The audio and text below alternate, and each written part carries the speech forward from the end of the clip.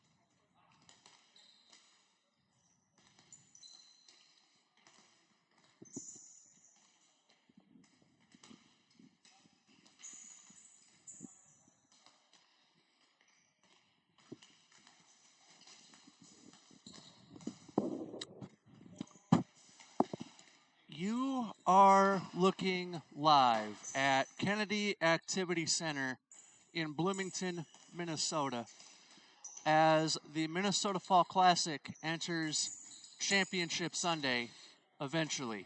Semifinal Sunday to get it started. Jeff Disher here, alongside Josh Hedrick. We're both Jacks of all trades, Jeffs of all trades, Joshes of all trades, master of none. Thoughts on day one? Day one couldn't have really found a lopsided game, even though the score may have said something different on paper. Every single one of these games has been competitive. Both teams have been in it, even if the lead never really changed to one side. And that's exactly what you want in a handball tournament. You want competitiveness all the way through, and that's exactly what we got. And I'll admit, not being a neophyte, if you'll excuse the term, to handball on the broadcast side yesterday morning, learned a lot, and we did something, or we tried to do something over the course of the day yesterday to introduce new viewers to the sport, and I think it went well. Your thoughts on anyone exposing themselves to handball for the first time this weekend, and what they can do to potentially get more involved before we introduce Cal Heat and Chicago Inter? Well, I mean, it really just takes a lot of watching the game and kind of figuring out, when they blow the whistle and then the team that was on offense gets the ball back, I guess it just means it's a reset. You can really figure stuff out as it goes along. Don't make it too complicated. Just kind of know that when the ball goes in the net, it's a score. But, there'll be some times where there'll be maybe like a single whistle before that goal goes in. I'll just pretty much tell everybody that's not as informed with handball about this. If you hear one whistle, boop, like that, it's a foul, or it's some sort of, even if it's a longer one, like a boop, that's a penalty. But anytime that you hear a boop, boop, a double, that's a goal every single time. And usually the net is what I was looking, or the net ripple is what I was looking for yesterday to indicate that. But let's get set for the first semifinal featuring San Francisco Cal Heat and Chicago Inter. Cal Heat impressed me in the two games they played yesterday, as did Chicago Inter, but with Cal Heat on this side of the bracket and the second semifinal to come, Cal Heat looks to be the slight, I will say, not slight favorite, but marginal favorite. Your thoughts on the matchup that we have here in semifinal number one? Well, as a player and the president of Minnesota Team Handball, I'm very familiar with Chicago. We play with them in the Midwest Team Handball League. Throughout the years, it's pretty much been, us two fighting for the title. Obviously, Chicago being very, pretty much the big brother in that matchup every single time. But Chicago, I will say, getting off to a little bit of a slow start, coming back out of 2 years of not playing, but they have been picking it up in that second game that they had against West Point. Even though they lost it, they did pick up a little bit. I really do think they're going to come out and fight really hard against a really tough Cal Heat team. This Cal Heat team, I would definitely say, in my opinion, is the favorite to win it all as we speak. Goalkeepers, they're great. I would say they need to step up a little bit more, get in their game mood, because they can take over this game if they are on their A game. And I believe they could, but they have to get there. It's not going to be easy. They have to be focused. Watch for number 35 of Cal Heat. He is absolutely going to try to take over this game. But I believe the way that Cal Heat wins this game is everybody distributes and scores all across the board. It's not just going to be one person that takes over the game and wins it for them. Paul Asphalt, who you are referring to. And by the way, if you want to get involved today, you've got that chat widget to the right of your broadcast window. Feel free to drop comments in. We'll get to those over the course of the day. Cal Heat and Chicago Inter to kick it off here in Bloomington. Not far from Black Dog Lake, which is a sort of, lost my words, a reference sort of to Led Zeppelin, Jimmy Page, and Robert Plant as well. Black Dog being one of the more famous Zeppelin tunes. Favorite Zeppelin tune, by the way? It'd probably be Fool in the Rain. Okay. I don't know what it is about that. It's just such a... It's not... When you listen to it and you listen to the beginning of it, you're like, this is Led Zeppelin? And I think I like that about that. Because, again, Zeppelin, great.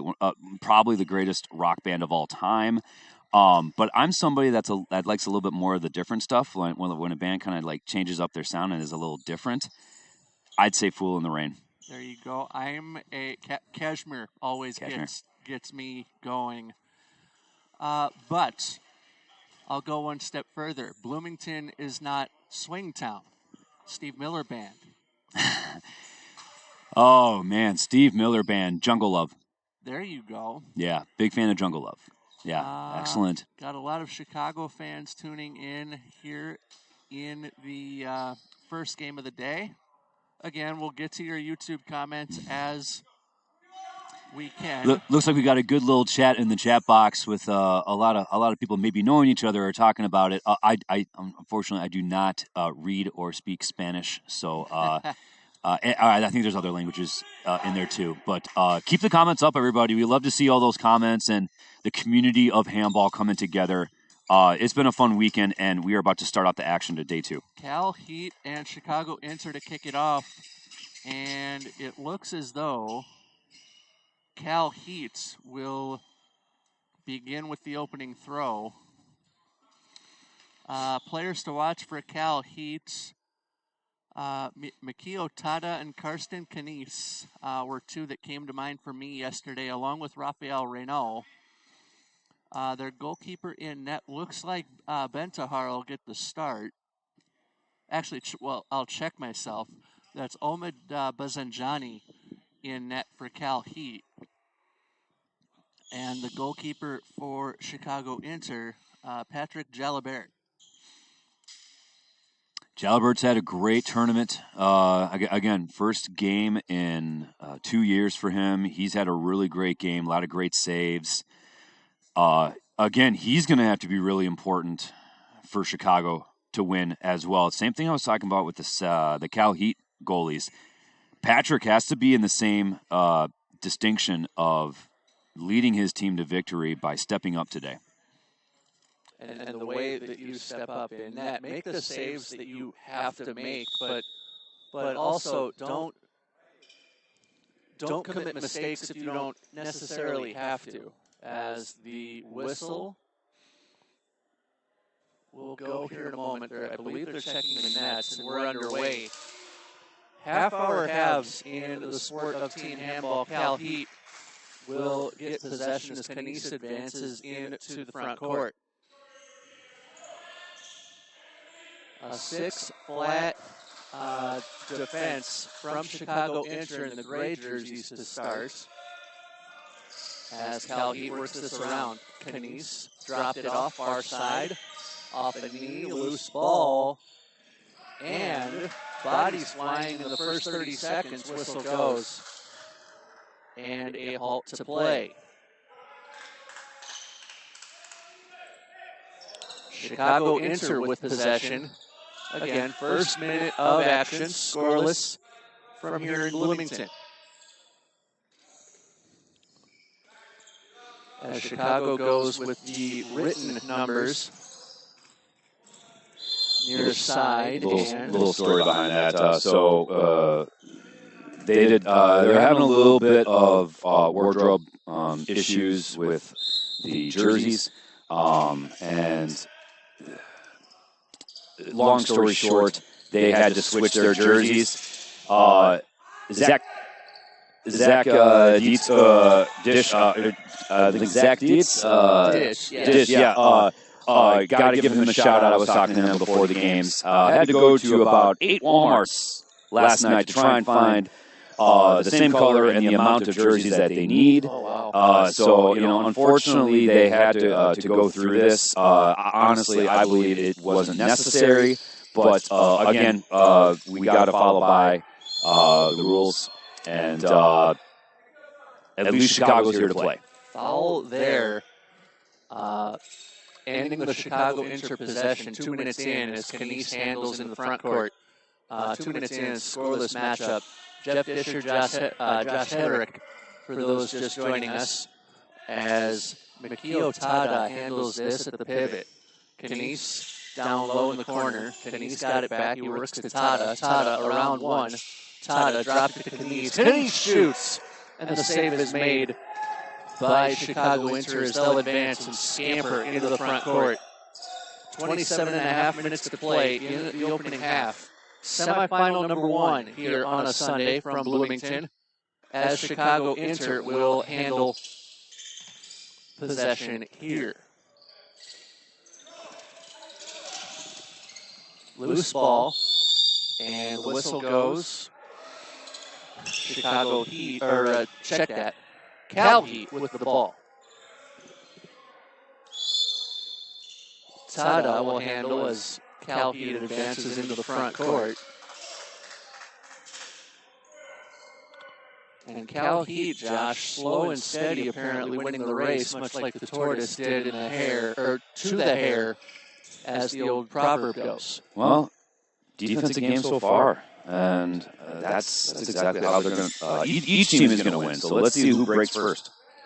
Knies works this one on, and foul.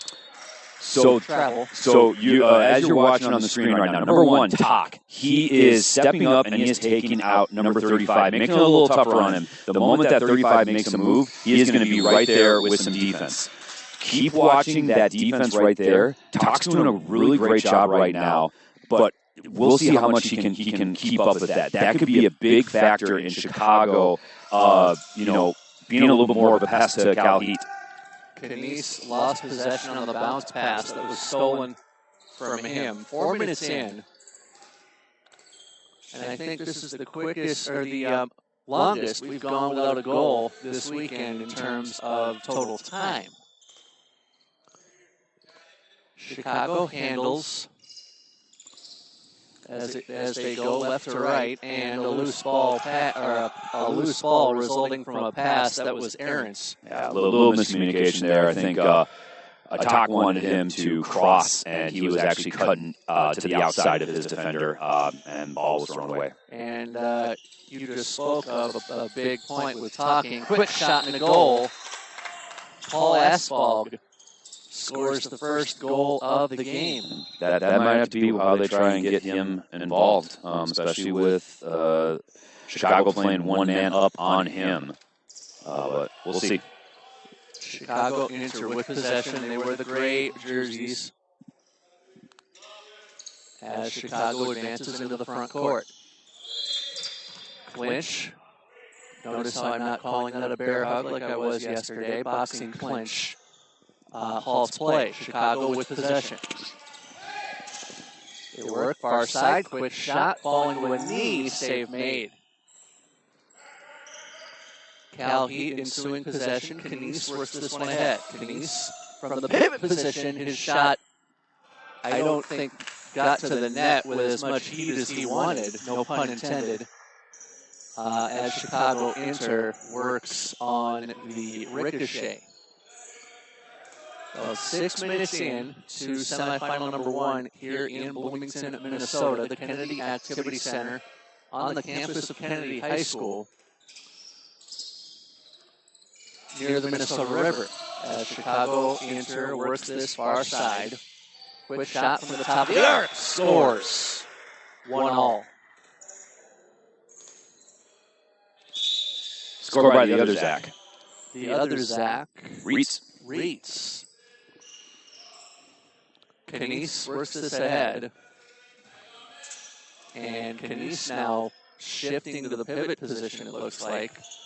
And explain the pivot for those new to slightly newer to handball. We did it yesterday, but I like the concept. Think of somebody that kind of sneaks and barrels through the defense of trenches, basically hovering around the crease line, being disruptive, trying to prevent defensive players from getting a great angle on the man or the person with the ball. But like you can see right there, great goal. Also, no, they're going to take that away. There was a foul. Zach was in the 6 meter, but there was a foul. That was why he was in the 6 meter, so they called the foul. Makes sense. And just waiting for a pass like that to get a pretty easy goal. Quick shot and a save there as Knies will pick this one up. 2-1 our score in favor of Cal Heat as that ball leaves the court. You'll want to look for the blue lines, the blue tape lines on the perimeter as our lines that we're looking at to determine out of bounds or not. Loose ball. Knies picks this one up in the front court. His shot goes in. Traveled. He traveled. And so, no goal. We maintain 2-1, 22-10 left to play in half. I did not get a good view on that. It seems like Knies was not super bothered by it, so maybe he did realize that he did travel.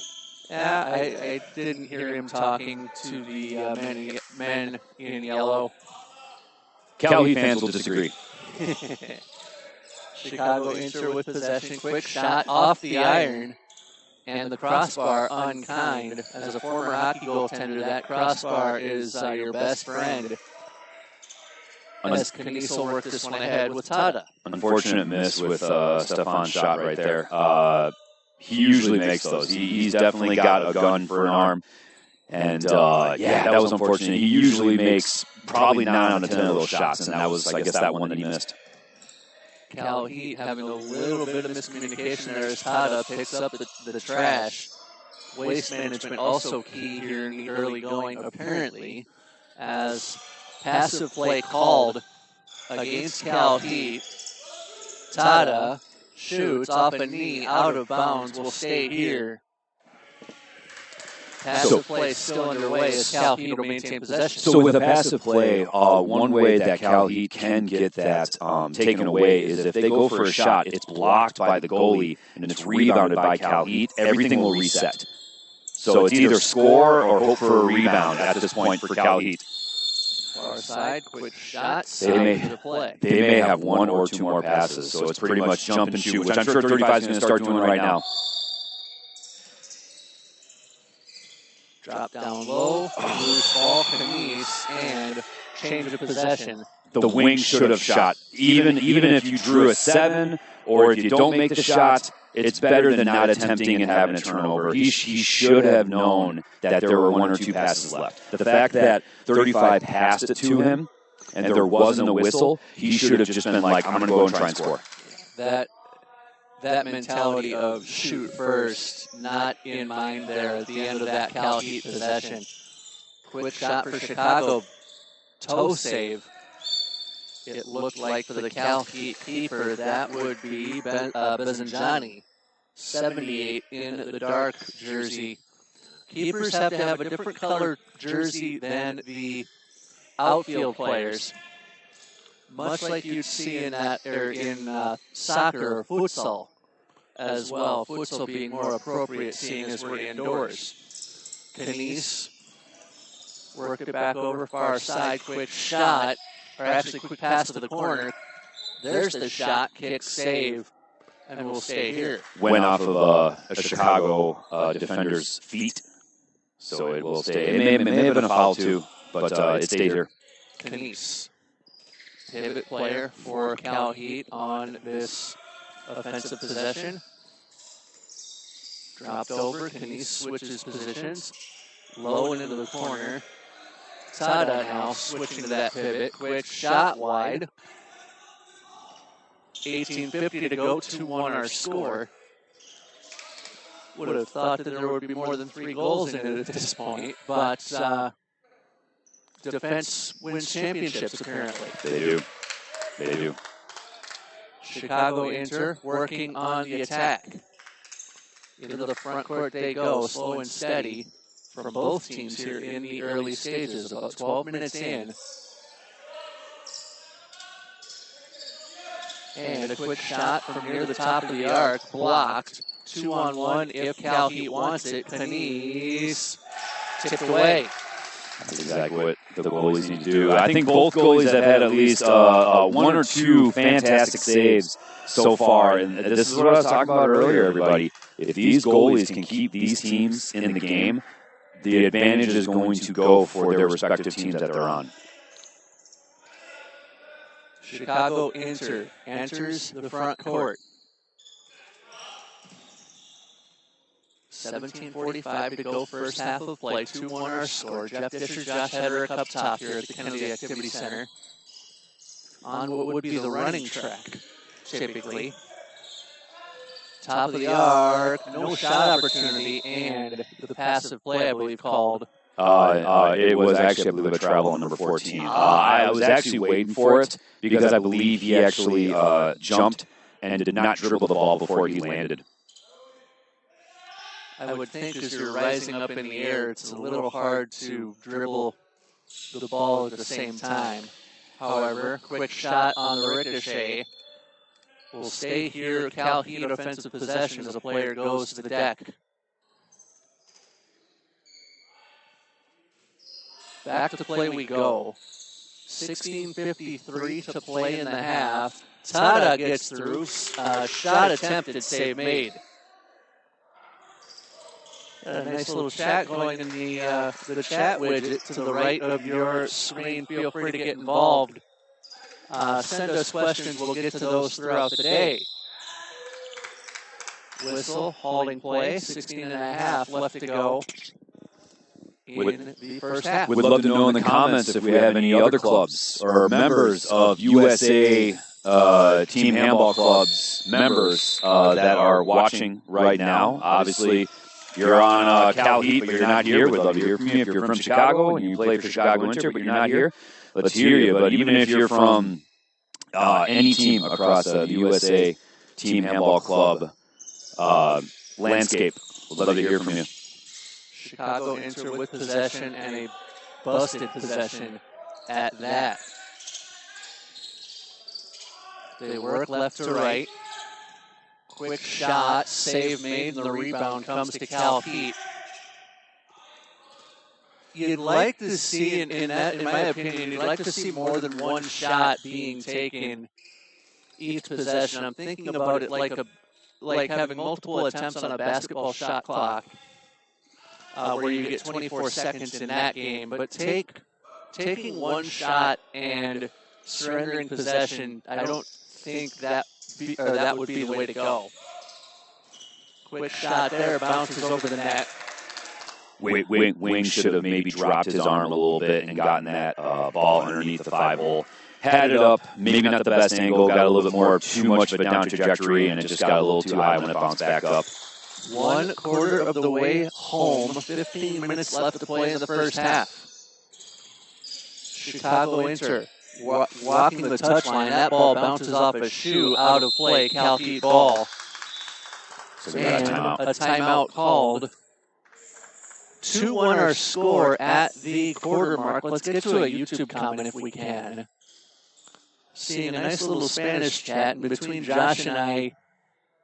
I speak a little bit of Spanish, but not anything creative. We do appreciate all the comments and all the talking, though, everybody. Let's keep it up. That is excellent.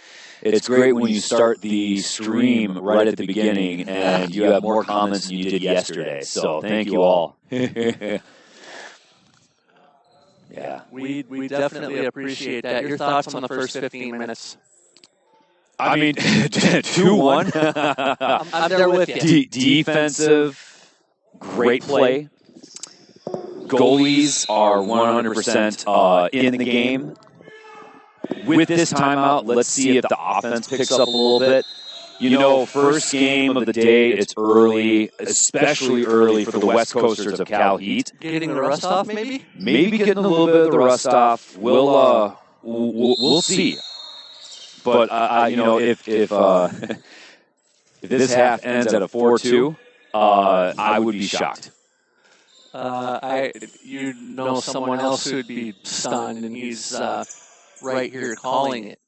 Tada and Kanice go to work. 14:32 left to play in the opening half. Tada works the black line. He goes left. Quick shot. Save made, but a foul called first. 7 meter. And it's a 7-meter throw. I did not get a view of it, but I'm more than positive. Tada did get through the little gap of 2 defenders, and he got contact. And usually when that happens, you get a 7 meter. 7-meter throw leads to a goal. It's 3-1 Cal Heat.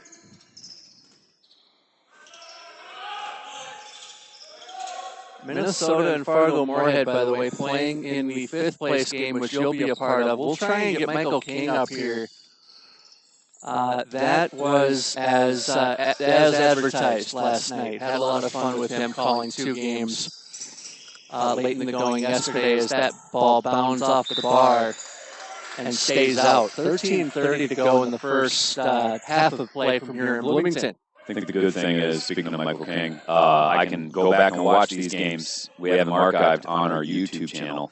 And that is one thing I'll probably be doing tonight and tomorrow, is just watching those games back again, not just to watch the action, but actually hear the commentary.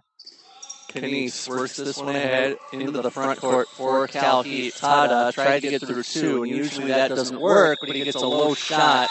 That should be a 2-minute. Yep. That leads to a 2-minute against Cal Heat. Pretty much prototypical number 10. And actually, let me correct myself. It was a 2-minute assist against Chicago Inter. Leads to a 7-meter throw that's saved. Great save by Jalabert right there. Number 10, or the wing defender. Wing or Tada, I think it was Tada who was going in.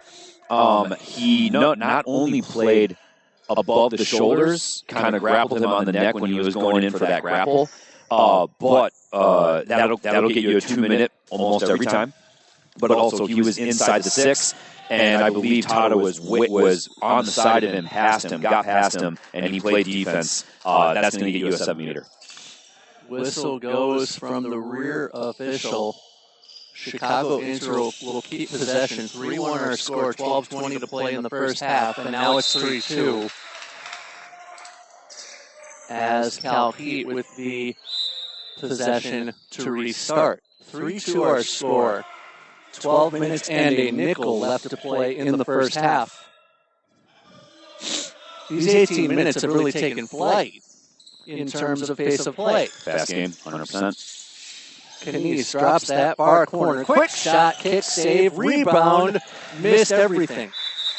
And I believe the rebound came from Vilmos Urban, one of the listed pivot players, 5 in orange.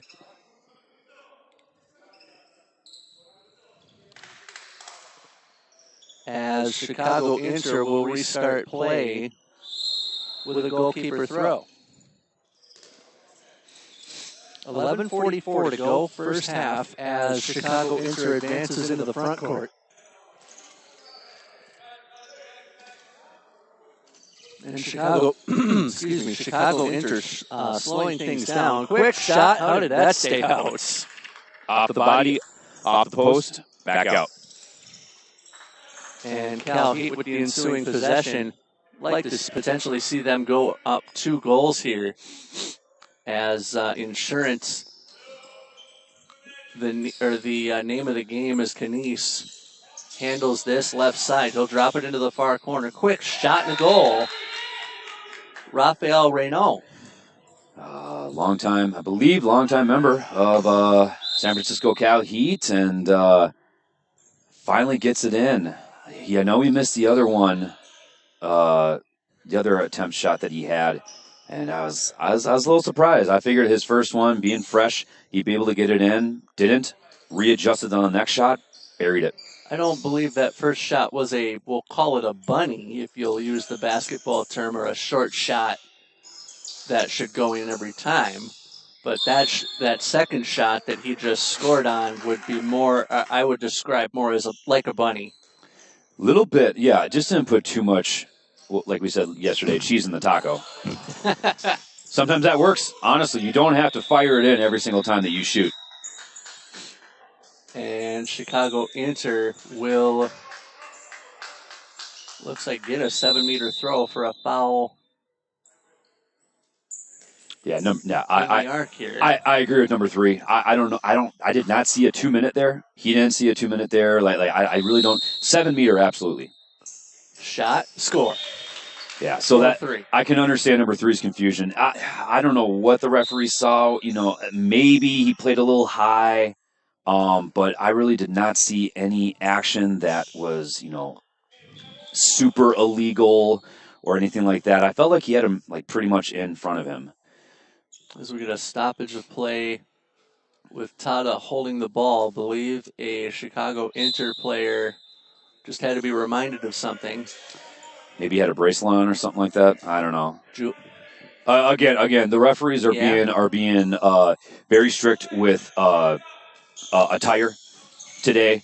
But I understand about bracelets. Bracelets, sometimes a finger can get caught in there. You might get an injury. I 100% understand with that. You either got to take it off or you got to put a sweatband over it. And as a former soccer official, what we were obliged to look for would be other jewelry, like rings, bracelets, etc. Quick shot, nice save.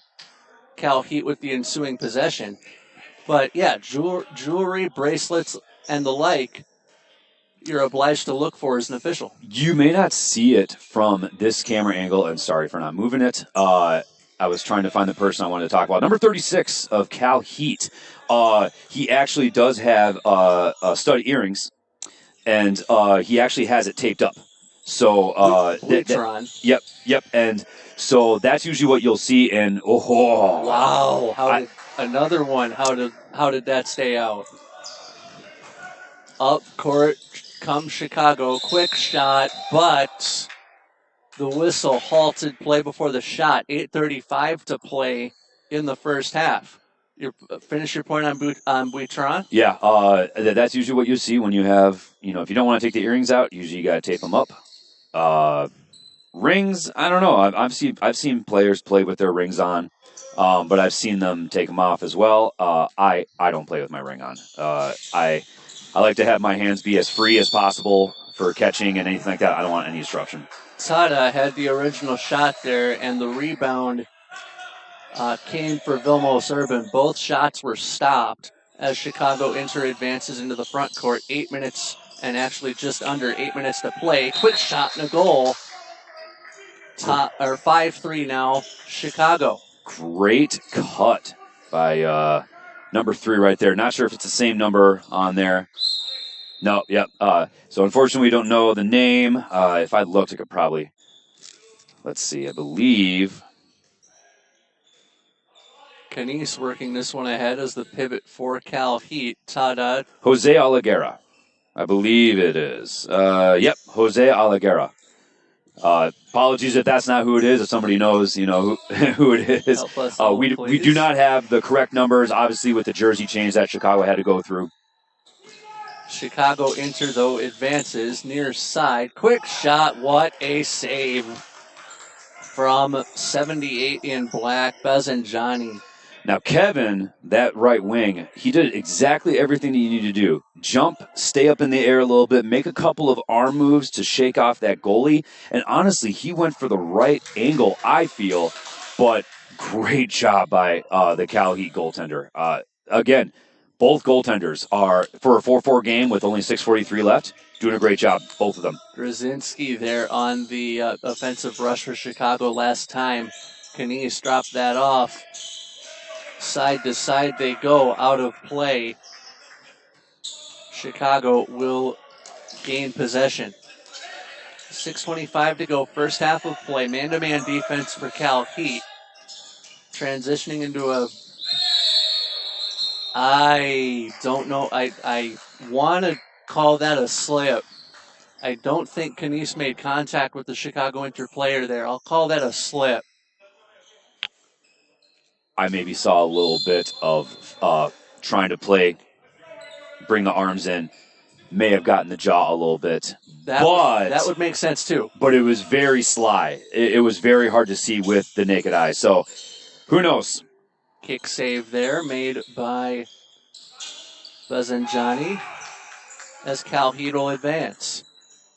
Tada and Knies, two of the most recognizable people on the floor for Calheat, especially over the last 2 days. Those two have been the straws that have stirred the drink for Calheat. Pretty much. We'll say, though, 35.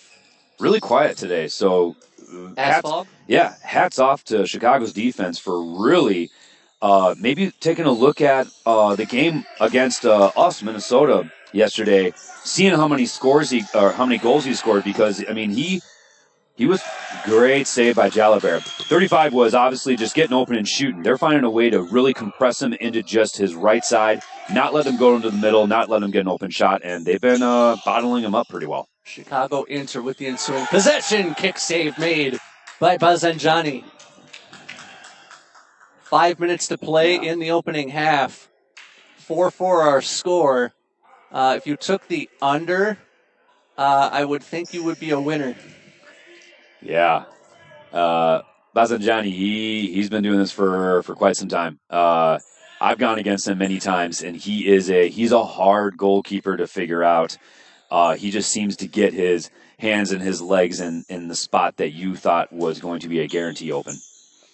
Usually I would think they would teach you shoot them where they ain't, as that one is blocked and kept alive. It was not. Out of bounds.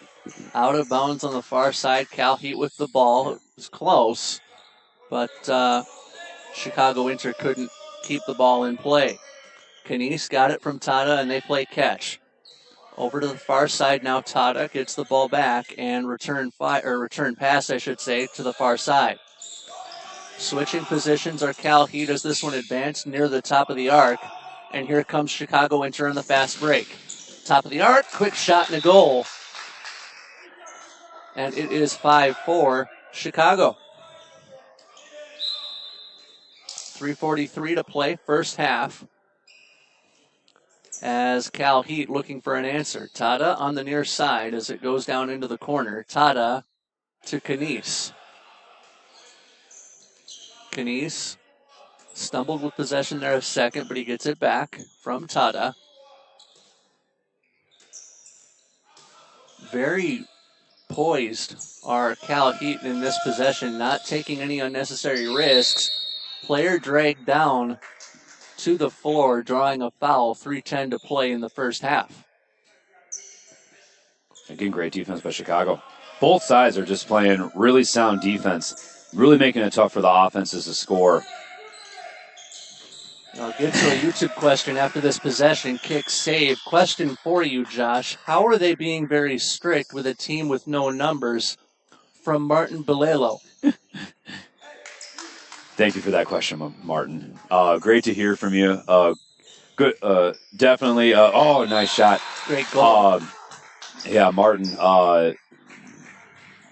representative of Calheat. I will say this only on air, and only because we're on air, Martin. I plead the fifth. Makes sense. I'm sure Martin hopefully knows why I'm pleading the fifth. Don't want to get in trouble. I can kind of pick up where you're headed with it. We're good. Yeah, but it's just I guess it's something that we have to deal with this tournament going forward. We hope that we can figure out a solution on both sides so that this doesn't have to happen in the future. Knies thought about a shot, but he dropped it off, and it goes out of play. Chicago Inter with the ball. 6-4 now, Chicago, as we enter the final 140 of play in the first half.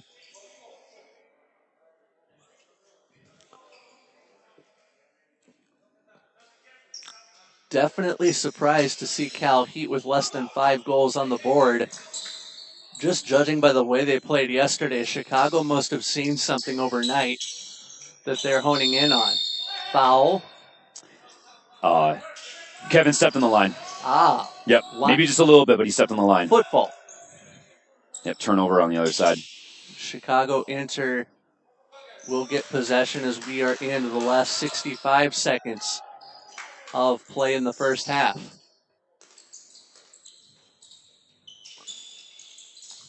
Chicago Inter with possession and trying to the attacker trying to shield his defender, maintaining possession for Chicago. Travel, I thought, was the call, but Chicago will keep possession. 35 seconds to play. Passive play now being called. Great defense by Cal Heat, really bottling them up. They got Cal Heat or Chicago really needs to spread out those players. And ball stolen on the pass that was intercepted. Renault with the intercept, and Cal Heat can't make it happen. Just untimely mistakes on both sides. 10 seconds to go in the half. 6-4 our score. And Chicago trying to make it 7. They just miss far postage stamp as time expires. First half done. 6-4 in favor of Chicago. Your thoughts on the first 30 minutes? You don't see a lot of 6-4 handball games in the first half, just letting you know. It's a very low-scoring game. Usually you'll see like an 8-10, 10-12, maybe 12-14 halftime for each side type score. But yeah, defense, goalkeepers, 100% the reason why we have this score right here. I wouldn't exactly say that it has everything to do with the offense not making shots and not getting it in the goal, because every shot that we've seen from both teams, it looks like they're about to get it in. It looks like it's like, oh, that's exactly what you got to do. That's exactly the spot you got to go to. But the goalkeepers are just figuring out these offensive players, getting the stops, and it's 6-4 right now. It's really anyone's game right now. I really don't see one side being in more of an advantage than the other side, but I don't know. I really don't know who I'd pick right now as far as seeing as the better team. I'll say if I had to go from both goalkeepers. Ooh, that's tough too. That's tough too. You know what? I'll just say this much. Let's hope for more goals in the next half. Well, we'll pause. We'll have that second half for you. The Minnesota Fall Classic, yours on YouTube. Second half coming up.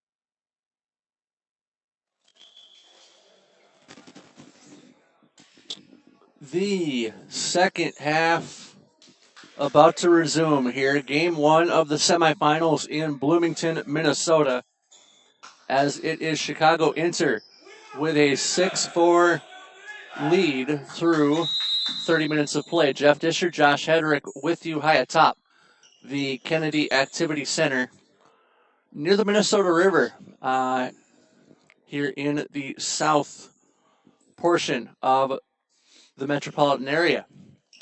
Chicago Inter will control the ball first in the second half. And again, semifinal number one. We'll talk up the second semifinal here shortly. But 6-4 our score through 30 minutes of play. Chicago with the first possession that ends right on cue. Yeah, that was a charge. Just bolted right into the defender, tried to get the ball out, but he made the contact before he made the ball. He's got to go more to the outside of the defender, not right into them. Kind of like playing the ball versus the man. Yep. Cal Heat with possession as Kanice drops this one off. Tada. And Kanice, they got the call. Kanice was clinched. And so Cal Heat will maintain possession, 29 and some pennies left in the game with a 6-4 score. Cal Heat looking to get back to within one. Tada, as they work it forward. Kanice there on the far side, swapping positions. Quick shot from the top of the arc, blocked away, will stay here as Cal Heat with a corner throw. Dropped over to Kanice from Tada. I'm noticing Renault not out on this offensive attack for Cal Heat. Foul at the top of the arc.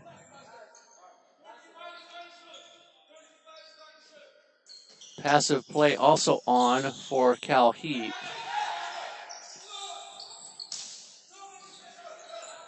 Still working on it. Kanice dropped that pass or dropped that shot and it bounces over the net.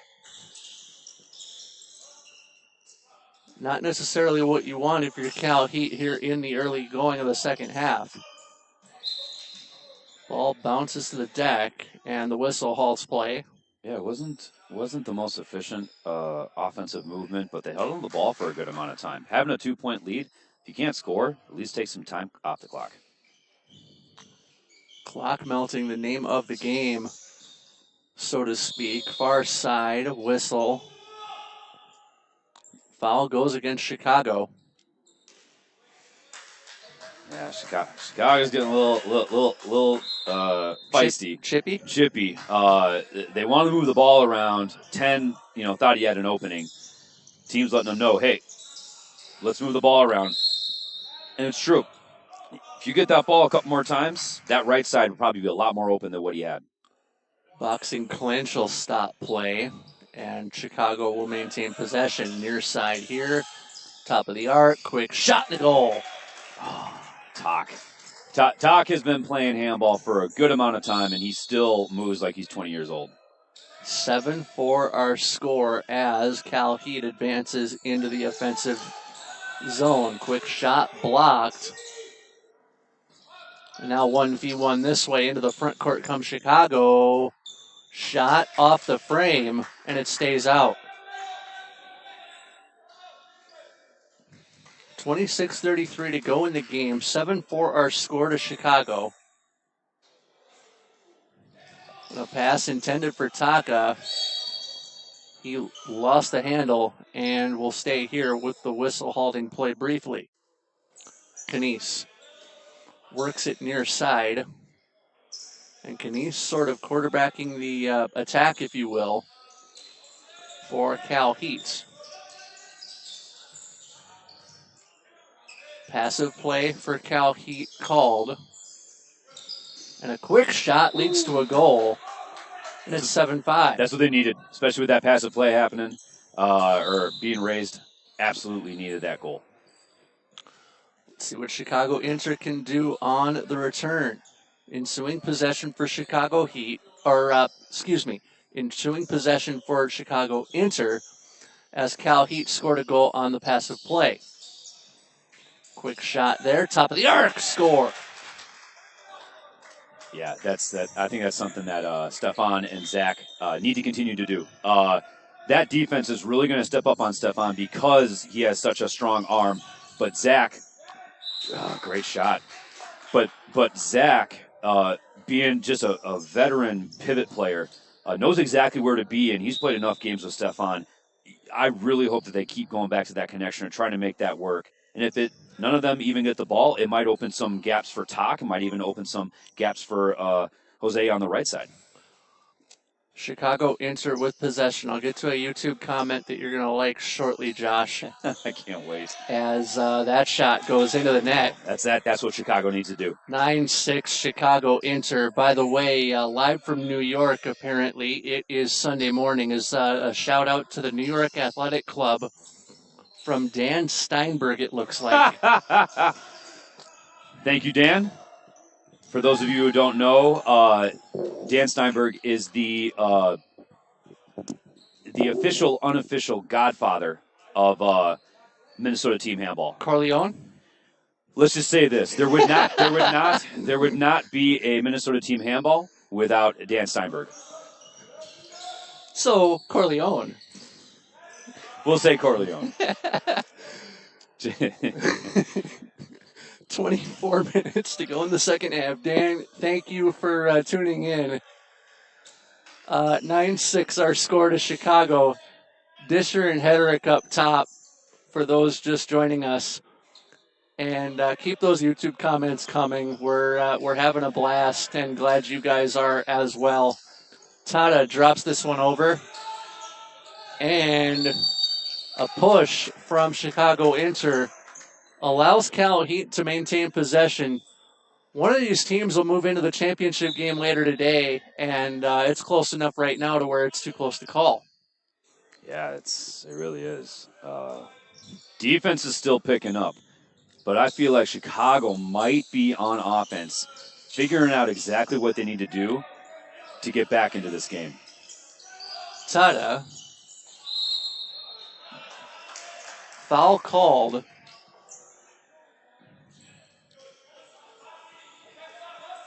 Cal Heat with possession. Tada dropped that one off. Knies worked it far side. And a horse collar from Chicago halts play before the shot opportunity occurred. And a passive play too. 6 flat defense blocked. And Chicago Inter will stay in the backcourt momentarily. Now Chicago advances into the front court. 9-6 our score. As a loose ball off bodies in the front court. Chicago had something going really good on that right side right there, especially with Stefan drawing 2 defenders. Unfortunate that he could not get a grip of it and it dropped down. Dribbled off his foot, but Chicago will maintain possession. 22 minutes to play. 9-6 our score. As the ball goes over into the far corner. Quick shot near side, kick save and a beauty. As Cal Heat will go the other way. That's exactly what Chicago does not want to do. We've never seen in this tournament yet that the Cal Heat wing defenders are vulnerable to the one-on-one. So why would you keep doing that? Move that ball around, wait for it to come back the next time, 2 times, and I guarantee you'll have a way better time and a way better shot. That shot blocked twice on the way in for Cal Heat, and they come up empty on the possession.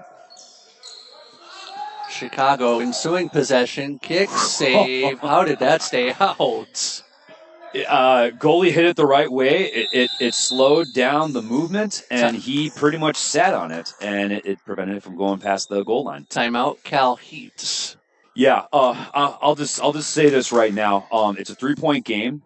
I can see Chicago. They're starting to figure out how to get that offense going, but here's the thing.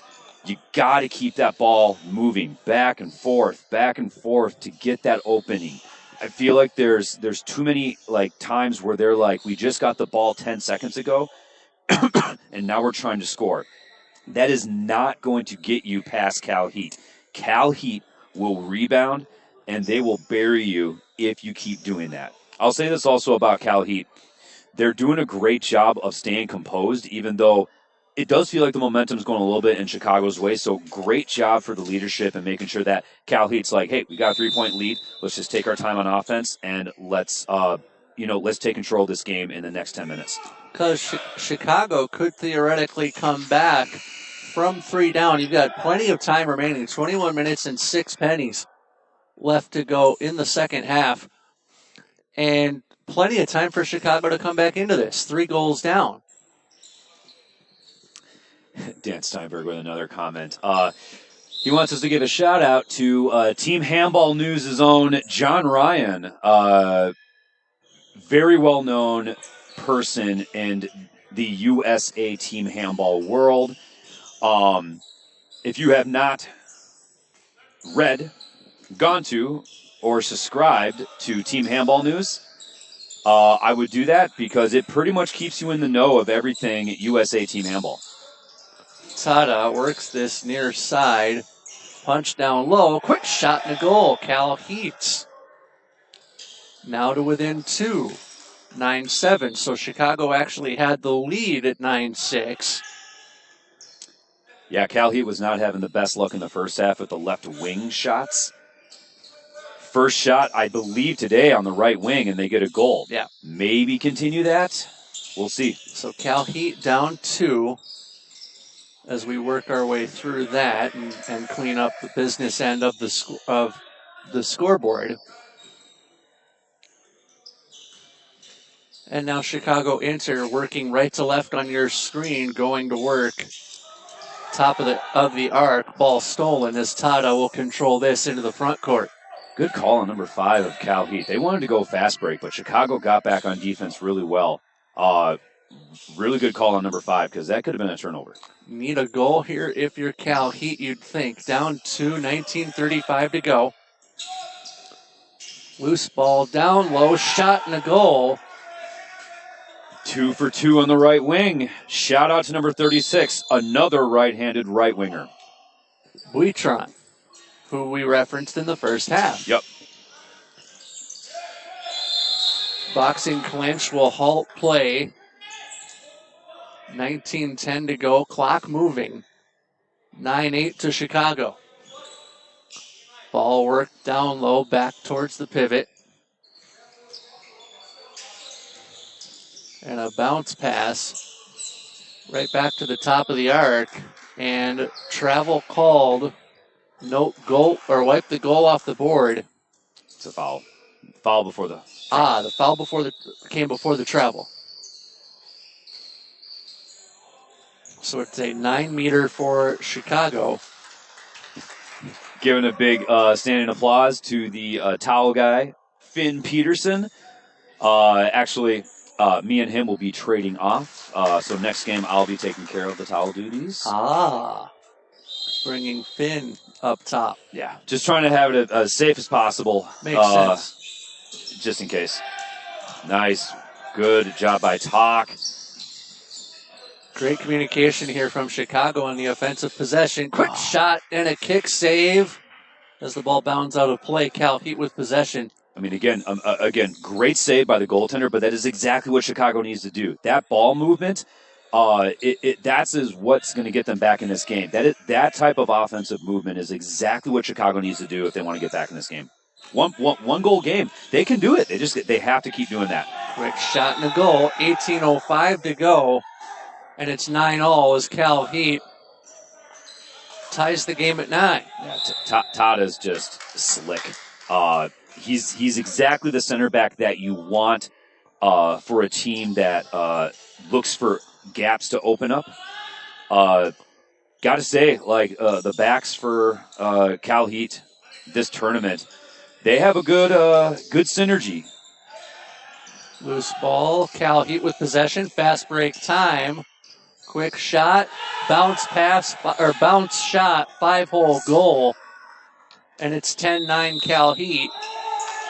17:25 or 26 to go. Is a timeout called? Good timeout to take. Really good timeout to take. Again, they're seeing that Chicago's seeing that the momentum is starting to go away. They have the movement going. They have the offense going really well. But what Chicago is seeing is, okay, it's working, but there's something missing. There's something that's not going on, something that's not going right. Maybe it's on the defensive side. Because now Cal Heat has the 10-9 lead. And at the same time, Cal Heat, picking up that defense, the goaltender taking over that game. I will say if Chicago wants to get back in this game as well, or at least hold off on Cal Heat taking a big lead, defense obviously needs to pick up. But, Patrick, a little different from the first half to the second half. Got to figure out those right wing shots. Because he's a good enough goalie that he knows exactly how to take care of that. Maybe those two right wing shots that number 36 of Cal Heat was able to get.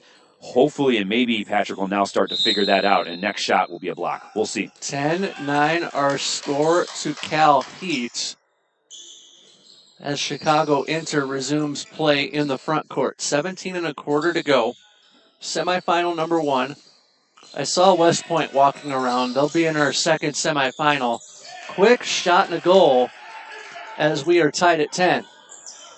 Same thing with Zach Dietz and Stefan there. I mean, just with like the other Zach and Stefan, it's that connection of, if the pivot's open, pass the pivot. If Stefan has an open shot, take the shot. If not, move it to the right side. Gap might open up. Even something as simple as that, if Cal Heat is giving it to you, take it. If they're not, keep that ball moving. Chicago Inter with a 6 flat. Whistle goes. I believe passive play also, no, we'll check that. Passive play not called. 16:37 to go as the clock stops. Good defense by Stefan, just a little too much. Picked him up just a little too much. Referees were like, yep, you can't do that. Guarantee Stefan will not do that again in the game today. Near corner, Cal Heat with control. Tie ball game at 10-all. Bouncing ball near the touchline and kept in by Chicago. Great. That was a great defensive play by Pablo Lopez. Yeah, great defensive play. 35 was dribbling, probably looking to get a shot toward the middle to make that cut. And he popped it out, and the left wing on that side, good grab of the ball, holding on to it. Chicago has the ball. Chicago with possession in the front court. 15:55 to go in the contest. Our first semifinal of 2 we'll have for you this morning. Minnesota and Fargo-Moorhead also in the 5th place game. Quick shot, save made. So Cal Heat wanted to travel too. Yep. But what happened was someone was in the 6 meter when they played defense on him. 7-meter shot goes in. Chicago with an 11-10 lead. You got to take advantage of those. Yeah. And maybe it was a travel, maybe it wasn't. From my eyes up here, it was too close to call. But no matter what, 7 meter doesn't matter. Chicago has a 1-point lead.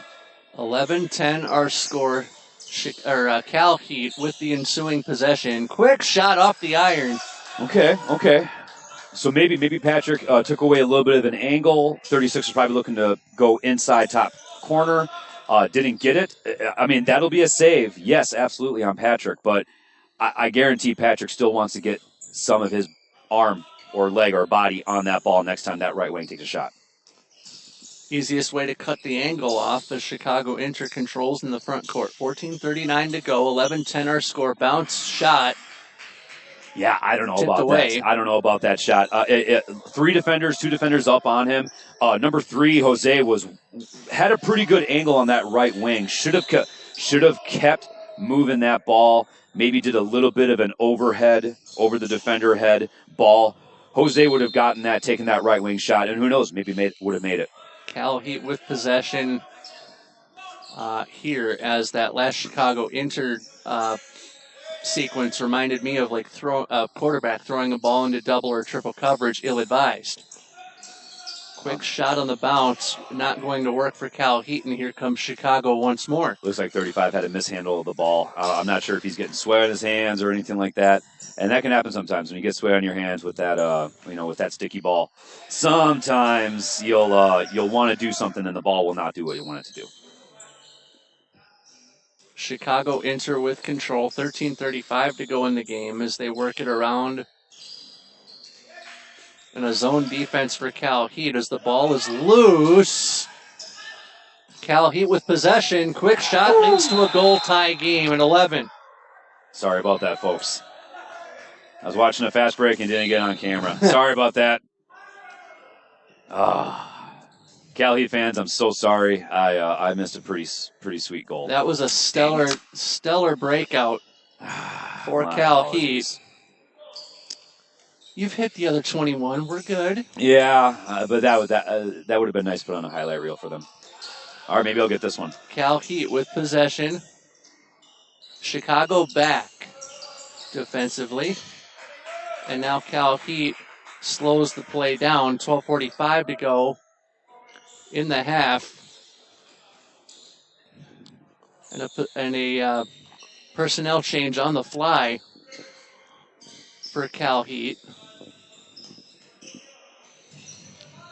38 in orange comes in there. Quick shot goes in.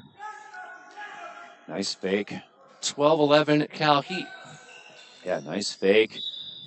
Found there's a big gap. Took about another step. Jumped. Shot it through that gap and got it. 12 minutes to play. Second half. We've shouted out John Ryan. We've shouted out the New York Athletic Club. Quick shot saved by Cal Heat goaltender Bazanjani, who has played all 69 minutes so far, or nearly 69 minutes. Or I've got 80 in my head. 49 minutes so far for Bazanjani. Cal Heat with possession. Quick shot and a goal. 13-11 Cal Heat. And now Chicago may want to find their legs as they advance into the front court. Again, great job by number 11 for pretty much drawing a lot of defenders on him, giving an open shot to 35. Chicago has to figure that out, because if that's going to continue, there's no way it's going to happen. Great job, Jose. Awesome shot. Rainbows into the net. That was exactly what I was talking about probably about 2-3 offensive possessions ago with Chicago, is if the right back would have gotten it to Jose on that right wing, I'm pretty sure that's exactly what would have happened. Maybe it would have been a tie game right now. And I'm sure that conversation happened down on court level as Cal Heat handles this, approaching the 10.5-minute mark to go in the game. Far side, Tata with the shot, save made, rebound, bounces in. And it's 14-12 now, Cal Heat. Patrick was looking for the offensive player possibly being in the crease. Referee didn't see it. I honestly don't know if I did or didn't see it. He was close, but it's a goal. 14-12, 10 minutes and a nickel left to play. So a dime and a nickel left in the second half. Foul there on Cal Heat halts play. Good defense. 14-12 our score. Ball worked far corner. And a shot kicked away. Rebound. Whistle went before the rebound. Yep. Talk was in the crease a little too much. Probably didn't know where he was on the crease. Maybe got pushed a little bit inside with the defender. I guarantee the referee didn't see that. If it did happen, but nonetheless, he was in the crease. It's not a goal. Crease violation is a crease violation is a crease violation is a crease violation. Yes. 9:23 left to go in the second period or second half of play. Tada tried to get through 2. 1 into 2 doesn't usually go. And with that crease violation on the other end, do you remember back in the late 90s when the NHL had the confusing crease rule with even so much as a toe of a skate in the crease, leading to no goal. This might be a red card. Yeah, Foul there. Yeah, it is. This might be a red card, or maybe a 2 minutes. I would think so. That looks like it's a 2 minutes. Looks like it's a 2 minutes. Yep, it's a 2 minute. Agreed. And okay. You know, and I can definitely see that, but that was a pretty hard hit. Ooh, Zach with the steal. Good steal and good movement from Cal Heat. And a bounce pass near top of the crease. Nice Kick save made as the ball goes out of play. But back to my point a second about the crease rule in the NHL back in those days. That's what that reminds me of every time we have a crease violation here. Yep. Pretty similar. 8:23 left to go, second half. 14-12 our score to Cal Heat. Work down low and out of play. Got to take advantage of those. Especially when you have a right wing open that much. Don't have to fastball it as a pass. You can be a little soft with it, get a little easy bounce pass, and the right wing will have a good enough angle to make that goal. 7:55 to go in the game. 14-12 our score to Cal Heat. Dish and Hedrick with you upstairs as Chicago enters the crease, but a foul called and a 7-meter throw will commence. This is an important one. Jose has to make this. Needed. Got it. 1 point game. 7:30 left. 14-13, 1 goal game. As this is worked ahead by Cal Heat. 50 in orange, quarterbacking, if you will, is Knies up or over on the far side. Dumped in. And a loose ball. Foul. Chicago enter with possession. Quick shot and a save. And the goalkeeper, I believe there, took it off. Took it off his head. Took it off his face. It looked like he took it off the head. Yikes. I mean, for sure, ill-intended. I'm sure the wing was looking to probably buzz it just above his shoulder. Didn't happen. I really hope he's okay. And with the rate of knots that handball was moving, that is the word coming to mind is nasty. Yeah, it's very much. Yeah, hope everything's okay. Yeah, it looks okay. It looks like it was just a good knock in the head. Good thing he is okay. Up relatively quickly.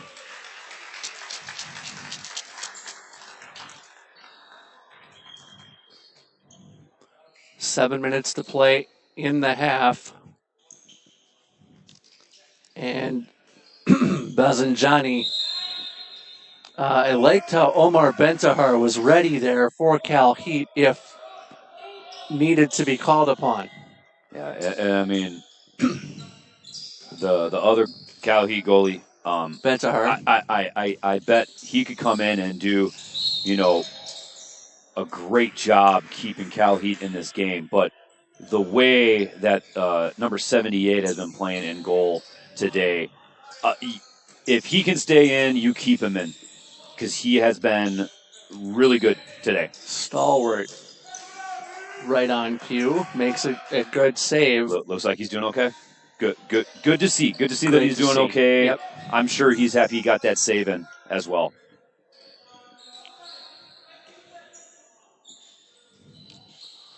We'll get to a YouTube comment after this Cal Heat possession. 6 minutes and 5 seconds to go in the second half. 14-13 Cal Heat. As a loose ball at the touchline, controlled by Chicago. And they'll work it ahead into the front court. As Chicago down a goal in the late goings on.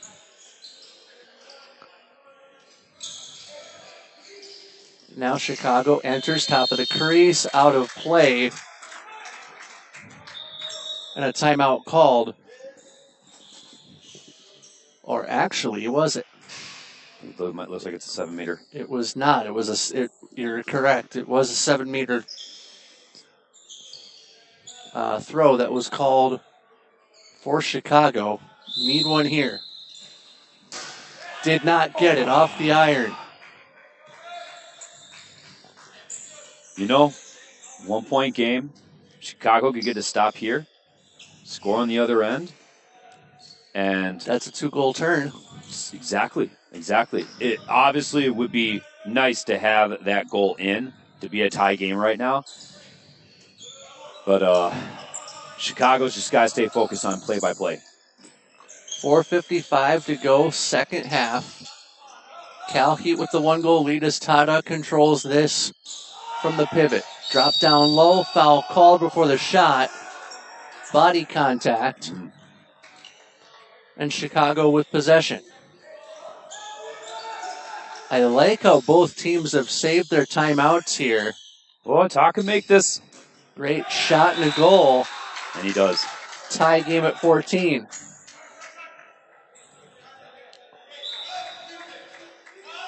Tie game. Tie game at 14. Like I was saying before, if Chicago can make a stop and get a goal on the other end, you're going to start feeling the momentum going Chicago's way. This is still a game. Timeout called. We'll get to a YouTube comment here from Paul Gomez Tejedor Mendia. He says, shout out to Chorizo Portuano handball team from Spain. Excellent. Very, very excellent. 14-14, down the stretch we come. Game 1 of the semifinals in Bloomington. Saw West Point walking around. They'll be in our second semifinal that Finn Peterson and I will have for you here in Bloomington as a line change in the broadcast booth will happen. And your thoughts on that? Quick thought on the West Point semifinal that we have upcoming. West Point's looked pretty sound, pretty good for a young team this tournament.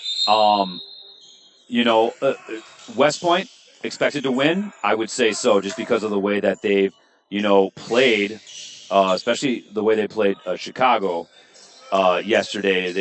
They've shown that they're definitely a team that could win this all. But do not rule out Milwaukee. Milwaukee has a few great parts to their team that just keeps the whole gel going. The only concern I have for Milwaukee is they do not have much of a bench, and you know exactly what West Point's going to do. They're going to run.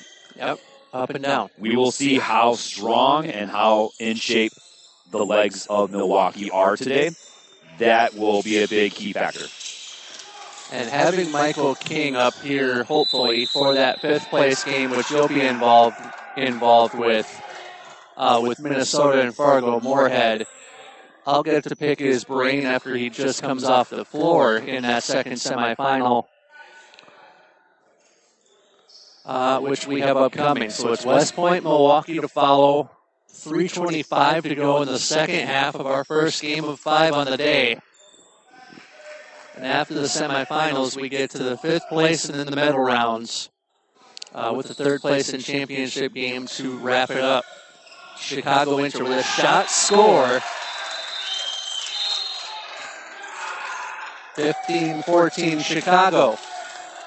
And a 2-minute on Cal Heat with 3:06 to go. That is huge. Boy. But a goal here on offense for Cal Heat would be even bigger. The biggest thing that Cal Heat has to do is take their time. It's a one-goal game. Don't force. Don't. Like you just said, tried to force it. Nope, that's good though. That's good though. What he saw was that he could go into that gap and try and make that shot. But again, 35. He has knowledge enough to know that I could get a 7-meter right here, or I could try and get a goal.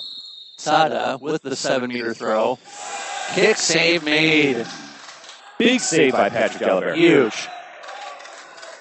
Jalabert keeping his boys up a goal. 2.5 minutes. Man. Let's see how Cal Heat responds, especially the goalkeeper. He just saw what Patrick did. Maybe he's like, it's my turn. Potential for a goal swing here in the corner. Quick shot, save made. Pretty much the same thing. Wing player was trying to go for the 5-hole, closed the legs, got the save, just like Patrick on the other side. 2 minutes remaining in the second half. Quick personnel change for Chicago. 1:55 remains, and that 2-minute penalty, or the 2-minute penalty, still ongoing for Cal Heat as they're down a man. But a goal could help them out. Top of the arc, and I believe an inadvertent elbow flew. Holding play with $1:39 to go. Player back up for Cal Heat. That would be Vilmos Urban. Again, took an inadvertent elbow to the face, but Cal Heat with possession.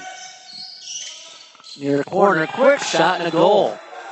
Yeah, that right wing has been on today. He's got Patrick's number, that's for sure. If it weren't for hitting that post, he might have 4 for 4 on those right wing goals today. Chicago Inter with possession, 15 all. Top of the arc, score, 16-15 Chicago, and Cal Heat looking to turn and go. Minute and some change left. 16-15 our score, far from over by any stretch of the imagination as Canese and company control this. Tada works it far side. Tada got it back, top of the arc, loose ball. And Tada forgot the ball, leading to a fast break. Quick shot, score.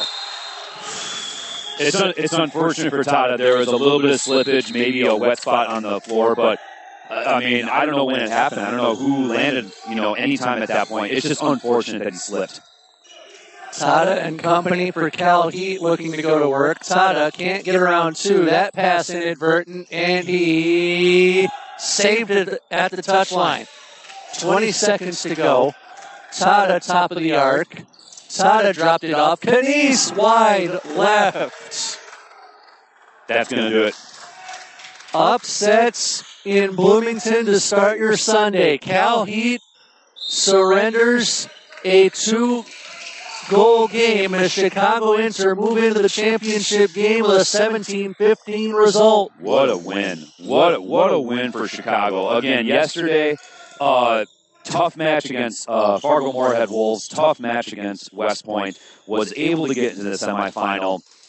A team that has been so sound and so good through this tournament in Cal Heat. They come in, and it's a close game, but it was defense. And, I mean, if there's a man of the match, it has to be Patrick Jalabert. Agreed. He absolutely kept the Chicago team in this. And, Especially when it could have gotten well out of hand. absolutely. And Chicago really was getting that groove. They were really figuring it out as well, especially on offense. Cal Heat, great effort. I mean, honestly, they could have easily won this game the way that they played. Unfortunate slip from Tada. Yep. And just, couldn't execute on a 7-meter that Patrick Jalabert closed the 5-hole. It's a tough break for Cal Heat.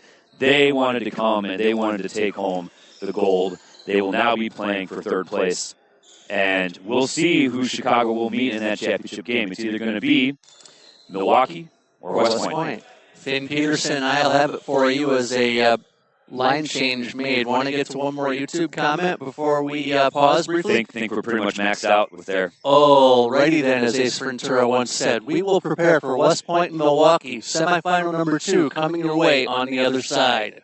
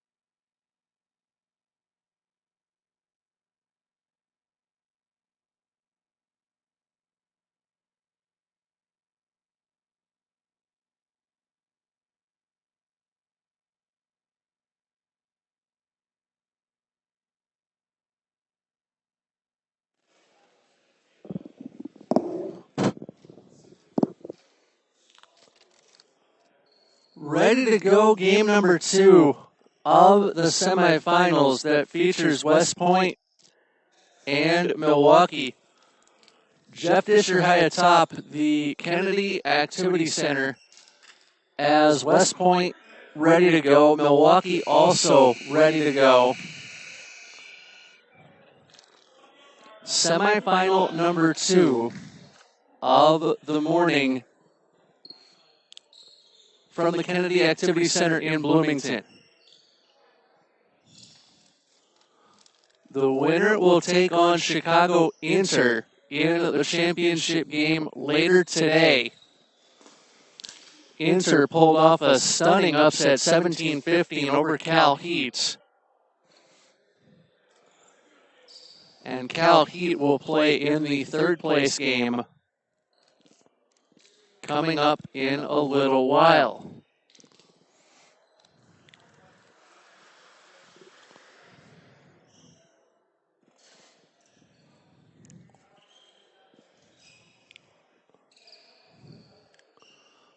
Little bit bigger crowd here for the second semifinal as the inflation in the game, the match balls being checked over at the score or at the table.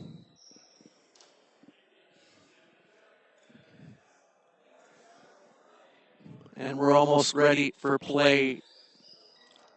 Players to watch for West Point, by the way. Spencer Knudsen in net in the orange sweater. Or at least a listed goaltender. And for Milwaukee, we had Michael King on last night. 23 listed as a wing. He is out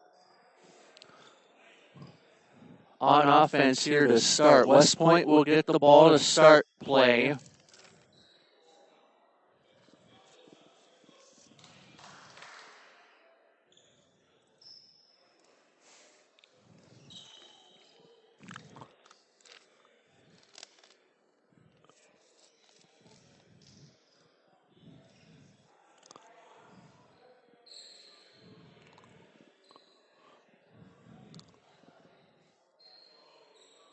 And we are awaiting an official. Got to thank a ref as well this weekend.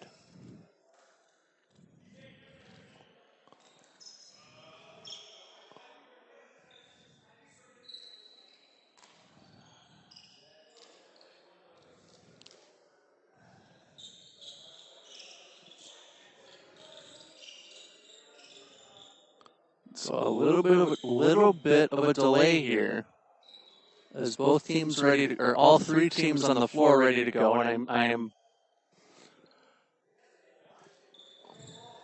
I'm bringing the officials into that as one of the three teams. Feel free to drop YouTube comments my way. I will get to those when I can.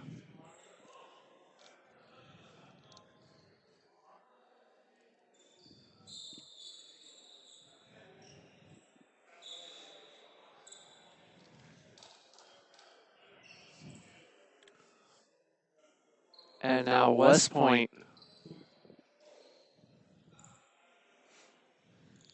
with a bit of what looks like a wardrobe issue of some sort. So a little bit of a delay as both teams getting stretched out, ready to go.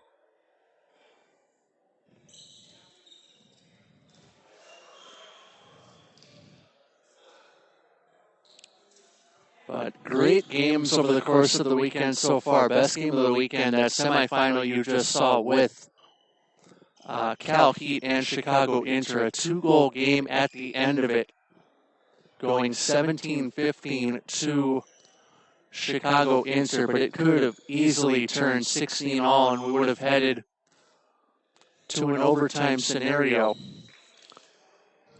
had it not been for Michael, or Jada, I should say. I'll actually get that name while I have a moment. For Cal Heat, it was actually Mikio Tada, so I'll need to buy a T as opposed to a J. And we're ready to go, second semifinal. And we are underway with West Point controlling first possession.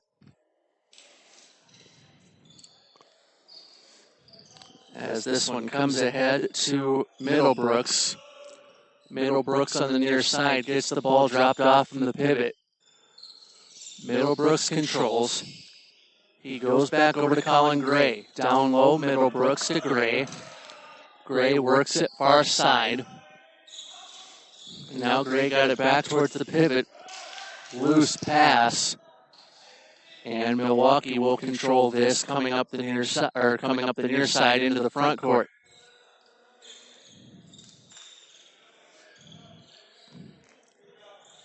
King works this one on, and honored to have him in the broadcast booth last night for a pair of games.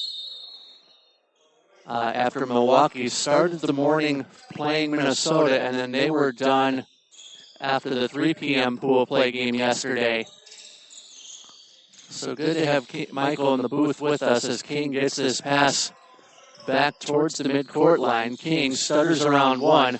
Quick shot, top of the arc, save made by the keeper.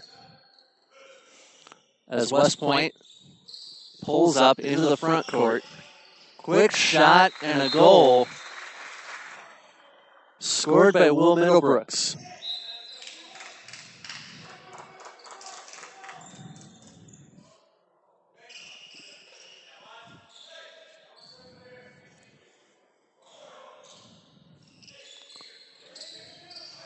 Milwaukee with possession. As that one is turned on to Davis. And now dropped over to Milikovic. Milikovic with a steal. Top of the arc, shot and a goal. 1-all. 27:50 to go, first half of play.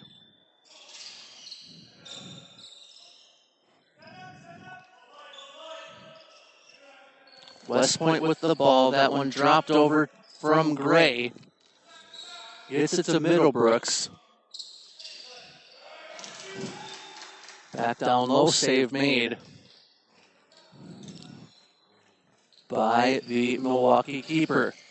King, shot just up over the frame. And that keeper for Milwaukee is Kevin Denabellis.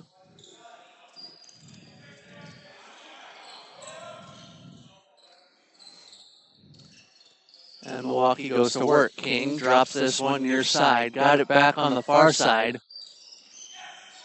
Quick shot, top of the arc, goes in. 2-1 to Milwaukee. West Point wants the fast break. Going to get it. Quick shot and a goal. 2-all.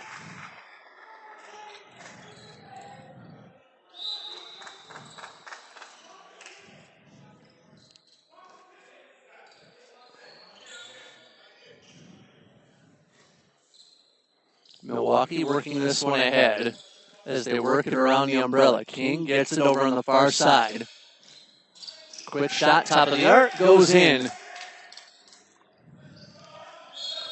And Milwaukee out to a 3-2 lead. Opening 5 minutes of the half. And Milwaukee, with a very important defensive stop as they look to get it ahead. Disher up top for you here, Bloomington, or Kennedy Activity Center, I should say, on the campus of Bloomington Kennedy High School in Bloomington, Minnesota. Near Black Dog Lake, as a save made there, near Black Dog Lake. Not far from here, and also not far from here, the Minnesota River. Quick shot off the frame, out of play to Milwaukee.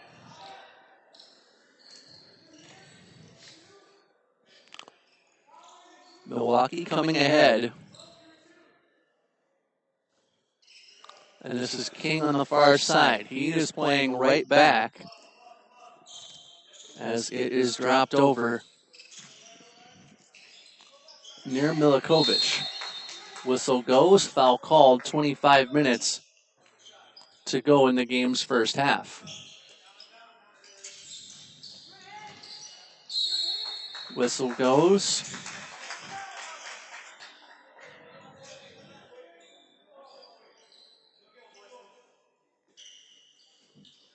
And Milikovic resumes play for Milwaukee. He'll drop that off top of the arc. Boxing clinch will halt play.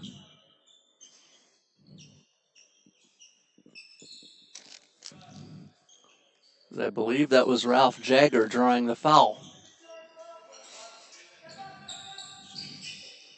Milikovic dropped over.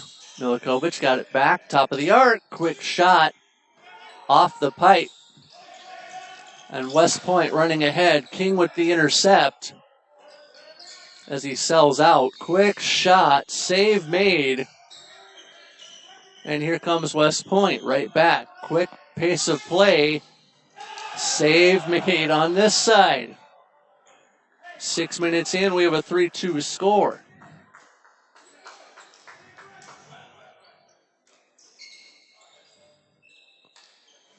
Milikovic brings this ahead. Milwaukee going to work.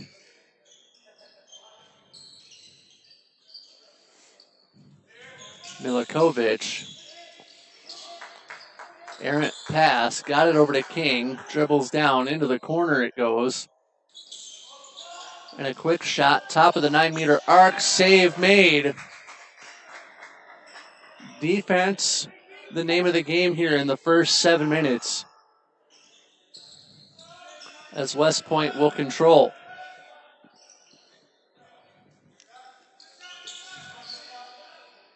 Dropped over by Middlebrooks. And they'll get it back here. Middlebrooks sends it. Top of the arc, over the net.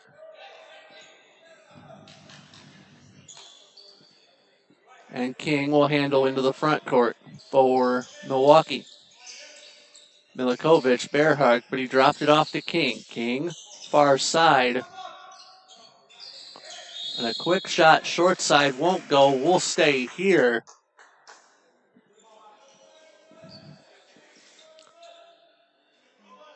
As Milwaukee will handle possession on the corner.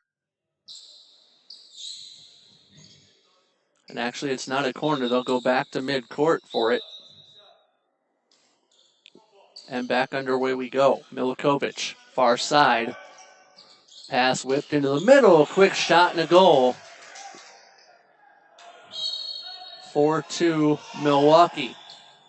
Quick shot on the return possession.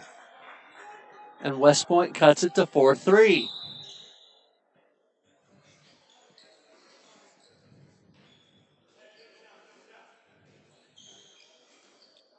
Marianne Champlin, second day in a row we've heard from you. She says, go West Point. Keep those YouTube chat comments coming in the widget to the right of the screen as a goal goes in there. Keep them coming. I'll get to them as quick as I can. Body contact, halt to play. West Point with possession.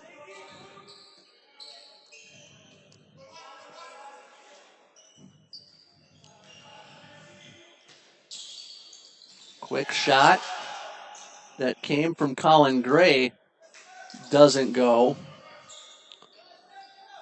9 minutes in, 5-3 our score. Second semifinal, winner to play Chicago Inter.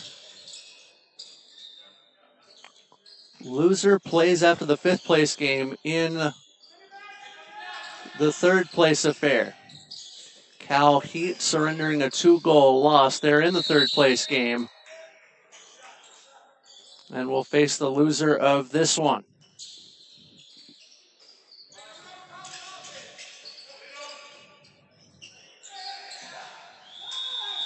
Man down towards the top of the arc.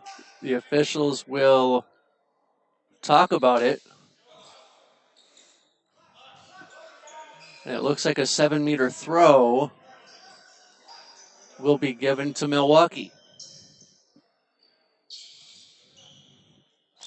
On the 7-meter throw is Milikovic. He does not score, as that one kept out. 5-3 our score, 10 minutes in.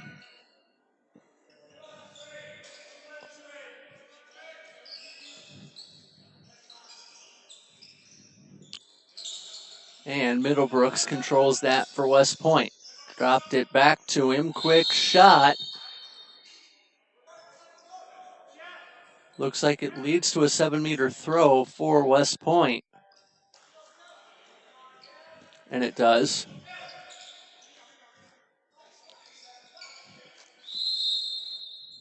Quick shot, quick goal. And it's 5-4.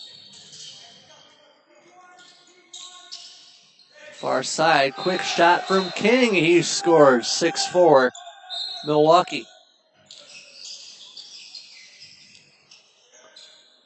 4 minutes left in the opening quarter, if you will. 19 left in the half.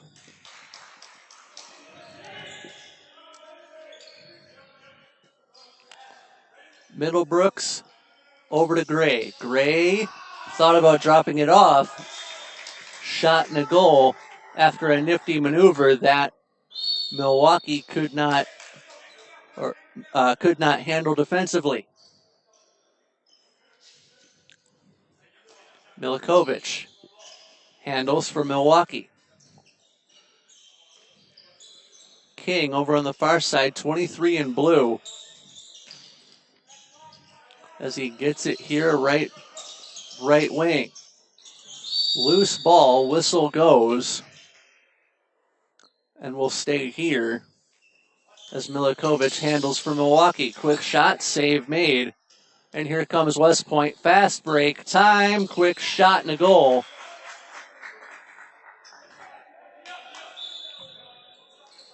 $17:50 to go. Game's opening half. 6-all our score. Jeff Disher with you from high atop the Kennedy Activity Center in Bloomington. The Minnesota Fall Classic Day 2 semifinal Sunday to start.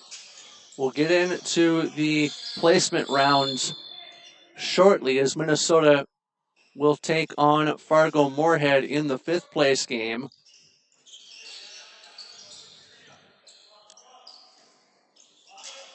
And that comes your way after this semifinal is done. 17 and a quarter to go. Is a foul called there, but a foul called before the travel. And Milwaukee will maintain possession. 6-all our score. And if you had the over in this game, with total goals right now. I believe you'd be the winner by 1 or 2.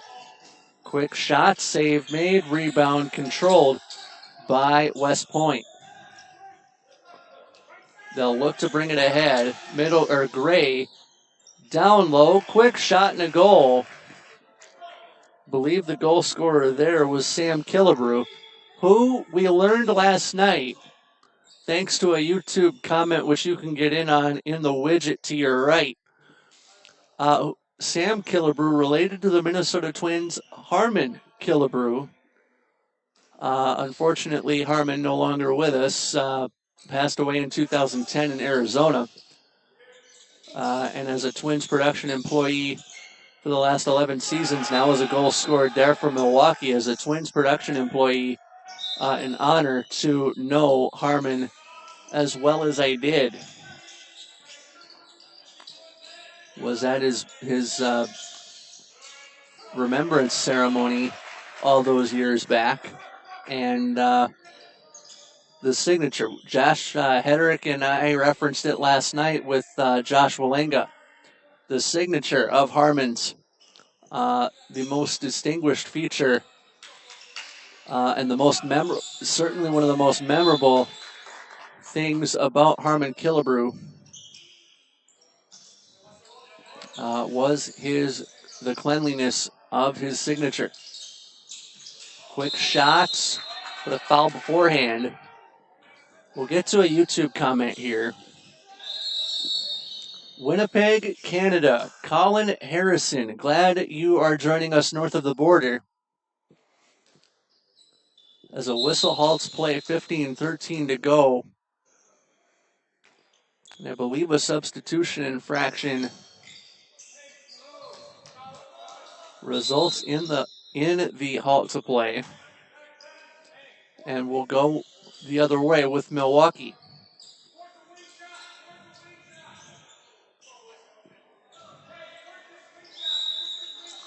"15 minutes to play in the first half.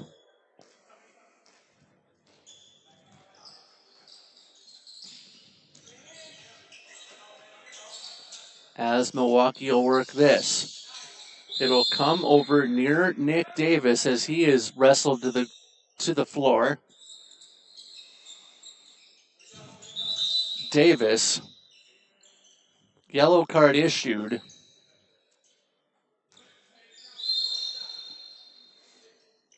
Got to be careful when you get a yellow card as a short side shot goes in off the side of the net. It is now 8-all. 14:28 to go, first half of play as the clock continues to move.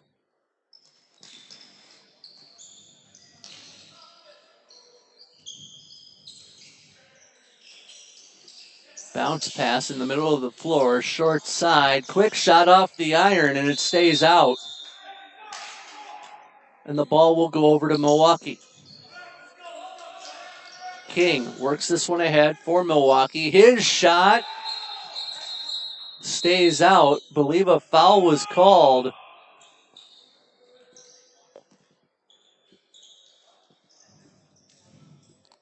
And West Point should have possession of the ball here. They do.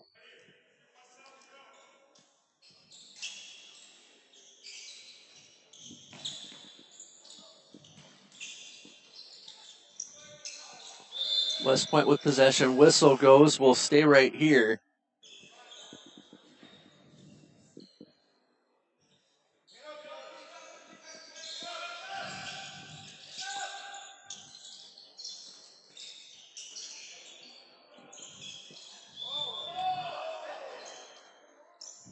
Whistle goes to halt play. West Point with the established extended possession. Windish couldn't put it home.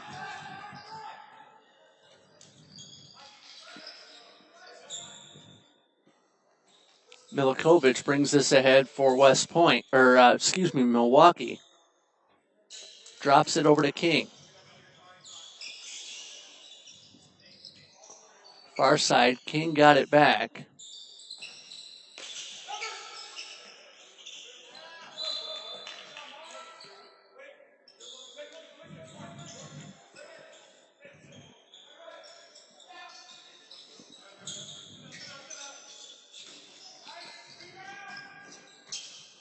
And now loose ball, 12:25 left to go in the opening half.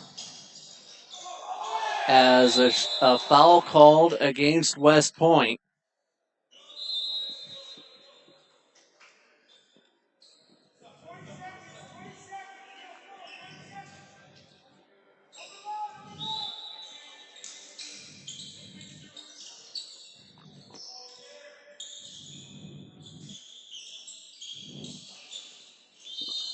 And West Point with a possession.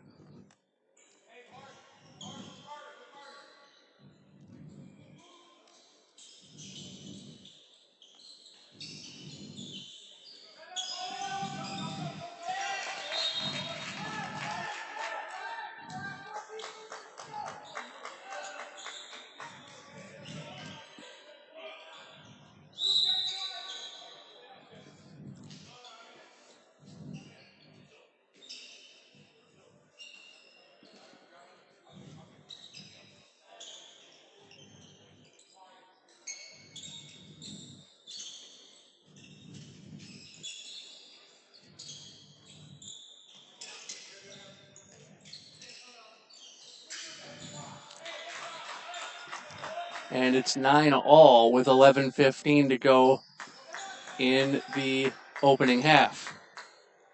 West Point will bring this one ahead. Little wee bit of a technical glitch there that we got settled as that shot stays off the bar.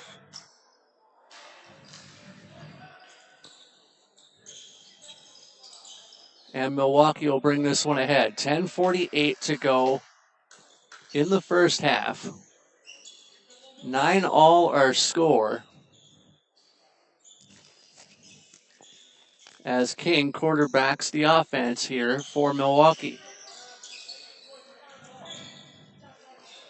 Milikovic gets around two. His shot, foul.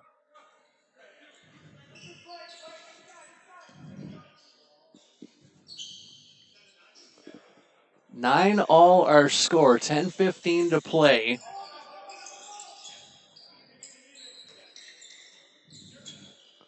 As King controls that. Milikovic to King down low as the personnel change occurs. King with a goal. 10-9, under 10 minutes to play in the half.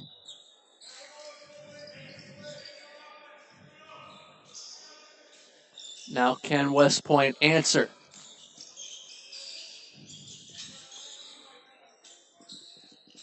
Worked around. Got it to Kramer. Man down. And Milwaukee will control. 9:25 to go.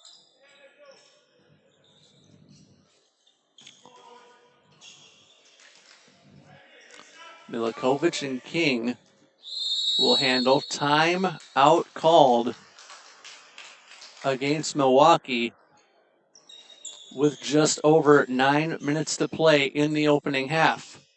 Jeff Disher here high atop the Kennedy Activity Center. And keep the YouTube comments coming in the widget to your right. Marianne saying, go West Point. Her son happens to coach West Point.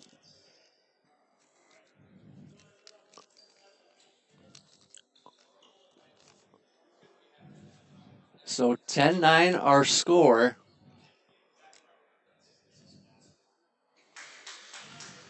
In the second semifinal.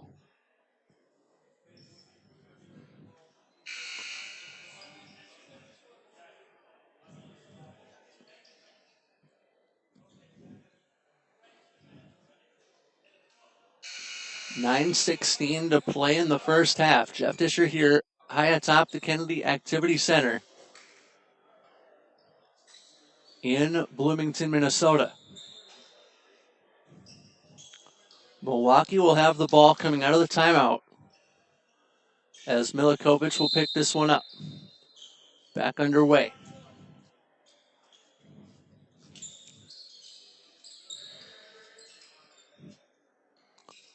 Milikovic got it over, eventually getting it to King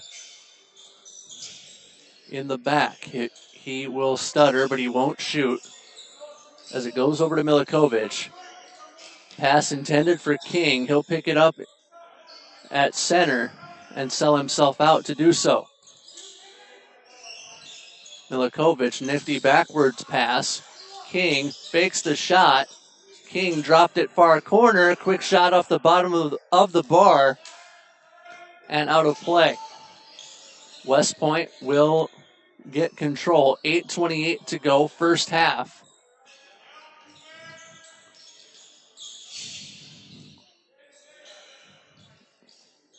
And it is 10-9.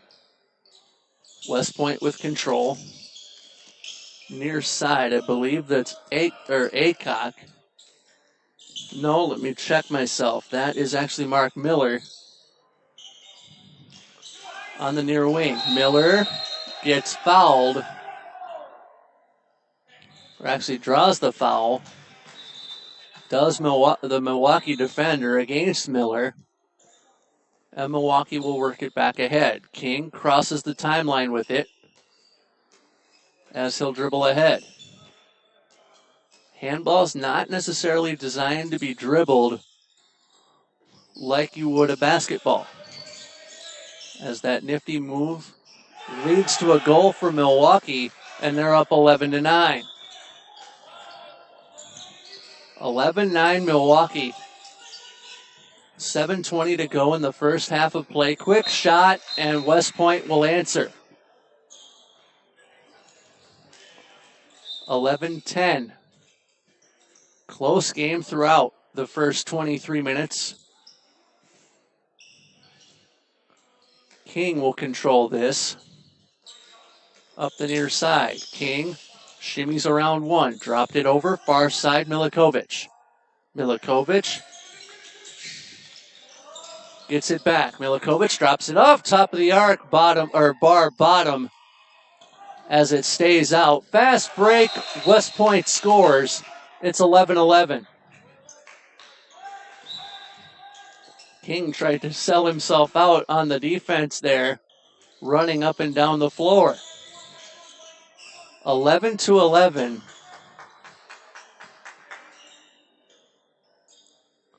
As King and company come back up the floor. King worked it over, got it to Milikovic eventually. Milikovic goes down in a heap, looking for a foul call.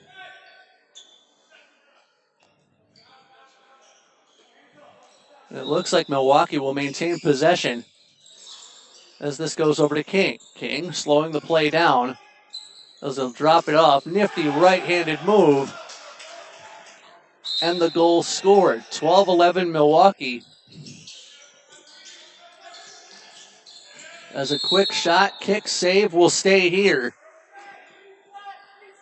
5:40 to play. As two comments of Let's Go Milwaukee join the chat.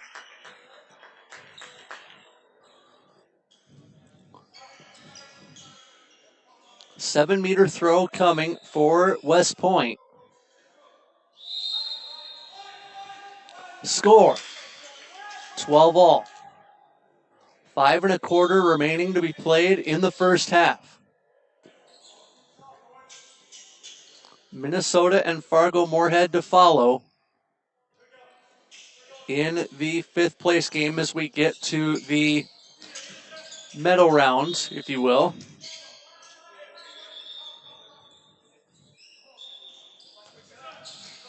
Milwaukee maintains possession. King over on the far side. Milikovic gets around one, but he dropped it to the corner. Physical play there allows Milikovic and Milwaukee to maintain control. Quick shot from near the pivot. Save made, but foul occurs before the shot comes, so Milwaukee will maintain possession. 4:25 to go. 12-12 our score.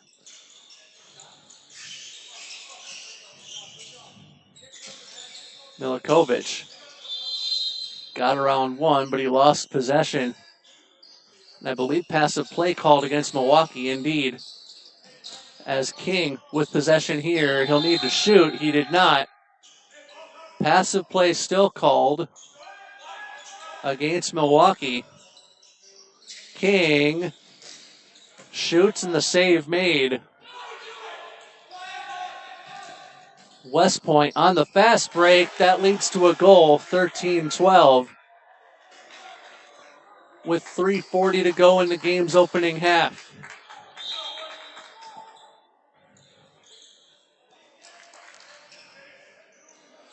Milwaukee looking for an answer. King near side now.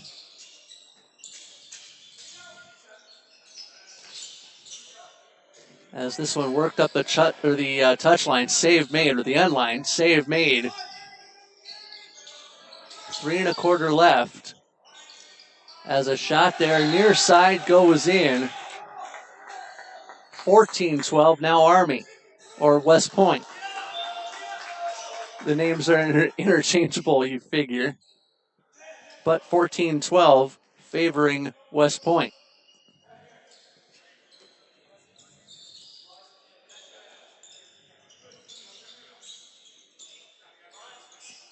Milikovic works this over, right side, got it back. Milikovic playing the pivot, or if you want the ice hockey similarity, he would be quarterbacking the power play. Whistle goes for contact on the far side. And by contact, I mean too much contact. 2:34 to go in the first half. 14-12 Milwaukee, excuse me.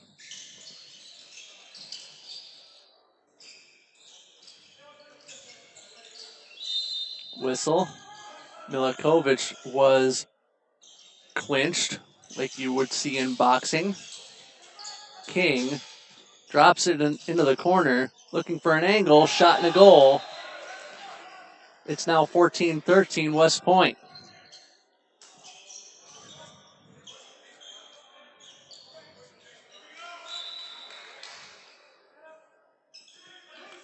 Two minutes remaining in the opening half. 14-13 West Point. Fast and furious action. Up and down the floor we go. 1 3/4 minutes to play. Quick shot blocked away. Out of bounds it'll go.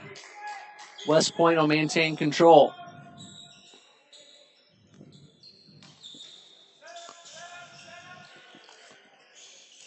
Gray, that's Colin Gray on the near side. Gray dropped it off. Middlebrooks faked the shot. Gray working ahead towards the top of the arc. Middlebrooks jumps up, makes the pass. Whistle, and I believe West Point moved too quick. 1:10 to play, 14-13. Our score is Milwaukee will advance. King works this ahead. 1 minute to play in the half. King shoots up over the cage.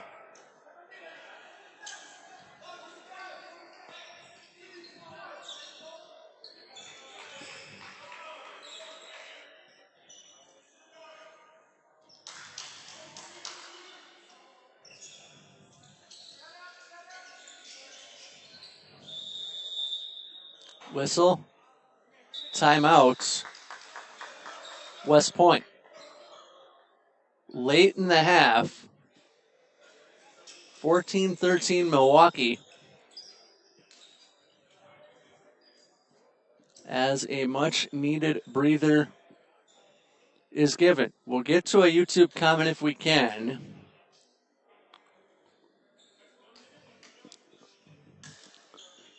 And I know I'm going to butcher this name, but looks like Olha Sefarija. Apologies if I said that incorrectly, but they say, let's go Milwaukee. But we appreciate the YouTube comments coming in.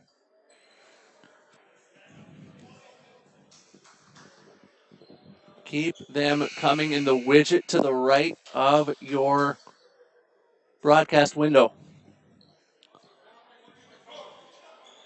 Timeout now done. 33 seconds to play in the half.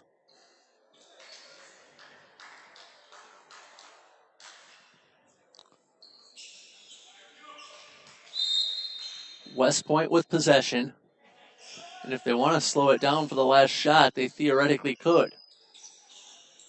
Middlebrooks got it to Gray, and the two-play catch. Over to the far side, Gray, Middlebrooks, Gray. And they're looking for the same angle with which to shoot. 10 seconds to play, quick shot. Foul called before the shot will stay here, but time expires as the save made to end the opening half. So after one half of play, it is 14-13 in favor of West Point. We will pause for halftime, and we will have the second half of play shortly, and the Fall Classic is yours on YouTube.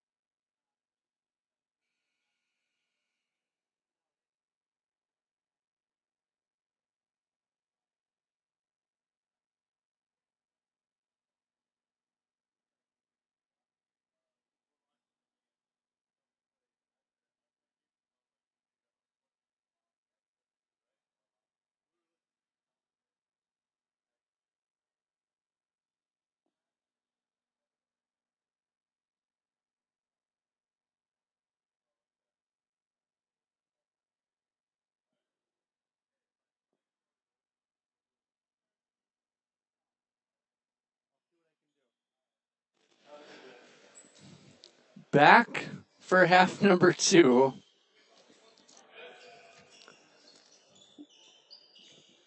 In the second semifinal with West Point, who goes right to left to begin the second half, and Milwaukee going left to right. Milwaukee with the 1-goal lead, 14-13, at the end of the first half. So underway we go. Second half as King controls this to Milikovic, and they're working slowly to start the opening seconds of the second half. King gets this near side, fakes the shot, goes back to Milikovic, and they work it around the umbrella. King wide open, quick shot, Milikovic up high and out of play.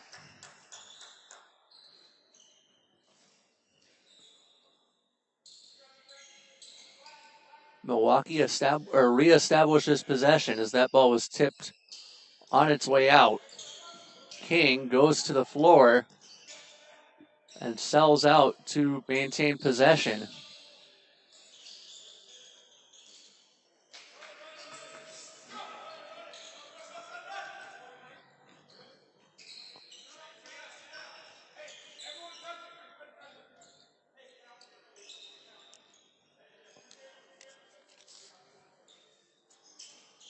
And West Point with possession. Early moments, second half. Jeff Disher high atop the Kennedy Activity Center here in Bloomington, near Black Dog Lake and the Minnesota River, as a quick shot for West Point establishes a 15-13 lead. I misspoke. It was a 14-13 lead to West Point to begin the second half. So Milwaukee down 2. King and 2 goals, plenty, as we have an inadvertent ball on the court, stopping play. And we'll continue. 28-10 left to go. Spin move and a clinch called before the shot, as it's 15-13 West Point.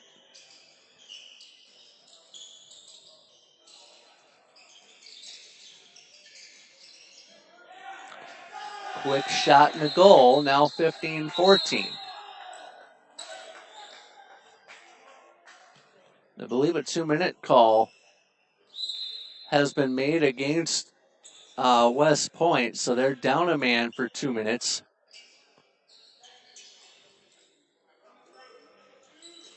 Although up a goal. Easiest way to quell that would be scoring a goal in this possession, and they cannot deliver. Milwaukee brings this one ahead. King on the near side.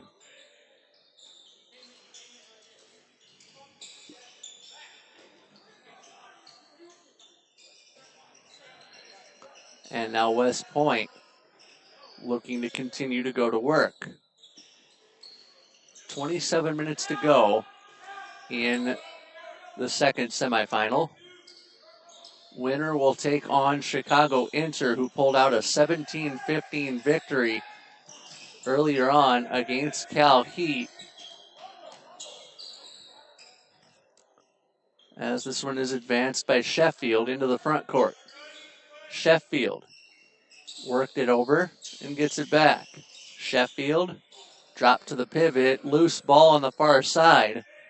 Wouldn't work, short angle shot stolen by King for Milwaukee. 26-20 to go in the second half. Jeff Disher again with you from here at Kennedy Activity Center. Keep the YouTube comments coming. We'll get to them as we can.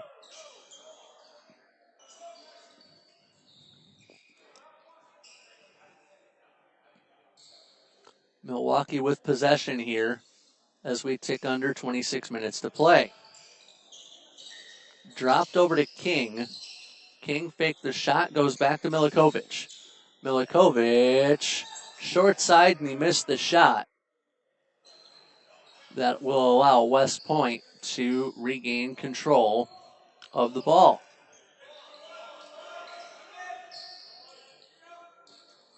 Brought ahead by West Point. And this goes over to Windish. Windish throws it far side. Windish got it back. Almost looked for the drop to Sheffield, and Sheffield got the drop. Windish with a shot. And West Point will keep the ball. Windish, body contact made, drawing the charge is Milwaukee. And a halt to play with 25 minutes left to play. Milikovic to King. King brings this one ahead into the front court. King to Milikovic. Milikovic, bear hug, but he dropped it off to King. Milikovic frees himself up to get the pass. Over to the far side, quick shot, save made. Now West Point on the break. Quick shot and a goal coming from Windish. 16-14 our score. Winner to play in the title game later against Chicago Inter. The loser will play for third place against Cal Heat as Michael King works this one ahead. King dropped it over. Loose ball controlled by West Point. Fast break, quick shot and a goal. West Point goes up 17-14.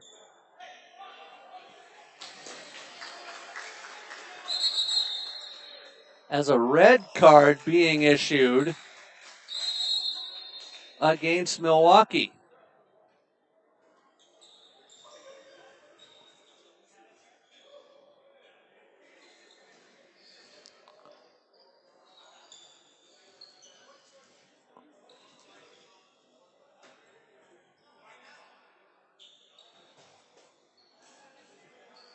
Trying to see what could have caused that.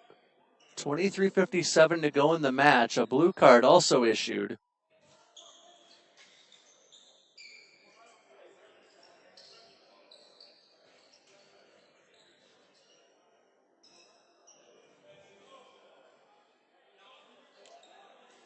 And a blue card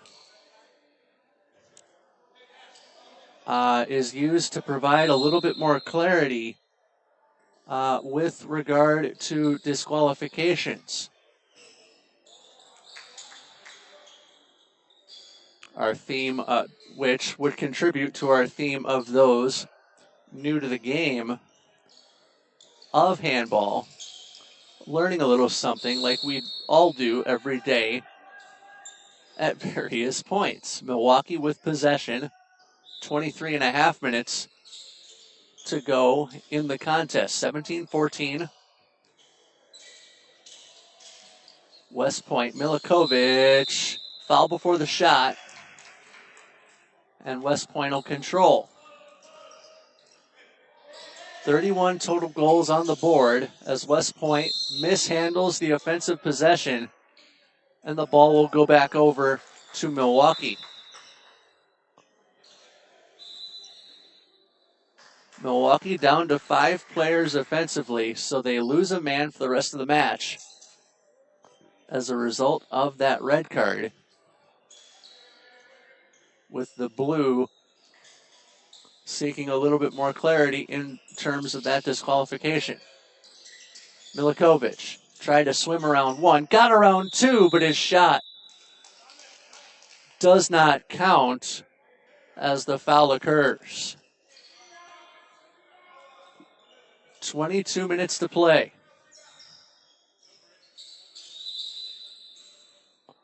Seven-meter throw for Milwaukee. Quick shot and a goal. 17-15.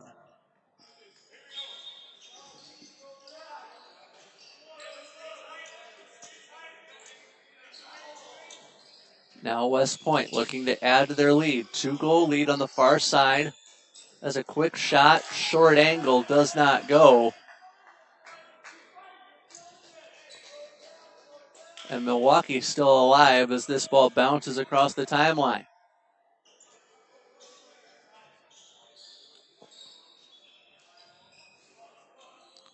Milikovic handles, and it's down low. Loose ball. West Point will control on the errant pass.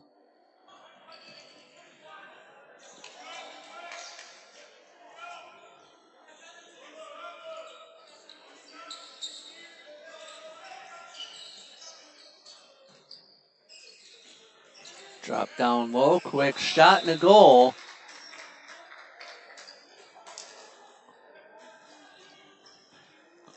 The goal scored there by Colin Gray.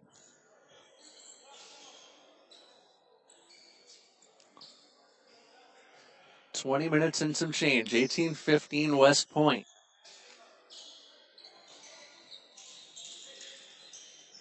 Ball dropped over to Milikovic. Milikovic tried to swim around one. His shot goes high. Whistle went.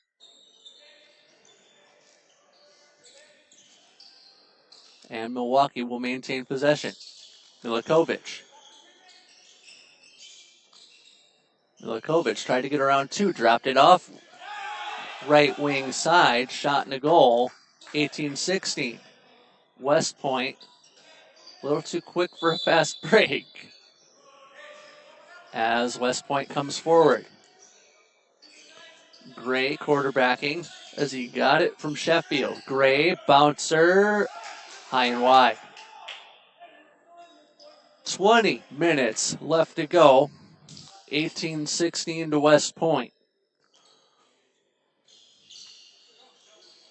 Winner to play Chicago Inter. And a 2-goal game at this point.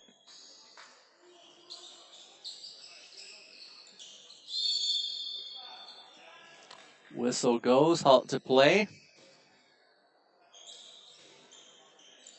Time not an issue yet. We're going to get to that point potentially. As a quick shot goes in on the far side. 18-17 now. Ball dropped over to Windisch as it got back to Sheffield. Sheffield with possession, dropped it over. Windisch, far corner. Windisch got it over to Gray. Now far corner. Quick shot, save made. Milwaukee with possession as a personnel change will occur, and it's actually a corner throw for West Point. Blocked out of play. Gray, the last to touch it for West Point, but West Point will maintain control. 18-17 now our score in favor of West Point. Swim move. I believe a push has been called.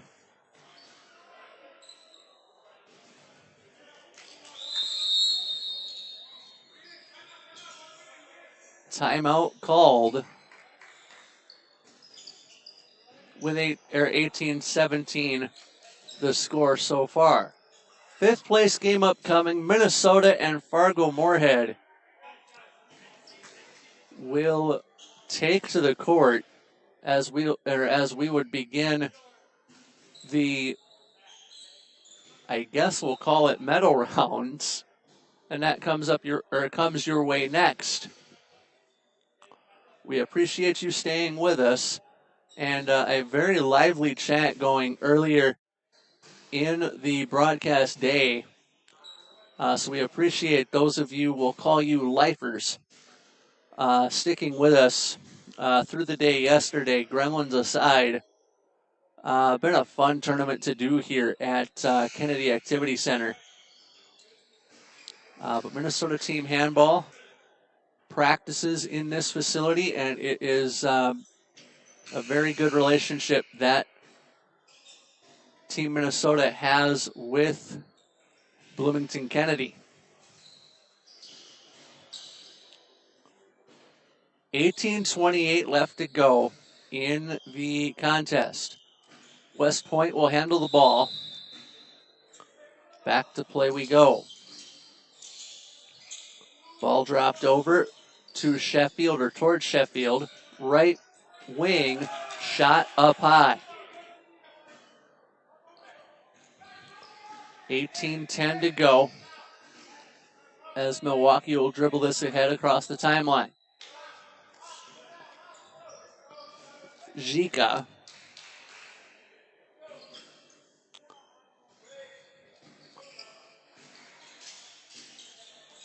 And that ball controlled on the far side by Milikovic. Whistle goes. I believe a travel was called, but a foul before the travel. Zika, far wing. Zika gets it back here.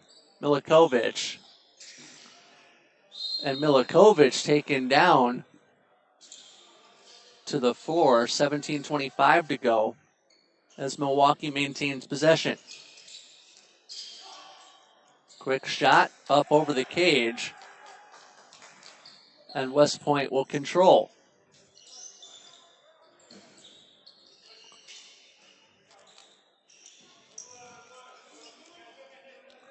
Mark Miller involved on the play offensively for West Point as that ball dropped to the near corner. Quick shot and a goal. 19-17 now in favor of West Point.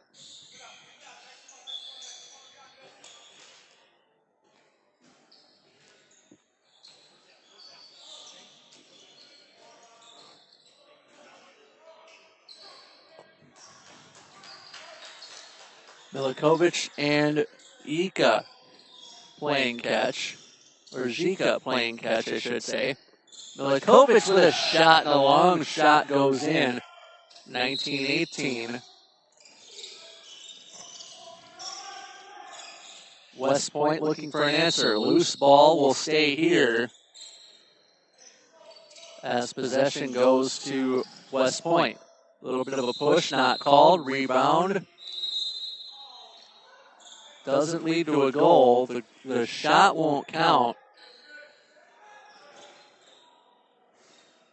But West Point will have possession.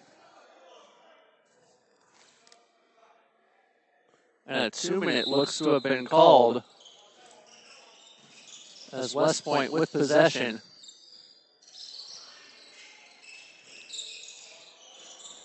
Now over into the far corner. Loose ball off the dribble. What are they calling here? It looks like some sort of football on the line near side. Quick shot on the rebound and a score. 20-18.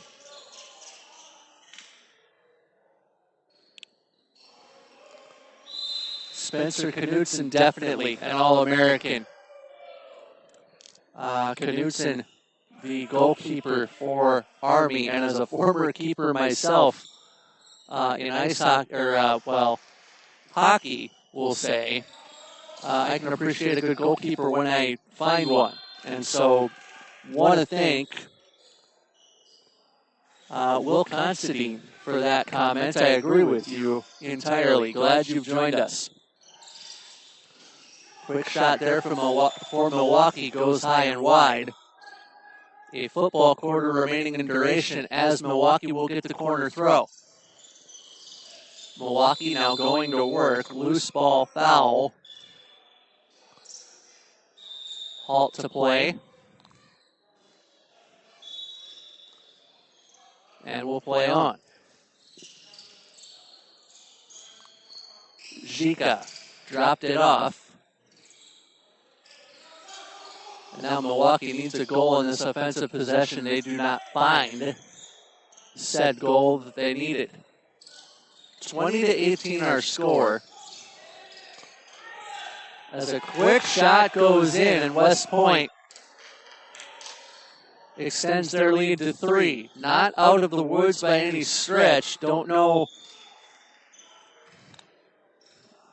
All right, I know what Milwaukee needs to do, and it involves defensive stops. Need defensive stops and shot-making opportunities to get back in it. Down 3, 13:50 left to go in the contest. Far side, whistle went, and a halt to play.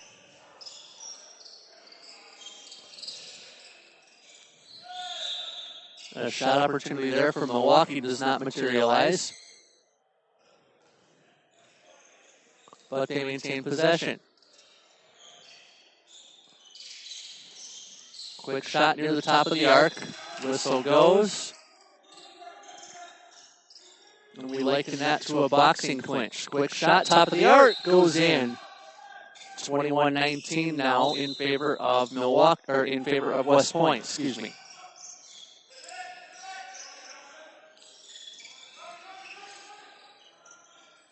Ball drop back over top of the arc, and a goal.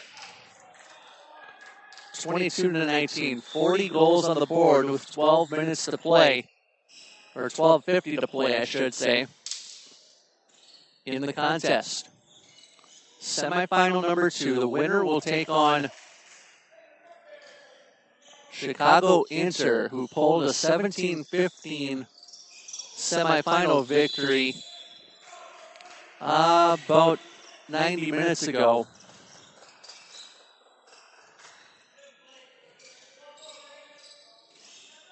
As Milwaukee steps up, top of the arc, quick shot and a save, glances off the referee to keep it in play.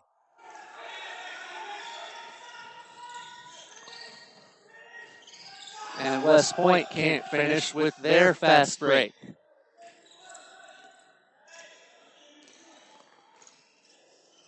Milwaukee will advance ahead. 12 minutes to play. 22-19 West Point.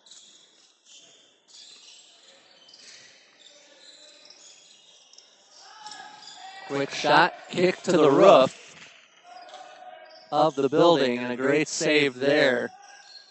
If we were at Tropicana Field in Tampa, and that ball hit the roof, it landed in foul territory to be a foul ball. Fair territory would be a home run. Near corner, West Point on the run. They're up 3 with 11:25 to go. Contact made. I thought that might have been sold a little bit. The officials are going to talk about it. But it looked like, and I'll see if I can get the player here, Jagger might have sold that a little bit.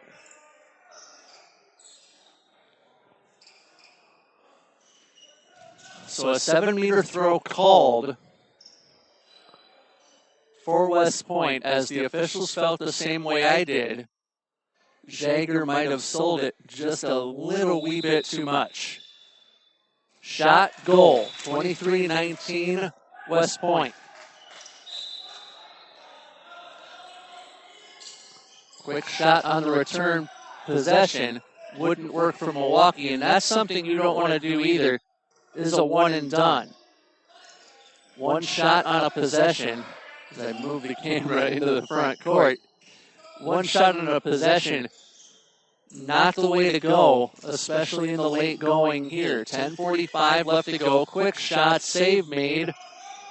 And now if you're Milwaukee, you want more than one shot on a possession, or don't take any unnecessary shots, unnecessary chances. You're down 4. You need 1 before you can get or even think about 2, 3, and 4. Foul there. We'll stay on this side of the floor.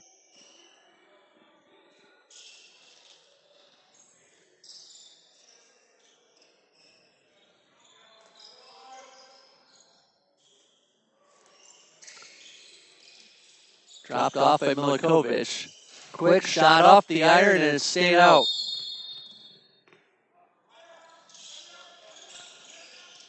West Point sets this up. Under 10 minutes to go. 4-goal lead for West Point. Milwaukee needing a defensive stop. Don't know if you heard the can't score, can't score. That's uttered on the 6-flat D for Milwaukee, and they let a goal in. Milwaukee going to a 6-flat. Or a flat 6 on their defense. Quick shot, save made, but a halt to play.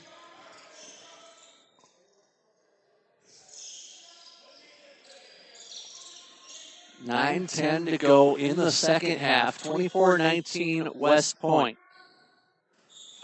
We'll see if we can't find a YouTube comment here.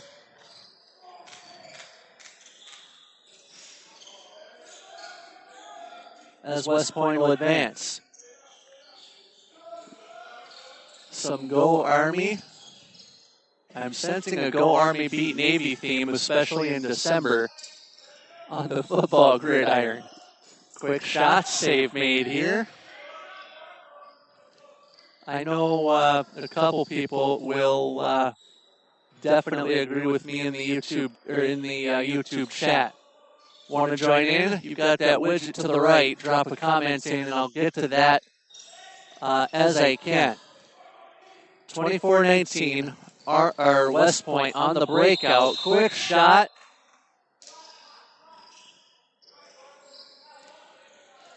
And that won't go. 24-19 to West Point. Boxing clinch. Halt to play, 7:50 left to go in the second half. Minnesota and Fargo-Moorhead to follow. Fifth place game. And a quick shot there. Milwaukee back to within 4.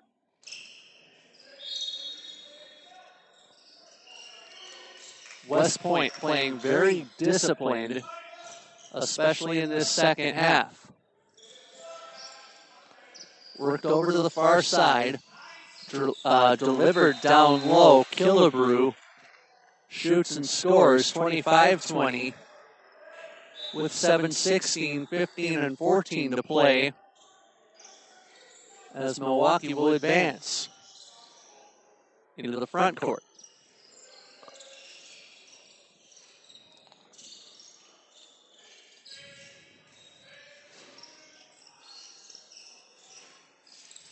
Loose ball. No goal waved off.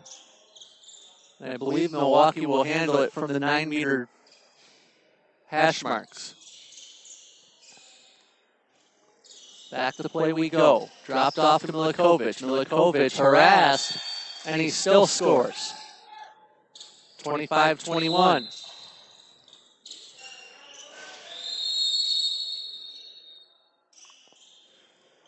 Timeout.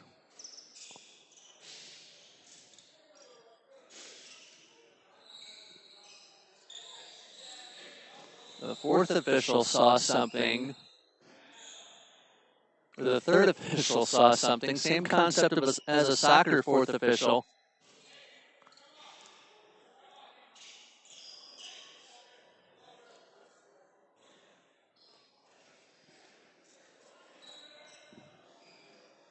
It looks like a foul going against West Point.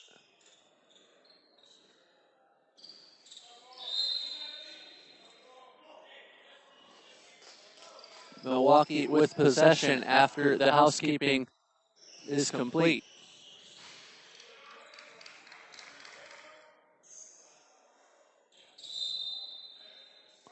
.6:25 to go second half. 25-21 West Point. Jeff Disher here from the Kennedy Activity Center in Bloomington, Minnesota. Right ahead, quick shot from the far side. Missed everything.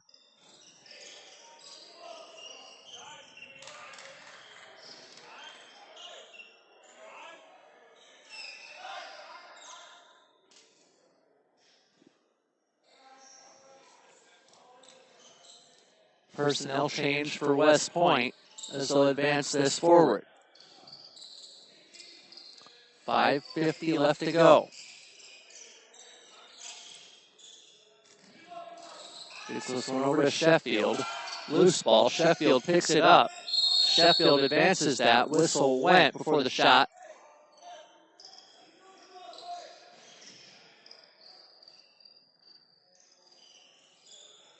And Milwaukee will have possession.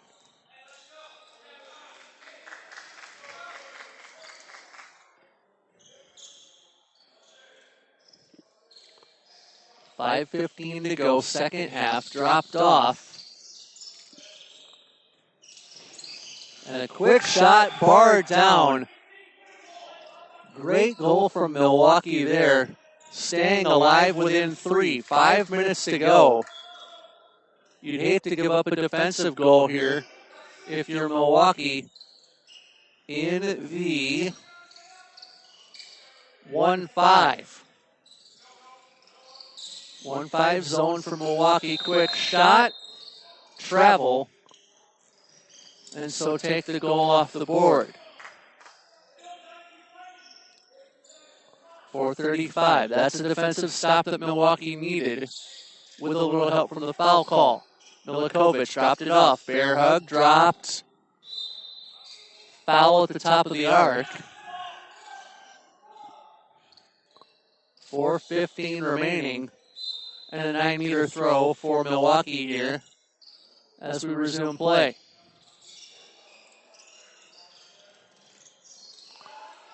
Stolen by West Point on the breakout. Near side, quick shot, and a nice finger roll puts West Point up 26-22. Winner of the championship game against Chicago Winter later on. The 5th place game between Minnesota and Fargo Moorhead shortly. 3:35 left to go.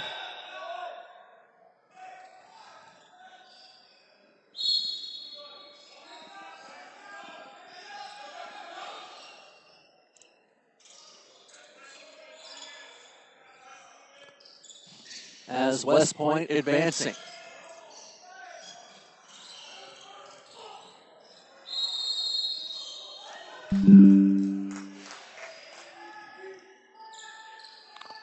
Now Milwaukee with the three-goal deficit rather.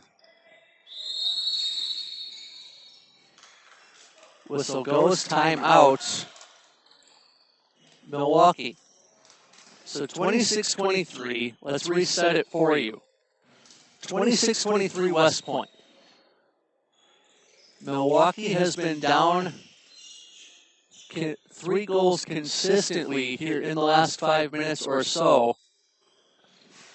As we get to the latter stages of the game, I'll be interested to see how Milwaukee handles being down 3. Not out of reach by any estimation, as we learned yesterday.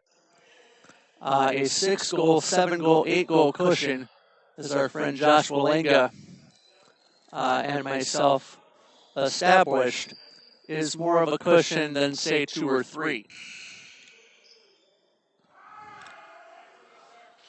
Timeout about to end. I'll see if we can get a YouTube comment in. Marianne Champlin hoping for a West Point gold medal, if I'm reading that comment correctly.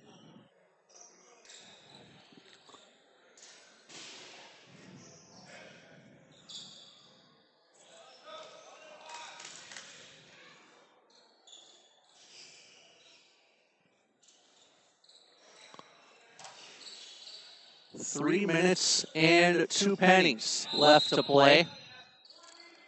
Milwaukee will handle possession here. Down 3. Need a goal.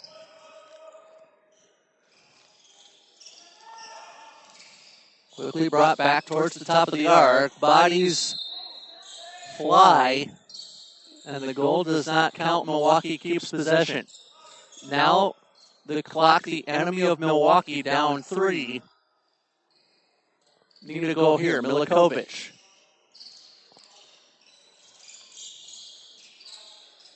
Working ahead. Milikovic lost his shooting angle. Quick shot. Tipped over the top. Here comes West Point. Goes out of play. 2:13 to play. 3 goals, the cushion for West Point.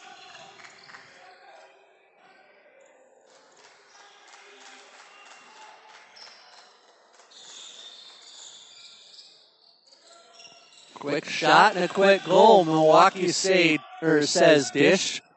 We're still alive there, bud. Don't count us out just yet. 26-24, 1:45 left to go.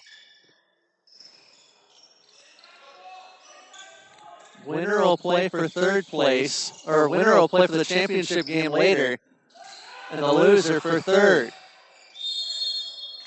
bear hug, or well, a boxing clinch, bear hug, whatever you'd like. Halts play with a buck 24. West Point with possession. They go far side pass too high. And now Milwaukee will have to turn and go with it. You may want people like King out on the floor with you. Quick shot near side. They're within 1 minute to go.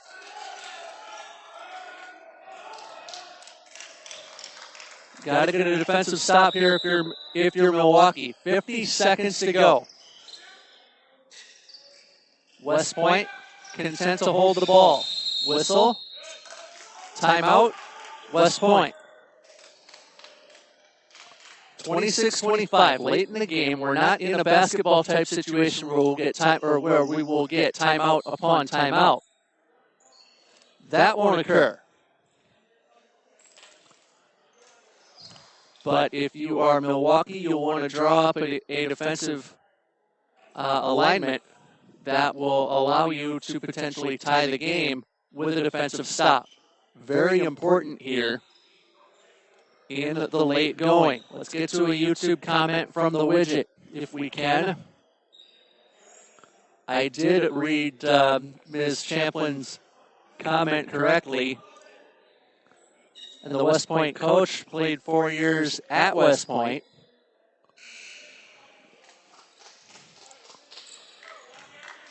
So Team Handball alive and well in the academy system. 44.4 seconds to play in regulation.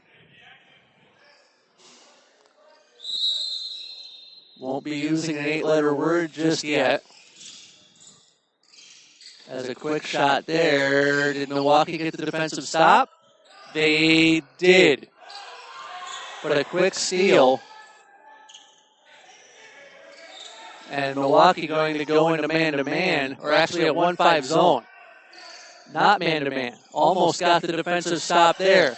Time out on the side of Milwaukee.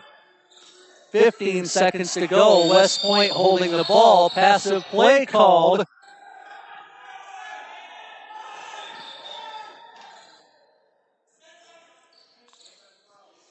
.2, and Milwaukee wanted a timeout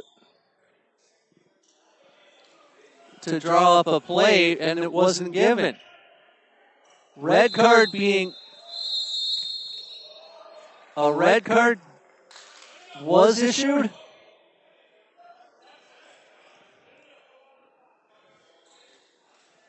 Against West Point.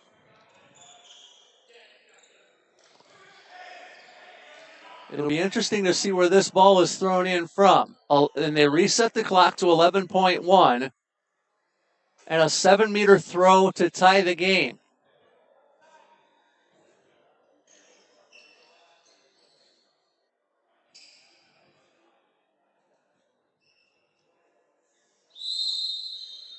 Seven-meter throw to tie. Fake, shot, score. Tie game, 5 seconds to go. 26 all. Buzzer sounds, and Army cannot hold on in regulation. We will go to 2 5-minute extra time sessions.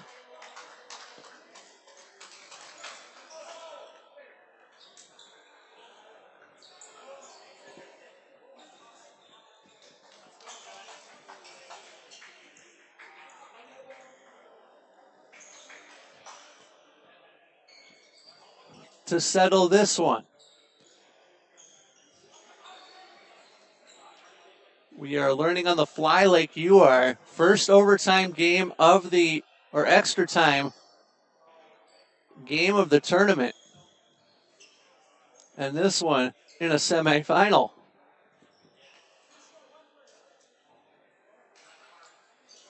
So we will take a 30-second timeout and come back with extra time.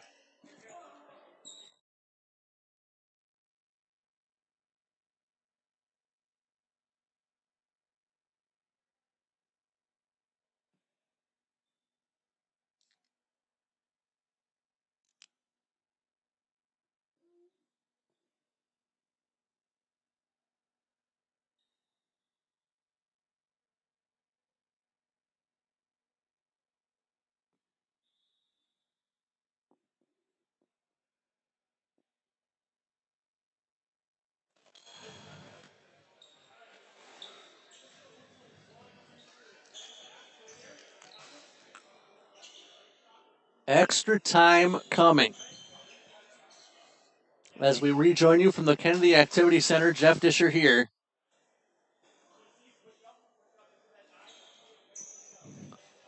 As Army, or West Point, will control, they're interchangeable, I figure. West Point will control to start extra time half number 1. Similar to soccer now, with not necessarily what we'll call a golden goal. You'll get the result after, in our case, 2 5-minute extra time periods, where in soccer, that's 2 15-minute periods.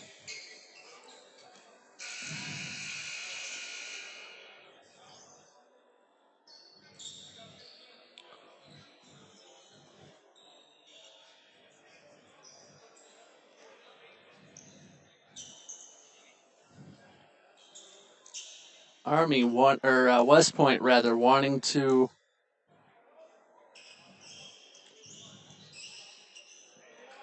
get the business done here. Clock isn't set though. Now it is. 5 minutes to play in extra time, half number 1.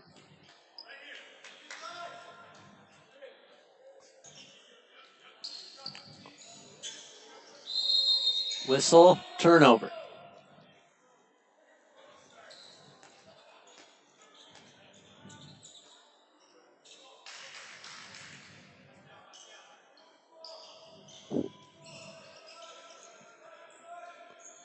Milwaukee with possession, far corner, quick shot, save made.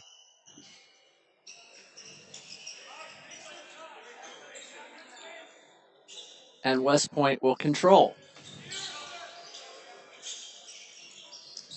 Quick shot and a goal.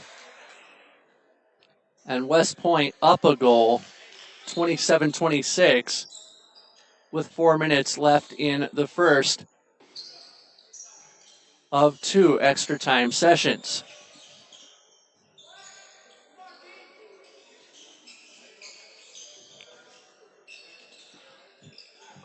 And a great comment in the chat, and I agree with it. So, a weakness that one of you noticed, and actually it's our friend with Team Handball News, I'm blanking on the name, as a goal is scored, 27-27, West Point did not manage the clock well at the end of regulation. And that's why we're here, quite honestly. But in my opinion as well, Milwaukee did not do themselves any favors with the one-and-done possessions that I spoke of late in the second half. 3:10 left to go. Extra time session number 1. As we go to 2 5-minute extra time sessions. As a quick shot, patted away, and we'll stay here. Milwaukee possession. Time, though, running down.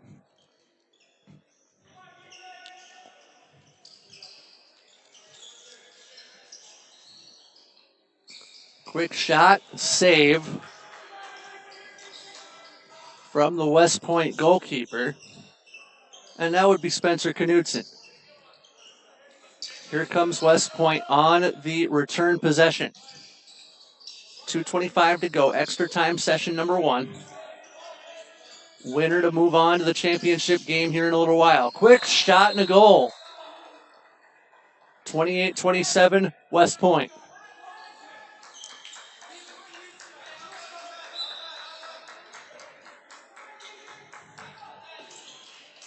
Two minutes remaining. 28-27, West Point. Milikovic handles this right wing. He'll pass it towards the pivot, dropped off to him. Milikovic dropped it.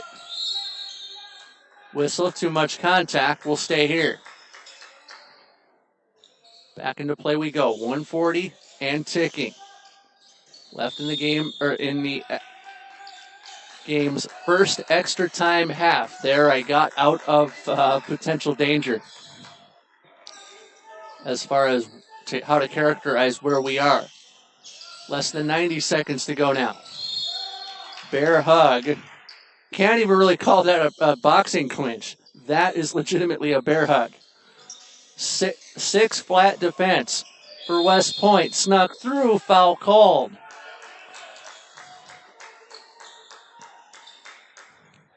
28-27 West Point. Milwaukee with the ball, though.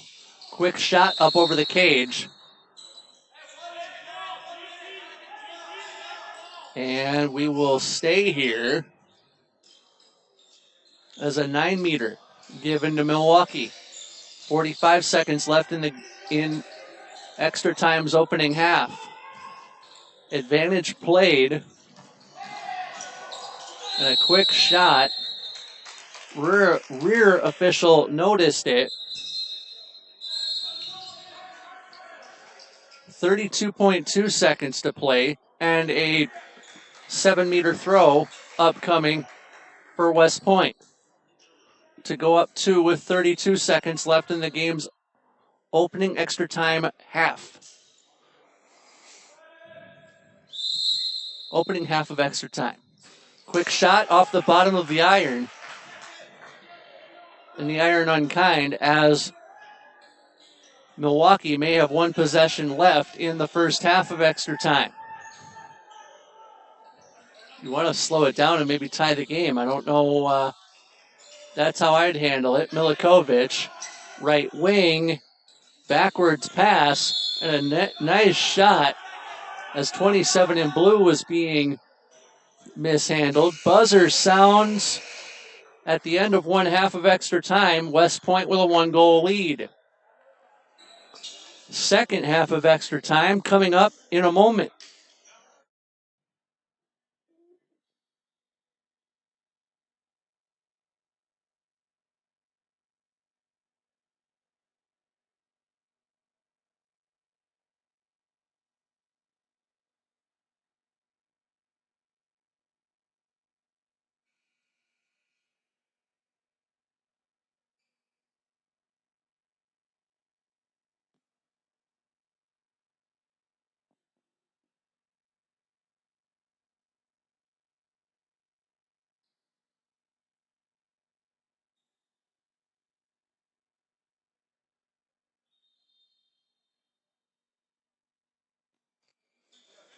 The teams will switch ends as we resume play. Second half of extra time in Bloomington to determine the final entrant in the championship game. Jeff Disher here, high atop Kennedy Activity Center with you. And it is West Point with a 1-goal advantage.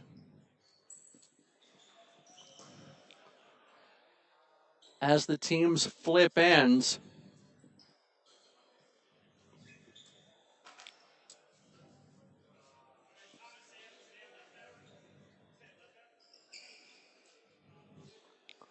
So it'll be, we'll actually wait to see what or how it breaks. It looks like West Point will go left to right, and Milwaukee will get possession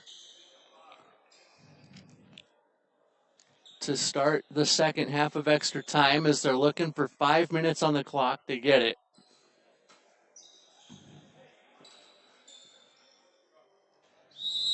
And the second half now underway. 28-27 our score. West Point with a 1-goal advantage.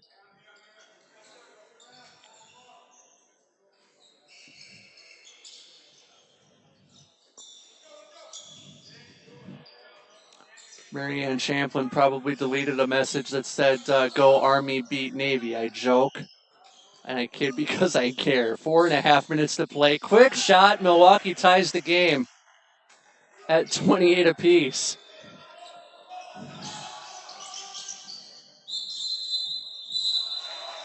Body contact there.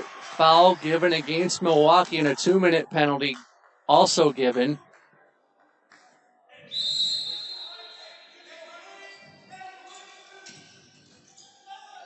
Quick shot, and West Point goes back up 1.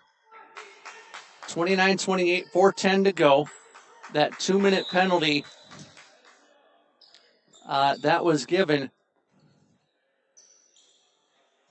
directly led, actually, to that West Point goal.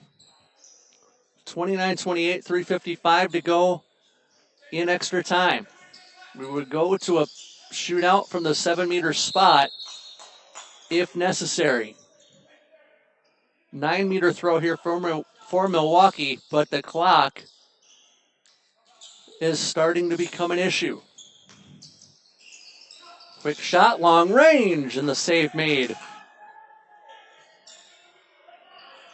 West Point could take a 2-goal lead, which would be all important.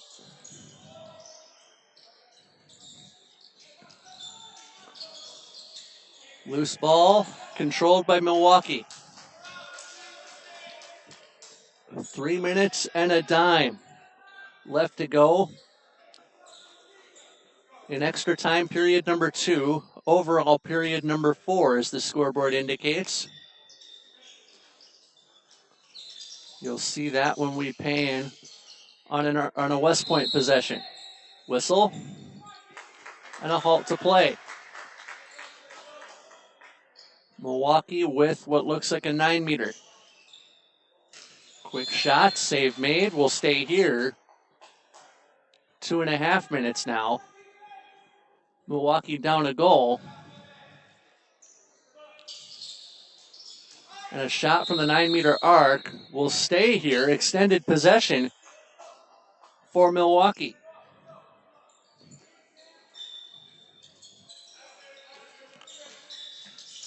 Short side, that pass picked up on the far side. I believe that was Davis who picked it up, dribbled off a foot. Quick shot and a goal. Right off the restart. 2 minutes to play, 29-29. Can West Point answer? Yes. 30-29 our score with 1:50 to go.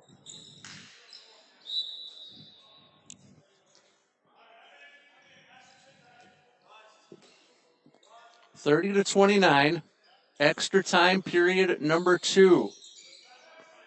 4th overall period in the match. Now Milwaukee looking and patiently looking for an angle. Ball delivered into Fassbender. His shot goes in, and we have a 30-all score with 75 seconds to go. West Point looking, top of the arc, loose ball will stay here. Actually, we'll go the other way. Milwaukee now with possession, under a minute to play. I get the feeling that the next goal is going to win it. 50 seconds left, Milwaukee playing for it. Over to the far side. Ball dropped off. Handling is Fassbender. Fassbender throws it cross court. Whistle and a boxing clinch. 32 seconds to go. 30-all. Don't get your tennis rackets out, folks. That time has come and gone. 23 seconds left. Far side, far wing. Whistle, contact before the shot. 15 seconds. Milwaukee with one last opportunity. 10 to go now. Right wing, quick shot, save made. Army on the breakout. Loose ball, far side. A 7-meter shootout, because why not? Goal will not count at the end there. And we will go to a best of, believe it's best of 5. We'll learn along with you.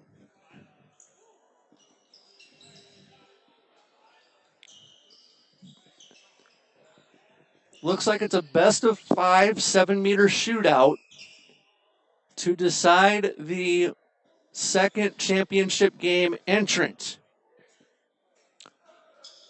Chicago Inter won earlier. Those guys will be rested up. The loser of this game, and there are no losers at this point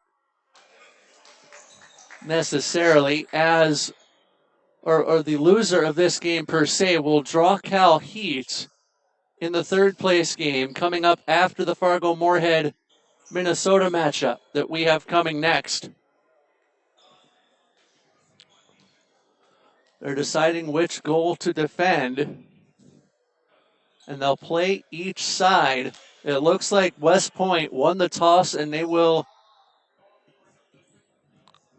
shoot first.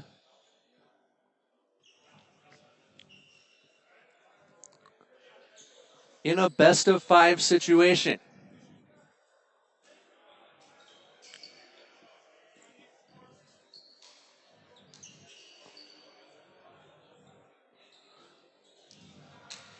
And we will we'll go to the right side or the right goal on your screen. And both teams will defend that goal.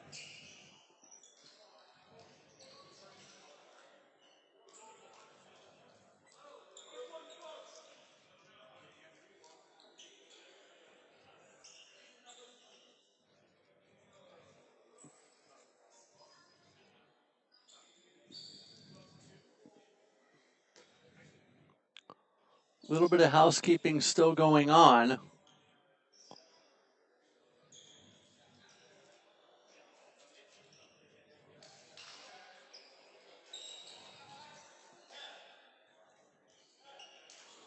And apparently we're going to go to the goal to our left. So that was a miscommunication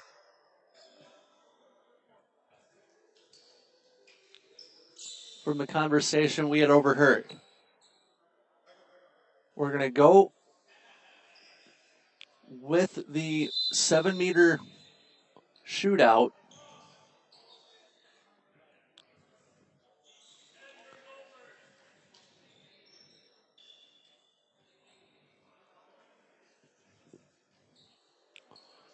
West Point will shoot first. This is Mark Miller to start the 7-meter shootout to determine who advances. Best of 5. Miller gets the whistle. Miller, score. 1-0 West Point. 31-30 overall. And that's how they'll do it on the scoreboard, as you can see in the top right corner of your screen. We'll do that the best we can. Milwaukee with Zika. Zika waiting for the whistle. Bottom of the first inning in the shootout. Zika, save. After 1 inning, 1-0 West Point. Top of the second inning now. Colin Gray to shoot for West Point.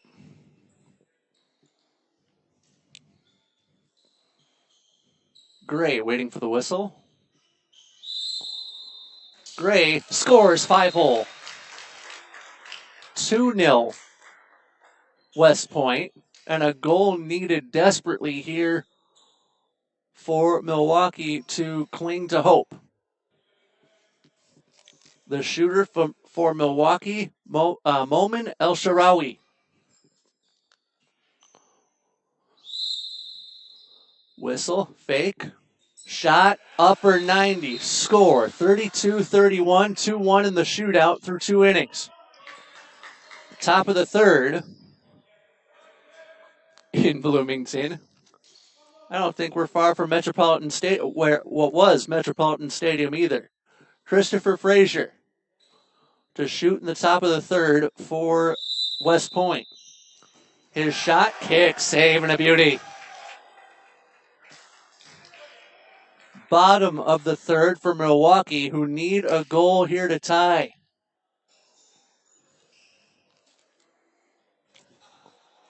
Who's the shooter? It looks like an unidentified 25 on which we do not have on our roster here.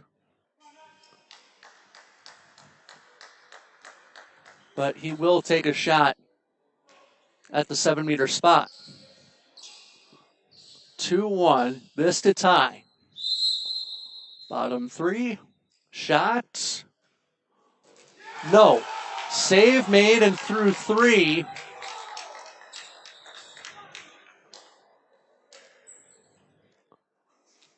It is 32-31. So 2-1 in the shootout to Army. Or West Point. Middlebrooks, the shooter, to take a commanding lead.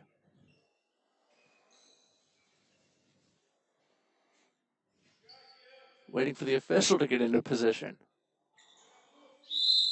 Middlebrooks. Shooting. Score. 3-1 West Point. Bottom 4.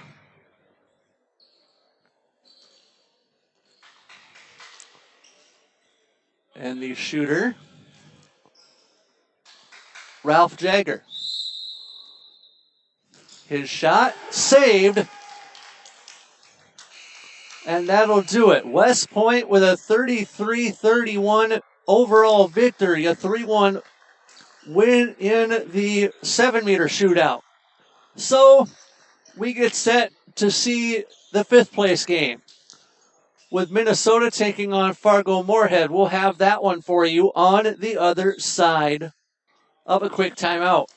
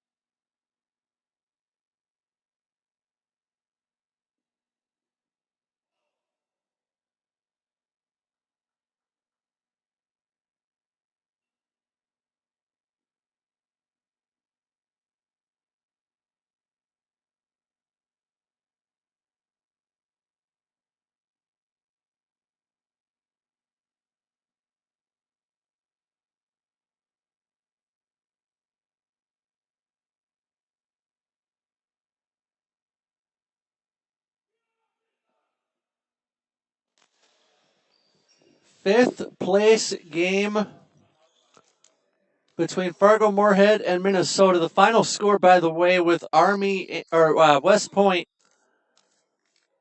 and Milwaukee ended up being 33-31 officially, 3-1 in the shootout to West Point.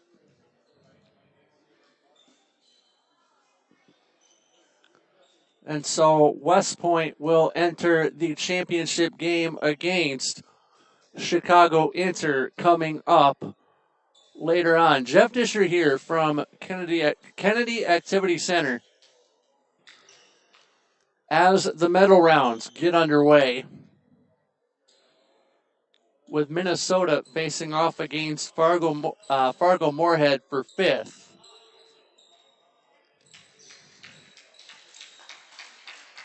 Fargo-Moorhead will have possession to begin the game.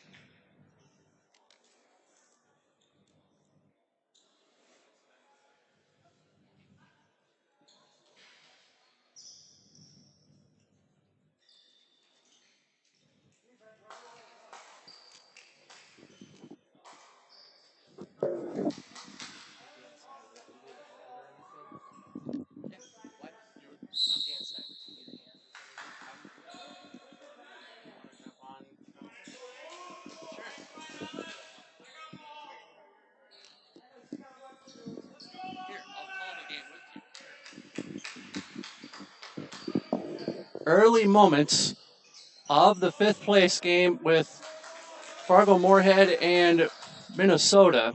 Jeff Disher and a surprise guest, Dan Steinberg, joins us upstairs at the Kennedy Activity Center. Minnesota with possession here. First 40 seconds or so of the fifth place match. Dan, what have you liked so far in the first several games that we've seen, as I actually bring you in like so? As a classic player of the game, I'm very impressed with the ball movement of all the teams. Numbers are good. They're able to stay fresh and stay healthy, which has been fantastic. As a former goalie, I've seen a lot of what I call the bounce goals, which are very tough to stop. Which we've seen a heck of a lot of over the course of our first 3 games today. Quick shot there from Fargo-Moorhead goes by the wayside. Very nice stop by the Minnesota goalie there. And the Minnesota keeper would be Tristan Malatriat. Josh Walinga not with us today due to a contractual obligation of his own. We'll leave it at that. If you are watching handball at home for the first time, we tried this yesterday. We'll try and introduce new viewers to the game over the course of this game and over the course of the remaining games today, with the third place game upcoming and the championship game later on this afternoon. Fargo-Moorhead with possession here. 1-0 our score to Minnesota, 27-40. Left to play in the opening half. Whistle goes, travel called, which brings Minnesota the possession. Early moments, your thoughts, Dan? So far, we're seeing a typical, what I would call, surgical game with the passing and going down the sides to the wings. This is a very classic style for anybody involved with USA Team Handball in the past. The balls have always been more going to the wing play for easy goals. Now I think both teams are going to try to force the action to the center soon. And leave it off the perimeter, per se, yes, if I'm assuming correctly. Mm-hmm. Loose ball, halt to play, 26:55 to go as the whistle goes from the rear official. 1-0 our score. And earlier in the first semifinal, we had to wait about 4 minutes for an opening goal. But it is 1-0 here to Team Minnesota as the men in green advance.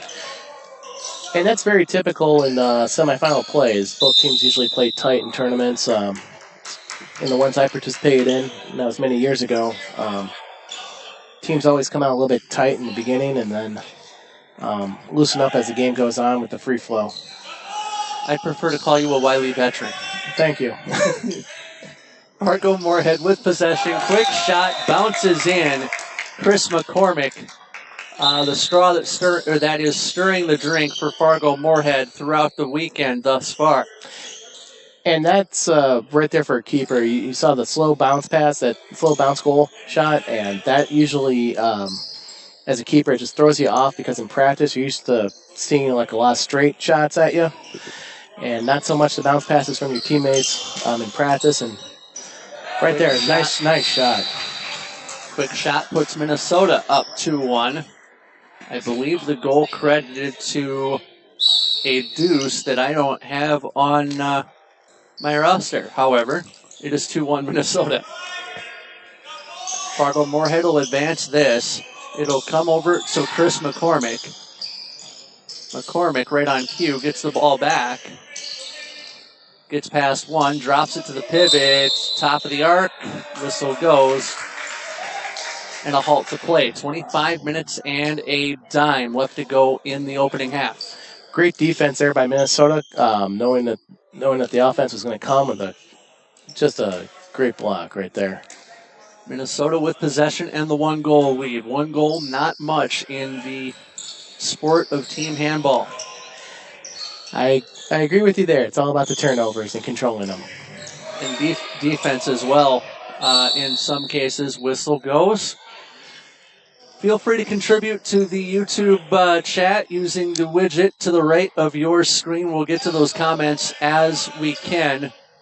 A lot of Go Army Beat Navy style comments in the last game with West Point. I would expect that. I'm looking at you, Marianne. Anyway, West Point moving on to the championship game coming up.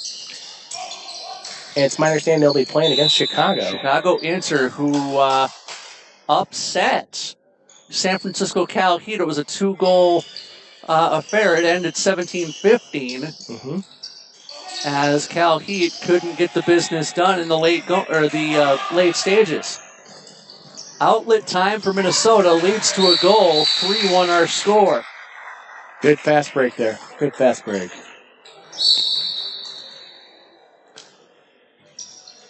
Fargo Moorhead with possession. They're wearing the black jerseys, white numerals. McCormick. Drop that over. Far side, far corner. Whistle went before the shot. Step on the line. That's they've been calling it very tight all weekend from our officials. Michael King on a game call last night referred to that as a foot fault. And I happen to agree with his terminology. Quick shot. Hedrick, I believe, took it. And I would say just there, another footfall.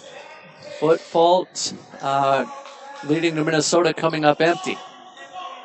They aren't like Jackson Brown, though, and running on empty. Sorry, I'll be over here. I joke. I kid because I care. And Fargo Moorhead with possession. Bounce pass, loose ball, whistle goes, we'll stay here. You were going to say. And you mentioned that about Ryan Empty. The one thing that's been impressive this weekend from all teams is just the number of subs everybody has brought. I've seen over previous tournaments where, nice goal there out the middle. Oh, yeah. Where a lot of teams have showed up for tournaments with 10 players, and it leaves you to about 3 subs. But I'm seeing from all these teams they're in double digits in terms of subs, which means a lot of these teams are just not running on empty. So a lot of substitutions this weekend. Quick shot there for Minnesota does not lead to an offensive chance as Fargo Moorhead will re-enter the front court. Sounders. And a whistle goes. And I got to call my first 7-meter shootout just now. Breaking the seal on that. Great goal here for Fargo Moorhead as it is tied at 3.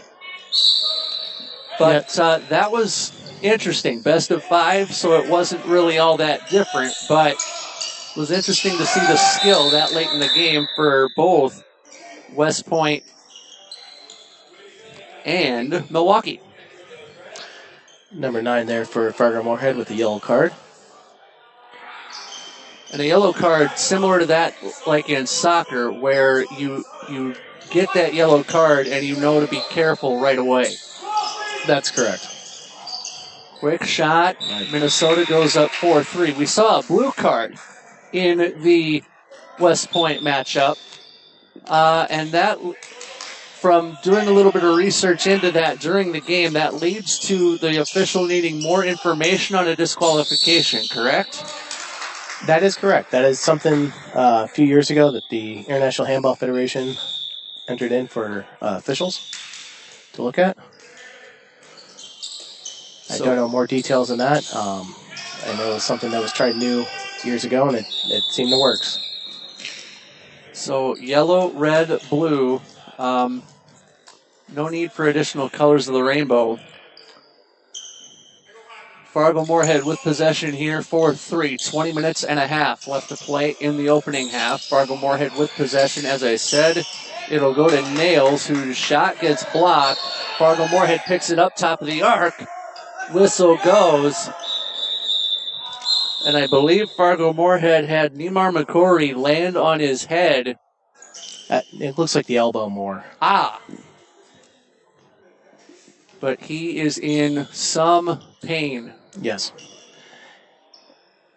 And usually if you want to make a dive from the Quickly the arc, you usually just want to try to land on your back or spin or try to avoid just try to land on the safety part of your body. Minnesota will reestablish possession here. We're 10 minutes in, very nearly, to play in the fifth place game. Minnesota Handball Fall Classic. Glad you've joined us on YouTube this morning. Glad you've joined us on YouTube all weekend. Got the Gremlins out last night, and so we are smooth sailing, smooth operators, if you will, the rest of the way. I was going to get that in one time or another. You're welcome. Fargo-Moorhead with possession up the near side. Sounders worked as a pivot. Whistle, and we'll stay here. Not very free-flowing is the game of handball. Not many stoppages where the clock stops as Sounders that shoots one in. That's correct. Not a lot of stops. The majority of the time, it's usually a running clock for 60 minutes. And each team gets 3 timeouts a half. So 6 timeouts total. That is correct, and you'll only stop it on your possession. Makes sense. With a card. Minnesota going to work on the perimeter. And a quick shot left side, blocked away. Will stay here is the indication from the official. And Minnesota looks to move in and take a potential lead, which they get here. No. They got the goal. Mm-hmm. Whistle after the play. It's going to be 2 minutes for number 3 of Fargo-Moorhead. That would be Roger Silva. So at 16:40, he'll be able to come back in the game, or Fargo-Moorhead will go back to full strength. And Michael King of Milwaukee summed it up this way. I'll see if you enjoyed the way he summed up a 2-minute penalty. He called it like a 2-minute major where it doesn't expire on a goal. Mm-hmm. And so the attacking team or the team with the man up can attack at will, so to speak, mm-hmm. and score as many times as they feel is necessary. That is correct. That's a good way of summing it up. I liked that a lot, too. Boxing clinch. Did we get a whistle? Very late, but... Yes. Nasco there had a nice defensive move. He's been with Minnesota Team Handball for over 10 years. And the way his defense is he could teach it very well to everybody. Sounders goes down. How did you get your start in handball, by the way? For me, 1996, I lived in Atlanta. Site of the Olympics that year. I went to as many handball games as I could because they were good tickets at that price at the Atlanta Convention Center. Followed the game online as much as I could while I was in school at the University of Iowa. Moved up here.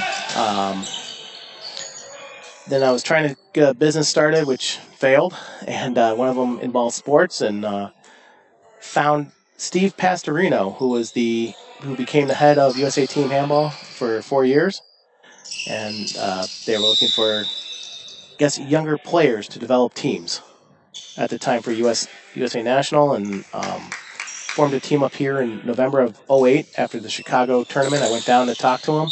Big hit there, holding play. And formed a team, put an ad on Craigslist and a couple other websites, Time, Facebook. Okay. Found a player up here, Wilder Freed, he's got 4 kids now, living up in Blaine, still active in other athletic events. He was a player for the U.S. national team. And we formed a club, Minnesota, and then we got in touch by Josh, as I think he mentioned before, from the Garage over at Burnsville, their community center event place for youth. Do want to give them a shout out. And that's how the team formed. And obviously over time I had to step away just because of my parental responsibilities. But I still stay in touch with Josh and other members of the Minnesota Team Handball community, as well as the USA Team Handball community. It's great seeing old friends here And for a long time. I've loved how close-knit the community is. Just being exposed to it for my first time this weekend. Mm-hmm. And so it's been fun to watch. But a lot of action up and down the court. 5 all our score, 15:45 to go, game's opening half. As that was Stefan Storch, who was the straw that stirred the drink for Minnesota on that possession, as Sounders and company working it ahead for Fargo Moorhead. They score, and it's 6-5. Once again, wing play there became a factor. Minnesota advances it into the front court across the timeline. It'll go to Ellis Morfaw. Morfaw goes over cross court. Quick shot up high and over the cage.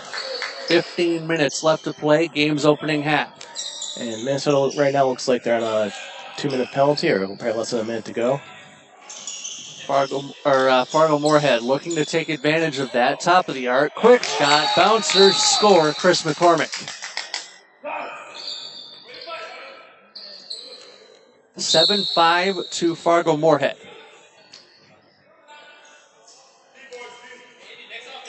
Storch works this one on. It'll come to Ellis Morfaw. Morfaw back to Storch. Storch, the quarterback of the power play, if you will. Morfaw up over the cage. He was impacted after he let that one go. Both teams now back to full strength. 6 aside and 7 aside we play, as Minnesota keeps possession in the offensive zone, if you will excuse the turn of phrase. Storch. Good turn. Morfaw. Storch. Cross court. Storch. Shot top of the arc. Foul will stay here. 13:48 in a very quick moving opening half. And a timeout called by Minnesota. Minnesota team timeout. That is their first. Of 3.5. 3.5, correct. Okay. As we get to games later in the day, you'll have a third place game with Milwaukee and Cal Heat. And then the championship game, as we alluded to, Chicago Inter will take on West Point. And Chicago Inter, the surprising entrant in that championship game, but that is what a shootout will do for West Point. Yes, both teams coming back from pool play. They played earlier yesterday in a very different style, but very competitive style. It was. Chicago, very surgical. That's typical of Chicago. And then you have West Point, very fast, a very active team, a team that is still also trying to gel this early in the season with a lot of players that have moved on to their careers in the military. And when Josh Hedrick and I were calling the Chicago Inter game this morning with Cal Heat, we had Cal Heat. I'm not going to say moderately favored, but favored by a little bit. I would agree there specifically because a lot of teams in the U.S. here are very lucky to find a practice facility with the court size, and Chicago has one, but due to the indoor COVID rules in the city limits of Chicago, at this time they're unable to practice. While you have a facility at West Point where the gym is practically made for handball. Okay. Sounders drops this one off near a corner. On the line. Foot fault.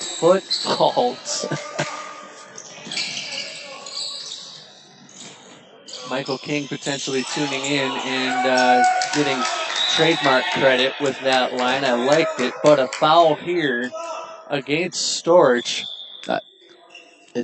Actually, it's against Cal Heat right there. You got yellow card for number 10 there of... Or let me rephrase. Storch, the fouled. Yes.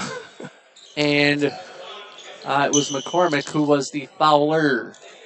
Storch. Work that one ahead to Morfa. Far corner. Quick shot, kick, save. 12:23, 2-1 to go in the first half. And we have our first 7-meter for Minnesota to give it a shot. And Stefan will be taking it. Storch to take the 7-meter. 7-5, Fargo Moorhead.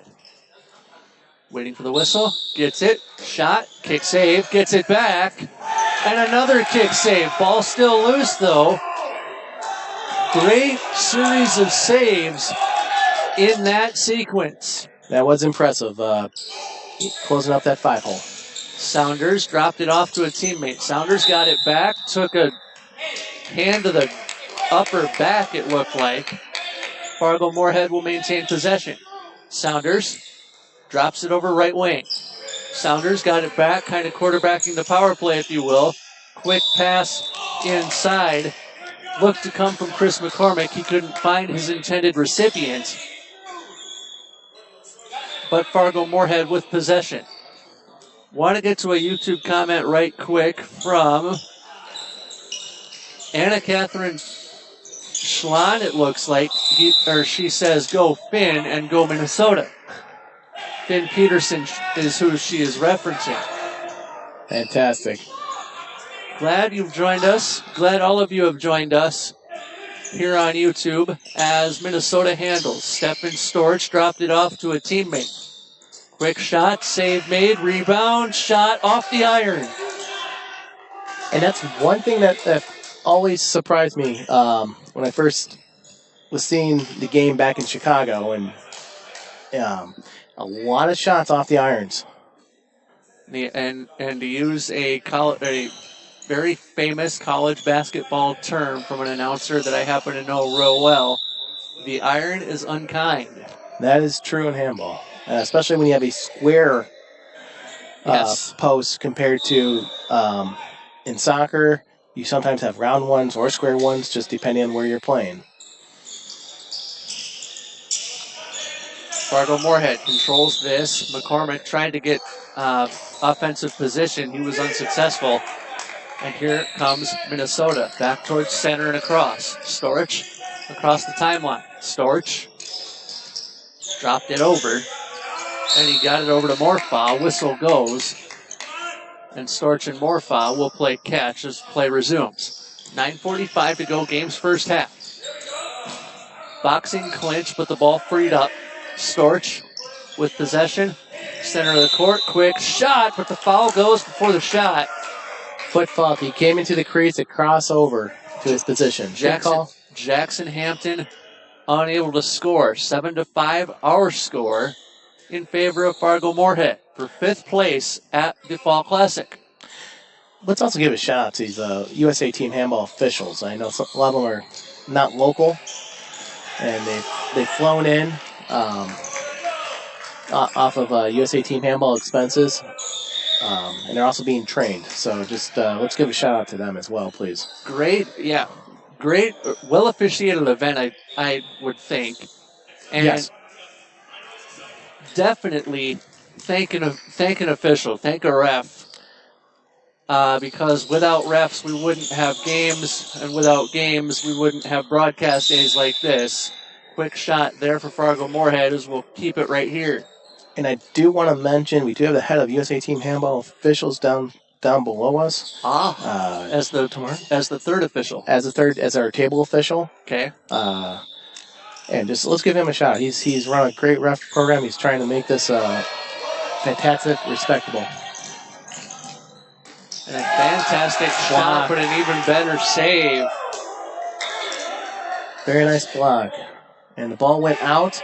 Goalie touched it, and when the goalie touches, unlike in soccer, corner, if it goes back behind the goal, they reward the goalie in that team. Okay. For the ball.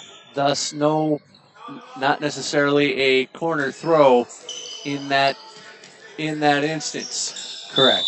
And if the defense guy touched it, it would be a reward as a corner. But if the goalie touches it in any way, just going out of bounds, it's rewarded as a. So it's like the ball was still in bounds, theoretically. Yes. Storich works this ahead, top of the arc. Great save. And here comes Fargo-Moorhead on the return possession. This goes to Newdom. Newdom dropped it over to McCory. McCory with a shot. Save made, but we have a whistle stopping play. 7-meter awarded. 7-meter awarded for Minnesota just had. We're just grabbing them all over. And a 2? No. 2. Just the 7-meter. Yeah, you can be an official for this soon. Nice stop by the Minnesota goalie. McCory with the shot, but a great stop by Malatriat. Good defense by Josh right there on the just a stall for him to get back as well as his team to get back and to set up. And that's Josh Hederick that we are referencing as Fargo-Moorhead with the possession, far side. Goes to the pivot and down low. This comes to Nails. Nails dropped it.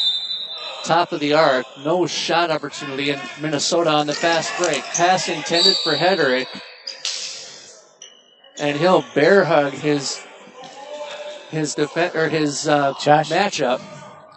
Go ahead. Good defense by Josh right there. He knew he had to get his team able to set up defensively and even though Minnesota's down by 2 still, and there hasn't been that much scoring yet, but this is a good defensive game from both teams. 7-5 our score. He'd hate that I call it a bear hug because I transitioned to the usage of boxing clinch to describe situations like that. And both terms interchangeable with the usage. Speaking of a bear hug, over on the far side as that ball drifts out of play. Mm-hmm. Just out of the reach of Austin Johnson, the right winger for Fargo-Moorhead. 5.5 minutes to play. First half, 7-5. Glad you've joined us here on YouTube. Keep the YouTube comments coming, by the way. Kick save made. Loose ball. Whistle goes. Minnesota possession. We'll get to them when we have a moment. As 5 and a dime remains in the first half. Storch and company working it ahead for Minnesota. Down low to Hederick. Hederick threw that one back over to Erickson. Storch, Erickson, pass intended for Hederick. Whistle goes. We'll hang here. I'm just surprised no one does the. There's always been a classic restart play where you have a toss and 2 guys who are going to box out. Nice goal there. First goal. 7-6. First goal in the past 4 minutes of the game. So hopefully we'll see some scoring again from both teams. 7-6 our score. 4.5 minutes to play. I believe the Chicago Inter-Cal Heat semifinal had single digits at the half as well. Yes. As well. Great save there. And they did. I saw that on YouTube, and thanks for broadcasting that game. Back up Back up court, great goal for Minnesota. Anytime you can get into the pivot, that's practically a slam dunk point. A very high percentage shot. You're going to get a lot of good goals out of the pivot position. One pivot I do want to give a shout out to up in Canada, the gentleman up in Winnipeg. I do want to give a shout out to those guys. I think hopefully we got some listeners up in Canada right now on YouTube watching the game. We've had one YouTube comment. Yes, saw that from Canada. Those, there was a pivot there that kept us always moving from the Minnesota standpoint whenever we go up to Winnipeg, and just made sure that we improved our pivot play that way. So, just give a shout out to the guys up in Winnipeg. So thank you. Timeouts. And I think we have an official timeout. They're possibly they gave a 2 minutes because, let me just, I don't know if you can get the Clark, the player came in, subbed in, did not come in what they call the substitution line, so it'll be 2 minutes so Minnesota will be down a player for 2 minutes, and this is what the table can call this rule. So it's called substitution penalty. Like an illegal substitution. Kind of like an illegal substitution, but you have to only sub within a certain area. So that is what happened to Minnesota just now. So Minnesota will be down a man for a point. From the half court from the half of the game where the table is you can only sub 3 meters on either side for both teams off the bench. So that is what's taking place just now. And a timeout called to get the housekeeping done. You see Paul Storch, Josh Hedrick and company getting advice on how to handle the late stages of the first half. As well as Fargo Moorhead just also having a discussion on how their strategy is going to be for the next end of the half. So 3:20 to go. As we'll swing it in Fargo Moorhead's direction a moment. Looks like Fargo Moorhead will have control of the ball, and with Minnesota down a man, you're seeing a 5 flat or a 3-2. Watch, they're going to go 5 flat with man-to-man, or 3-2 zone with man-to-man principles. Close to that. It's usually a 5 flat or 6 flat Minnesota play. That's usually typical among, I would say, a lot of club teams compared to West Point here in the United States. Sounders drops this one off. Got it to Nails. Nice stop there. Save made. Nice stop, and now there's a steal. Fargo Moorhead gets it back. Hedrick has to commit the foul. That might be a wee bit of a frustration foul, but I also can see the concept of saving a potential goal too. Mm-hmm. Yes, that was more of a saving a goal foul by Josh there, and Josh will have 2 minutes and to think about his sins. Yes. Sounders to take the 7-meter throw, 8-7 Fargo Moorhead. Good place on the penalty shot. Put it in the corner. Way there, that is fantastic. And back underway with 2:53 to go. Storch quarterbacking the attack for Minnesota. Timeout. There's a clock issue. Clock was supposed to run as soon as the ball was released on the penalty, so they're looking at a time of approximately 2:45. And time on a 2-minute penalty on the 2 minutes, especially with Minnesota being down 2 men, is very crucial. Mm-hmm. And they're down a goal too. Mm-hmm. And so all of the time that you would essentially need to stay close, and they're going to reset it to 2:55. Okay. It looks like, as play back underway. But all of the time that you can take as Minnesota being down a goal is to your advantage. No goal there will stay here. Now, because Minnesota is down 2 guys, you'll notice with Fargo Moorhead they're playing. They're going to have 2 guys rush wherever the ball is going in order to force more of a turnover to speed up this portion for them because they're at an advantage. Ball controlled by Peterson. Nice goal with 2 men short. Great goal. Peterson with it, and Fargo Moorhead on the return possession. 2 1/4 to play. Sounders with the pivot. He'll go over to Nails. Sounders got it back. Kick, save, and a beauty. As it goes far corner, maintaining possession of the Fargo Moorhead Wolves, though. McCory got it over, threw it to Nails. His shot goes in.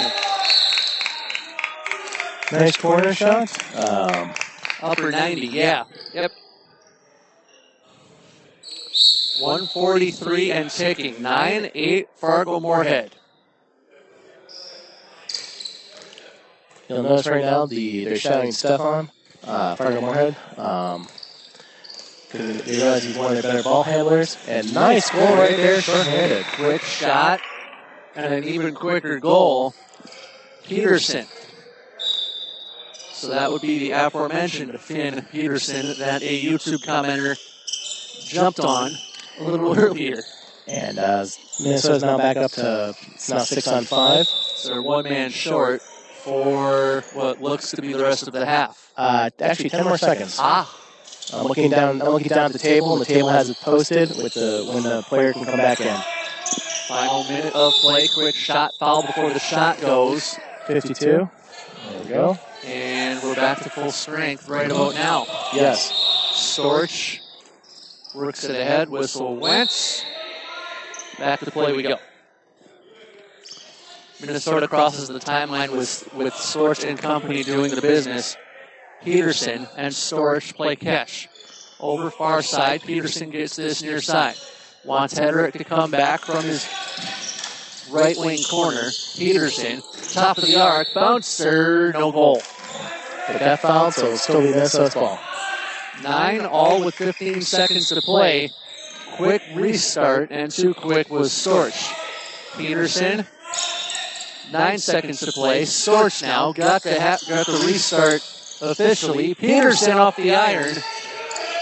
And time will expire. 9 all after 1 half of play. Your thoughts on the first 30 minutes, Dan? Great defense by both teams. Obviously slow surgical style, which is very typical among teams, club teams in the United States. It's a good way to just make sure that you're getting ready for the season.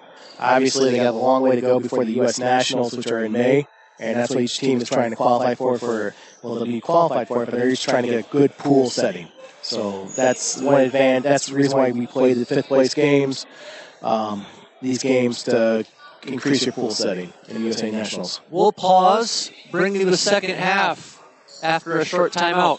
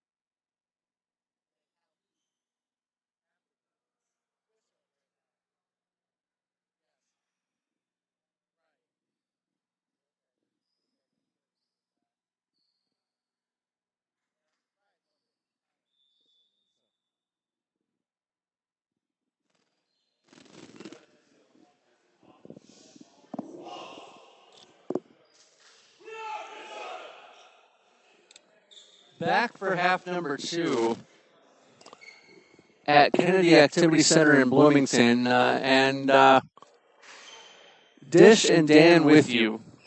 Thank you. Right near, blanking on your last name. That's all I got out of it. But I think Dan's probably the best way. Some people know me as Steinberg in the handball community, and that's the way I'd rather keep it, please. So we are at Kennedy Activity Center in Bloomington near Black Dog Lake. You a fan of Led Zeppelin? I am.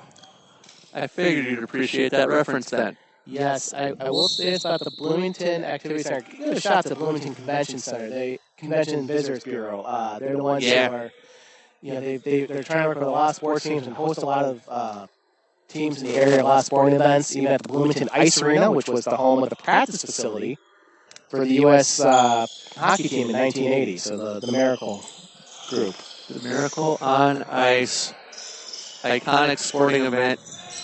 Early stages, second half here. Speaking of iconic, an iconic fast break looking to occur for Fargo-Moorhead, and it does. 10-9 Fargo-Moorhead. Can Minnesota answer is the question. And that's the thing right now. I believe they got to get their pivot more involved with Minnesota on setting up some, just setting up some just simple plays.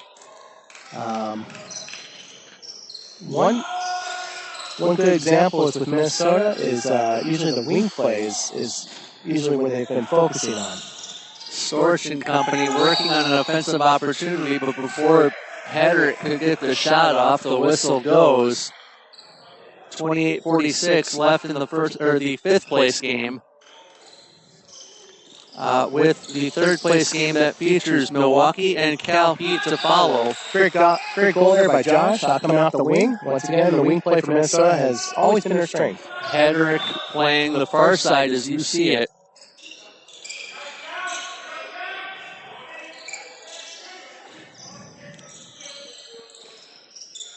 And Fargo-Moorhead with possession. 28:15 to play in the game. That was a stall. That's right. That should not be. That was a good call by the ref right there. The goal doesn't count. Does not count. That was offensive. Minnesota with a shot that goes by the wayside. I believe it was not Storch who took it. That was Sam Erickson. Yes, and following the play right there for arm. You need to protect arms in this game. Hedrick will throw the ball, or will get the ball back into play with Storch. Hedrick dropped it off. Storch, quick shot, goal. 11-10 Minnesota. The goal courtesy of, I believe it was Chris Lano. And he's one of the individuals that has played Division I sports and has come over to join Minnesota, living in the area. Fargo-Moorhead with possession. Near side, 27 and a dime left to play. Nice move there. Nice passing by Fargo-Moorhead. Even better save. And the goalie took one to the face. He's going to need a moment just to gather himself up after the next break. Storch has a shot. And now they want Minnesota's asking for officials' time. No, they did not get it, so we're back to play. Minnesota with possession offensively. And passive play not called there. I'm looking for the arm to go up. Usually passive play will take place about approximately 30 seconds after, 30 to 45 seconds after possession has been gained by the offensive team. Nice goal there coming on the cross, but a bit of a pick. Great shot, great goal. 12-10 Minnesota. Fargo-Moorhead with possession as 26 and a quarter remains. Go ahead. One thing I do want to notice right now with one thing about the pivots and center position, push off there called specifically by Fargo and Minnesota. Fargo and the Minnesota team is, they've been learning a lot of that from playing a lot of teams up in Canada, with Winnipeg being so close.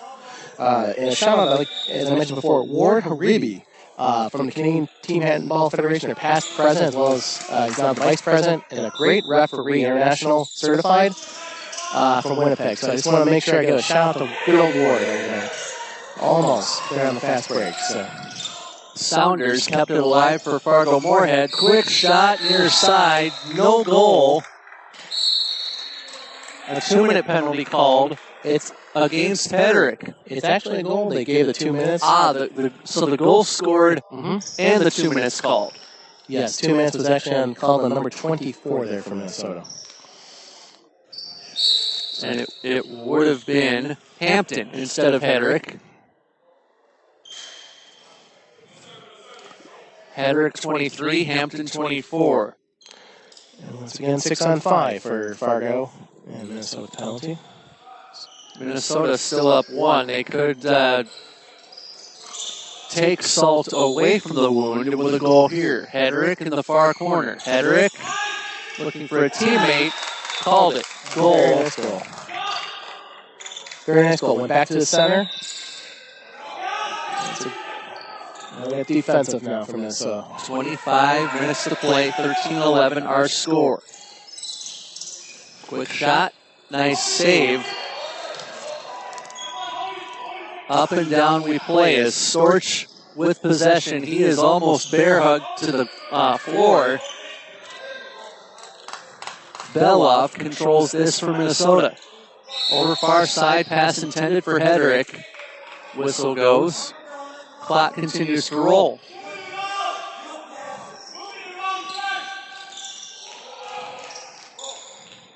Off the wing, block. Josh got low on that shot. Great block, and it's out of play. 24-20 left to play. As Fargo Moorhead controls offensively. 13-11 player to the floor is Storch. Quick shot and a goal. 13-12. As you can see right now, Minnesota is with the penalty and the man down. They're trying to slow down the game, which is very smart of them. They got about another 15 seconds before they're at full strength. Great eye to spot that. As it is 13-12 Minnesota. Hedrick handles on the far side. And Storch eventually gets it, quarterbacking the point. It'll go in the net, and the goal scored by Minnesota to put them up 2 with 23 minutes and a half left to play. And both teams are back at full strength now. 7 aside we play. And Minnesota's gone big in the middle with number 19 there for Minnesota. Along with Storch in the zone. Little talking at the top of the arc. Well, they're all old friends here. This is the part of Fargo Moorhead. They're part of the Midwestern League for USA Team Handball. A shot for Johnson. Saved. Minnesota not happy with the call, it looks like. 22:50 left to play in the game.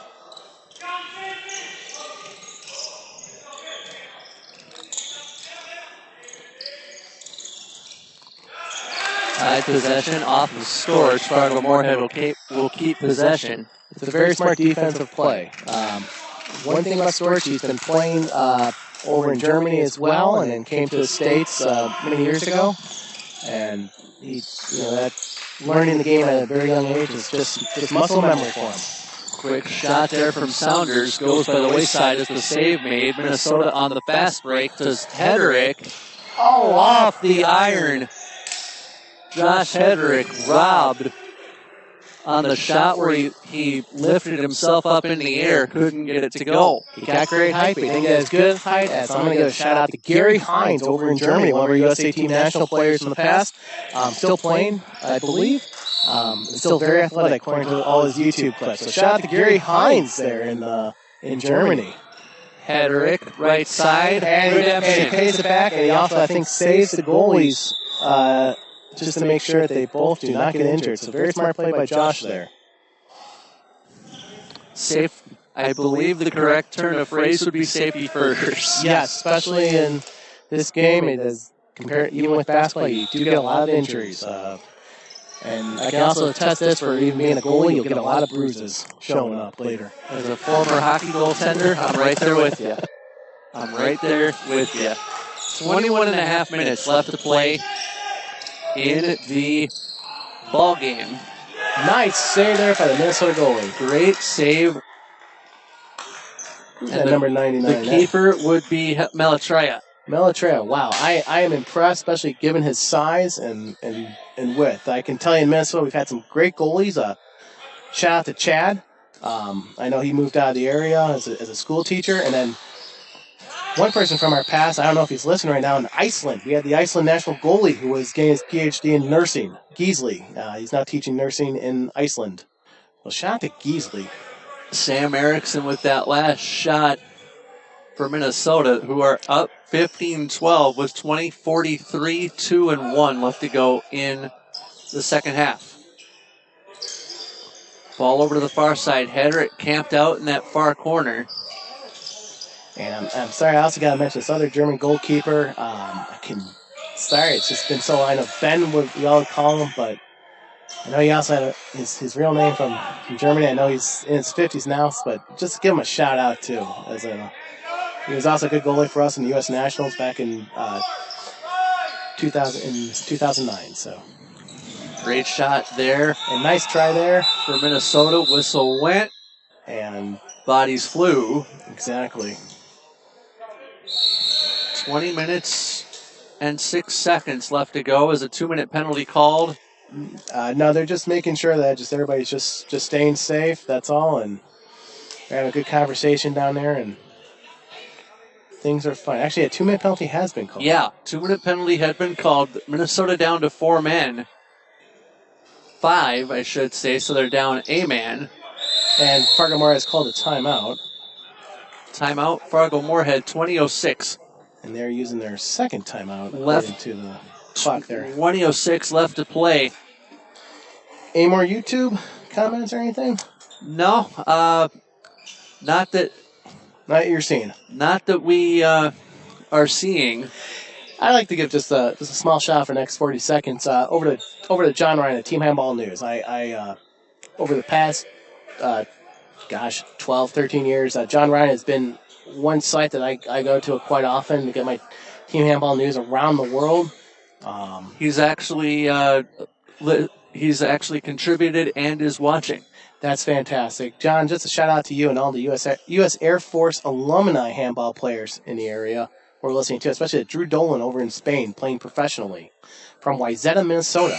We'll call you Dan the Name Dropper. Yeah, I think that's very much good. I think I walked in here, someone said, hey, it's I guess the old school's coming back in. But Dan, you're not old school because you're an old fool. You're old school because it's the right way to go. 20:06 Yeah. left to go in the second half. Dan and Dish I with like you up. that. Dan and Dish with you up top at the Kennedy Activity Center, near the Minnesota River, near Black Dog Lake, and one other that I cannot think of, although I had the map yesterday morning. And we are only just about 10 blocks north of the Minnesota River, and about approximately 3.5 miles from Mall of America and 4.5 miles from where the Mississippi River meets the Minnesota River as a contributory. So Mall of America, former site of Metropolitan Stadium with the Twins, and West Point's, I believe, Sam Killebrew, his name, related to Harmon, as we found out last night. nice breakaway by Minnesota here. Let's see what happens. Minnesota with a 2-on-1. Quick shot. I believe they're going to take it. They're going to score the goal. And a little bit extra afterward. Peterson with the goal. I think they're all joking around as being old friends, and they've been old competitors for a long time. And I think afterwards, probably later this year, I think Pearson will probably buy him a beer. And that's usually how it goes after team handball events at the end of the day. Teams get together at the local hotel and they just swap stories and reminisce and see who's being competitive right now to move forward with some other teams. So 19 and a half minutes to play in the half, in the game rather. 16-12 are scored at Minnesota. And a quick shot, Nice. far side, upper 90, 16-13. And it would be...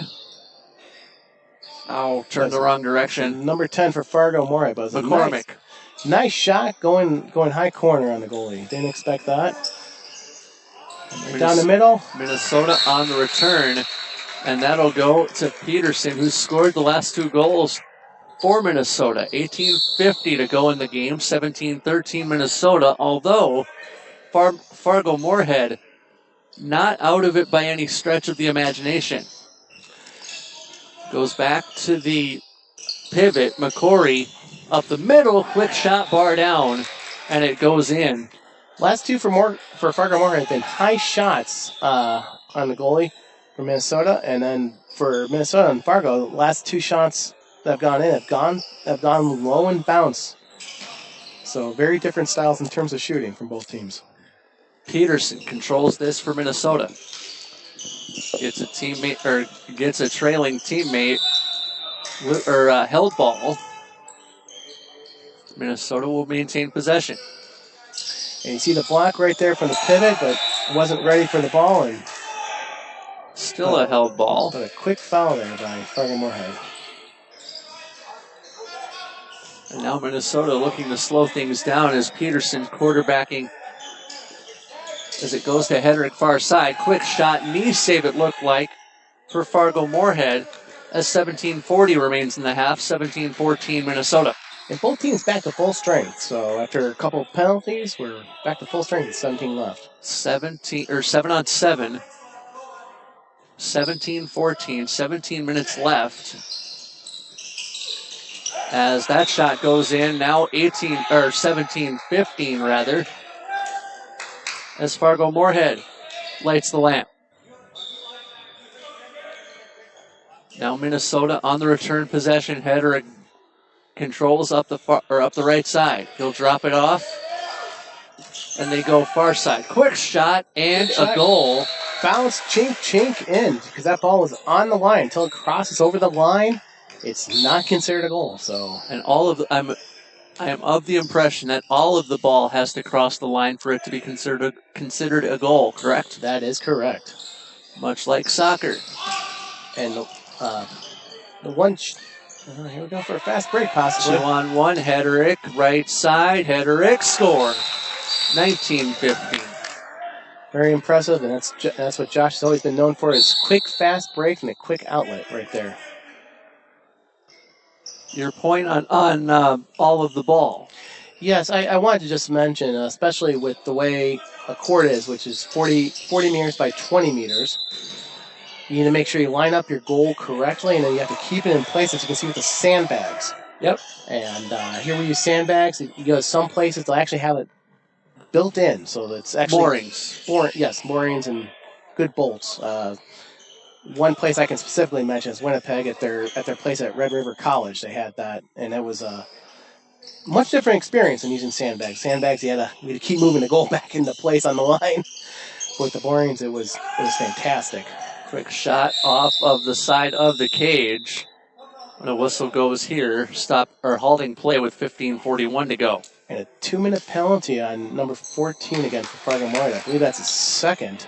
And that is Mark Saunders, the left back, who has been seen quarterbacking the attack for Fargo-Moorhead throughout the tournament. Minnesota with possession as this comes to Hedrick. 19-15 Minnesota. Time starting to dwindle as 15.5 minutes remains. Hedrick camped out in the right corner. This one comes down low. And a quick shot just out of the hands of Ellis Morfaw. He missed wide right. And Fargo-Moorhead with the return possession.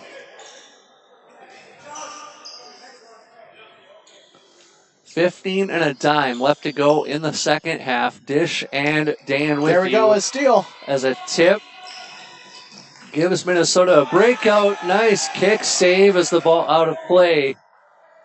And Minnesota will retain possession. Great stop by the goalkeeper for Fargo-Moorhead. Minnesota with possession, near side, quick shot up and over the cage, but I believe contact called. A little bit surprised that wasn't a 7-meter right there, because it got him on the arm as he was shooting.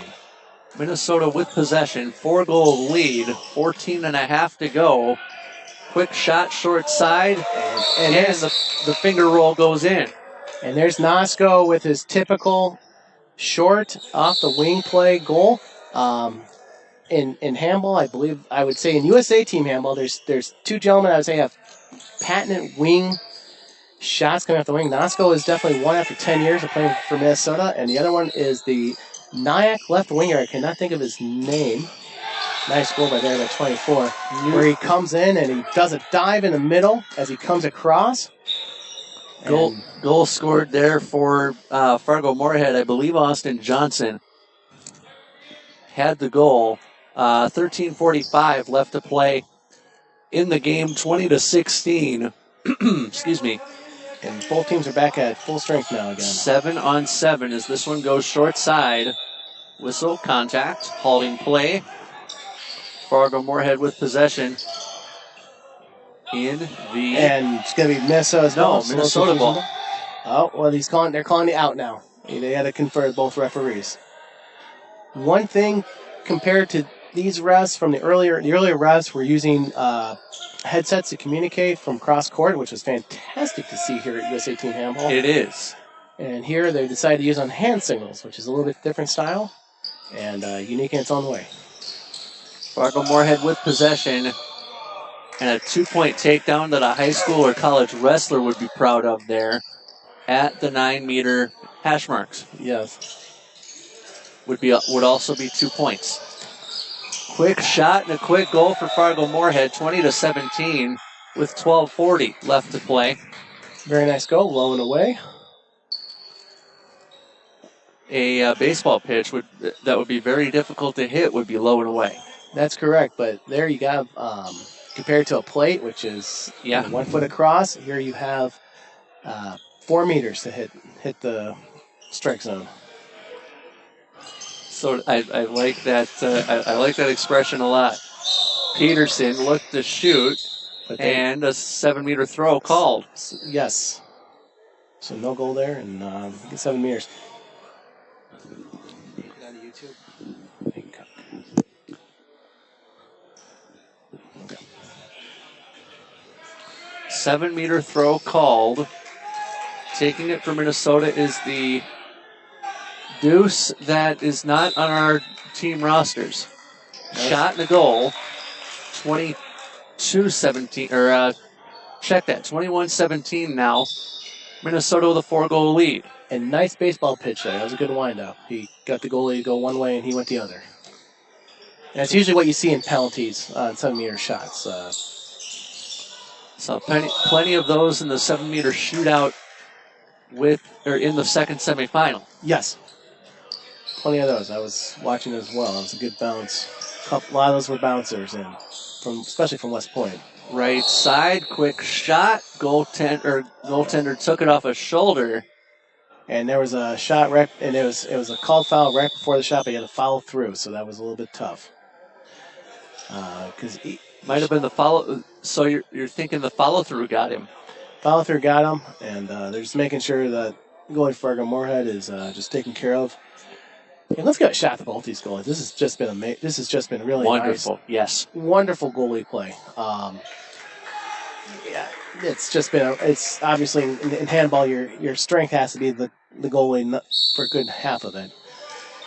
And we're just seeing great goalie play by both teams here today.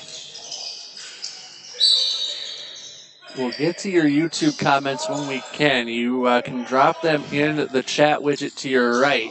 As a quick shot for Minnesota misses the mark. 10:45 to go in the second half. Medal play coming up next. As the third place game features Milwaukee as they take on the San Francisco Cal Heat. And just a moment ago, we just saw the West Point coach just give the ball back in. I heard earlier his mother gave a shout out on the YouTube. Yes, very much so. Very much so. We encourage all of you to do the same. We'll monitor those comments as they come in as Minnesota handles the ball. Minnesota green jerseys, black shorts. Quick shot there, and it's a 5-goal lead for Minnesota with 10 minutes and a nickel left to go in the second half. I believe the West Point's coach's name is Craig Chaplin. right here. Sounds right. And I just want to give a shout out. He is the best dressed man here. Marianne would be the commenter from YouTube. I also want to make sure I recognize his rank. His rank is captain in the U.S. Army. So I want to make sure with that from, he is a graduate of West Point, the Army Military Institute in the United States. And past player. Champlin, I believe the last name for Marianne. Quick shot in the goal. Very nice goal. But finishing that thought on the West Point head coach, Champlin, those guys, and I had those guys in Cal Heat as the top two teams exiting play yesterday. Mm-hmm. Yes, I saw the Army game against Chicago once again. That was two different styles and played perfectly defensively by both teams. Fast break opportunity here for Minnesota. 3-on-1 with a trailer if they want it. Circus shot, Circus save. But the whistle went. 8:55 left to go. Minnesota with a 6-goal lead. And calling for a 7-meter there. Could be 7 now as a 7-meter shot to be taken by Liam Edwards-Garrity. Garrity scores. 24-17.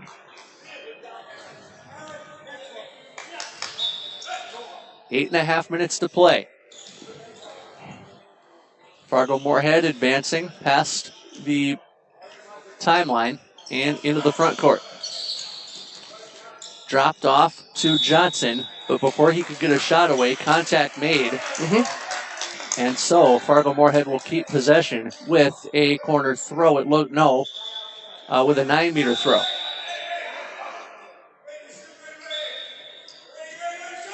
Here we go again. And that would have been right there, that last play. Very nice goal. Right off the side. Rise and fire from... As well as 2 minutes there for touching. Masha McCory with the goal just to clean that up. 24-18. On the restart play, that would have been very good for Fargo if they would have boxed out more. Like push the defensive back, using their backsides very well. And they could have had a very nice over-the-top goal there. If they can get a high jumper. Boxing clinch. Halt's play in the offensive zone for Minnesota. Right now, Minnesota's down a man for the next minute or more, right? Minute or more, yes. And there's a third official called a timeout of some sort. There was a timeout called by Minnesota before the play, possibly, or she's going to call 2 minutes on Fargo-Moorhead yet. I'm just trying to figure out the difference right now. Once again with USA Team Handball and the number of officials we have here, we're all just trying to make sure that we understand the game. And when you've got the lead supervisor of officials for USA Team Handball here, we'll get to the bottom of things. 7:19 to play. That we know. 24-18 is also something we know.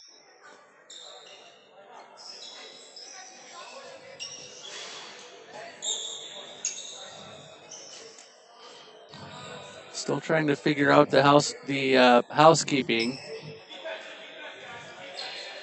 It looks like Fargo-Moorhead will have the ball. 7:19 to go in the game. Dish and Dan with you high atop Kennedy Activity Center in Bloomington.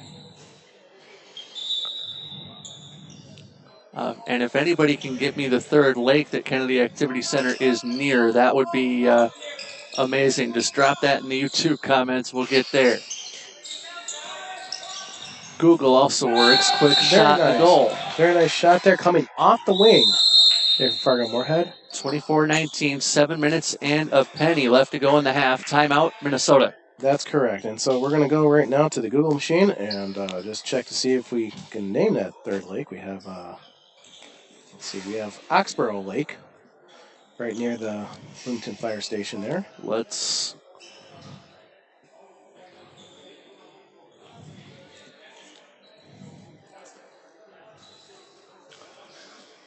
I am looking for...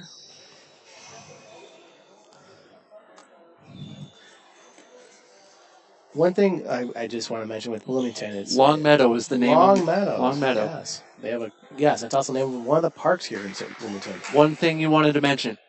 I do want to mention about the Bloomington Convention and Visitors Bureau. They're always, if you just plan a trip to Bloomington here, they'll mention all their lakes. Yes, you can go fishing on them, and yes, you can walk around them, and make sure to do that while you're also walking around the Mall of America around here. Well, you'd only walk on a lake during the wintertime. You can do that if you want to walk on the lake during the winter time, when they're hard frozen in January and February. But you can also walk around the lakes on the path. So that's why I always mention about spring and summer here in Minnesota.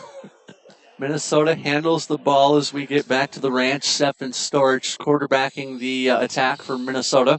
And they're down a man still. 24-19. Down a man, up 5. And less than a minute left on the 2 minutes for Minnesota right now. Garrity works this one in. His shot bounced off. I'm going to say that was a knee. I don't think that was the knee of the goaltender. I think that I think where it ended up was a little bit more valuable if you pick up where I'm going with that. Yes. Minnesota with possession, quick shot and a goal. And more fall. And great job of Minnesota getting the ball when they are shorthanded and scoring. That's very key to staying in the game, even when you're shorthanded. It's just making those goals, not just preventing them. And they're just doing fantastic off of that. Near corner, quick shot, wide of the cage. And Malatraya will bring it back into play for Minnesota. Under 6 minutes to go, 6-goal lead for Minnesota. So still time for Fargo-Moorhead, plenty of time for Fargo-Moorhead to get back in it. For 5th place at the Fall Classic. Near corner. There goes Nusko right there, the typical, off the crossbar. Finger roll wouldn't work. And he knows it as he's jogging back into his defensive position. Fargo-Moorhead on the return possession. Minnesota is back at full strength now. Great save, Malatraya. Whistle went. And 2 minutes back. Minnesota's back on the short end. So they're down a man. They'll be down a man now for next 2 minutes. 3:24 is when they'll be back at full strength. And a 7-meter shot as well. Taking it for Fargo-Moorhead is Chris McCormick. To bring Fargo-Moorhead back to within 5. Score.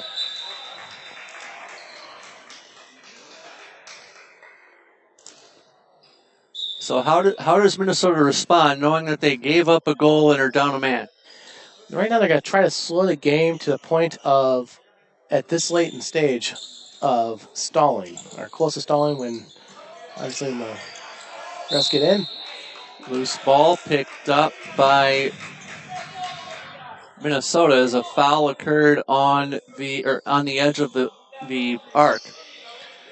So we'll see the Minnesota try to pass the ball around more as a team. Right there, nice bounce pass in. Storch got it over to the goal scorer. That would be Peterson, who scored the goal 26-20. Yes, with Peterson, he knows where to be. He seems to be everywhere on that court, especially making just runs, with the center back. Malatraya with the save, allowing Minnesota to keep its extended lead of 6. Down low, quick shot, off a leg in front. And once again, shout out to Captain Craig Chaplin there for getting the ball back into play fast. 4 minutes and a nickel left to play in the second half, 26-20 Minnesota. We get into the medal round next with the 3rd place game that features Milwaukee and Cal Heat as the whistle goes.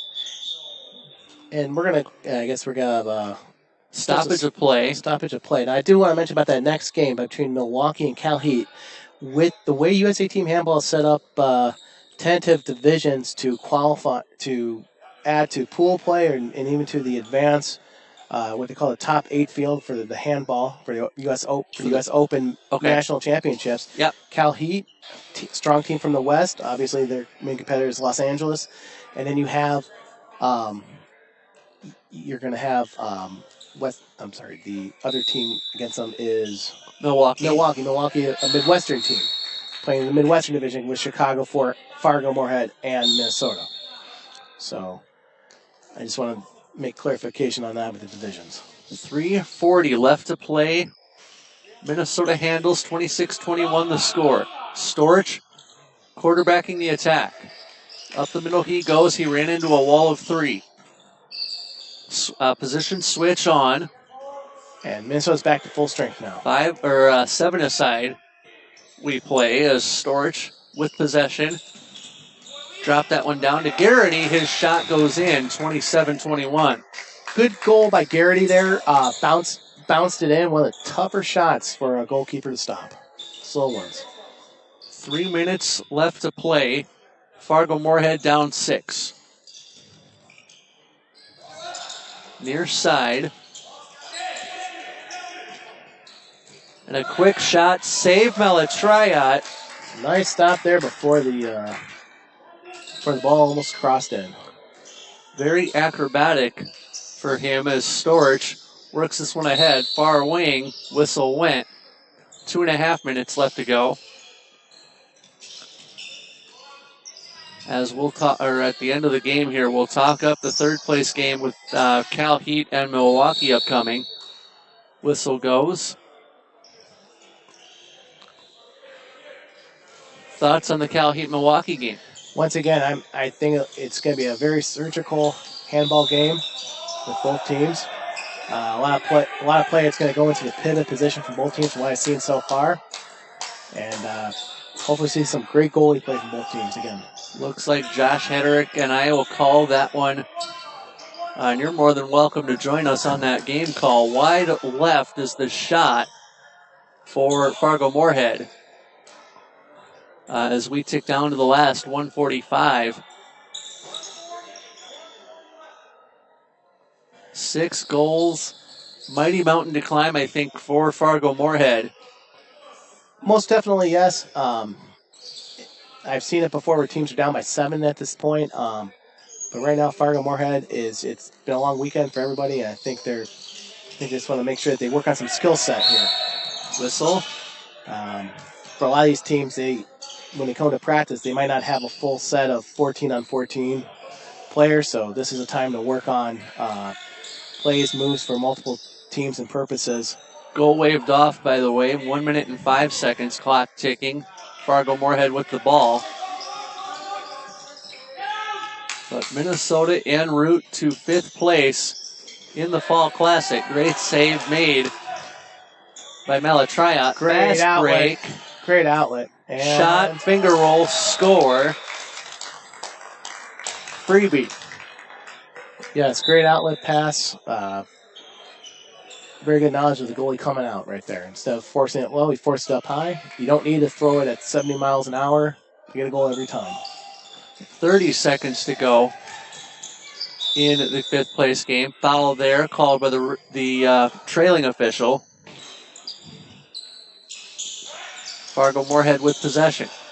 Quick shot and a goal, 28-22. Final seconds. Minnesota should have the final possession of the game. They will. 28-22 is what the result will be, as Minnesota will finish in 5th place at the Fall Classic as the buzzer sounds. And once again, both these teams know each other very well. They're in the Midwest Division.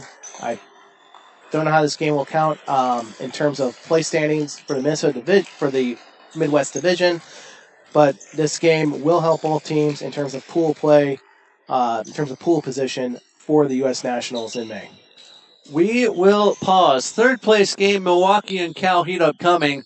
I have heard that Josh Hederick will join us for that one.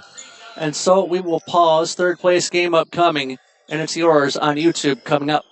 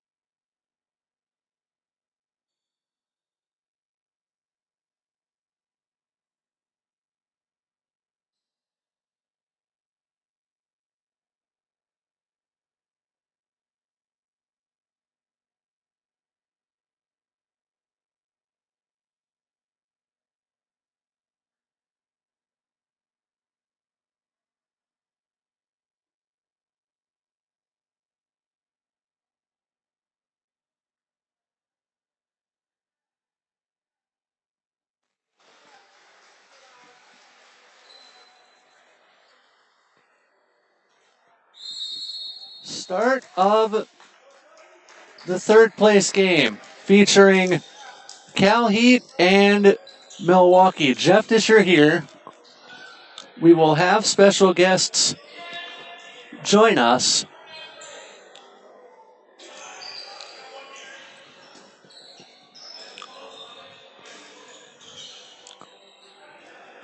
Understand we're having some potential technical issue. We'll try and work through that as we're underway in the third place game.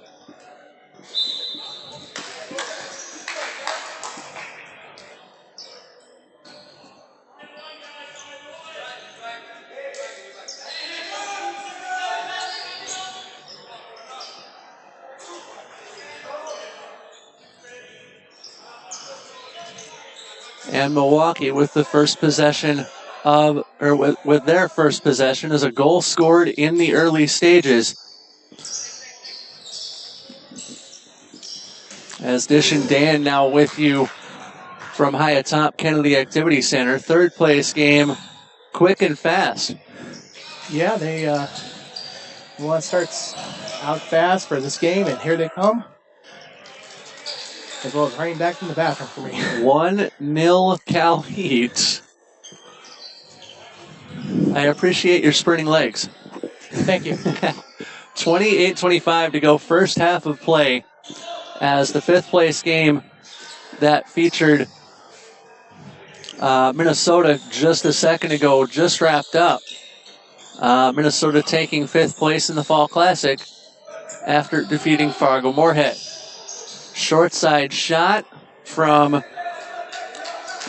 Fernando Buitrón. And he couldn't draw the foul there. I want to mention he's known for drawing fouls there, as a typical wing player does. And right there, the head of USA Team Handball officiating, Turk, was right on the spot, not to call it. Johnny on the spot. I like it. Milwaukee with possession. That's King. Dropping it forward. Quick shot. Upper 90. Shot and a goal. 1-1. In favor of, or actually tie. 1-1. 27-21. Left to play. Whistle goes. Time. It's going to be a 2-minute penalty right there. 2-minute call against Milwaukee. Number 39 there. It's, if you can focus on the official at the bottom, that's Tugor Asuik. Yeah, I might be pronouncing his last name incorrectly. The third official. He is technically the third official. The third official is really the table official, but he is a second. He is number 2 on the far side right now at the goal.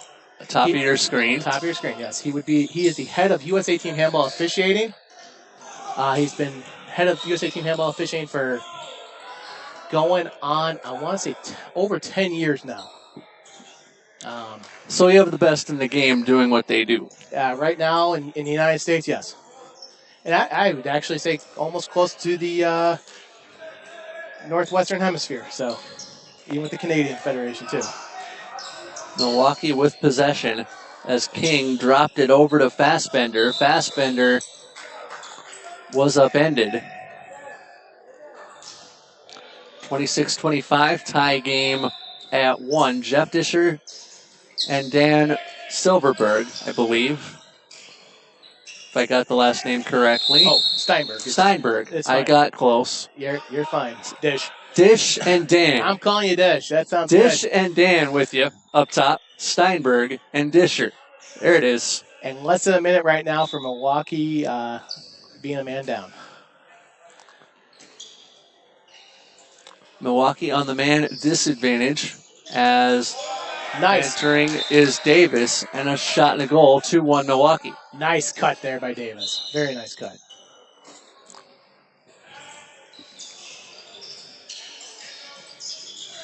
Quick shot on the return possession leads to a goal. It's 2-2. Nice shot there by Cal Heat coming off the middle there. Good focus right there from both teams. Great offensive planning by both teams right there in that pass set. And we're starting to see it more pronounced in the middle of the court. Do the shadows from the lights and the daylight outside potentially cause an issue? It can if it gets into the goalie's eyes. It's a quick shot, deflected, not out of play. Quick toe save. Whistle goes. Foot fault right there, as you called it. As a foot fault occurs. That's Michael King's term. I'm borrowing it. Quick shot. And I don't believe that will count either. Actually, it was a goal. He had 3-2. Tugar had his hand up as a goal. Blew the whistle twice. So 3-2 in favor of Cal Heat.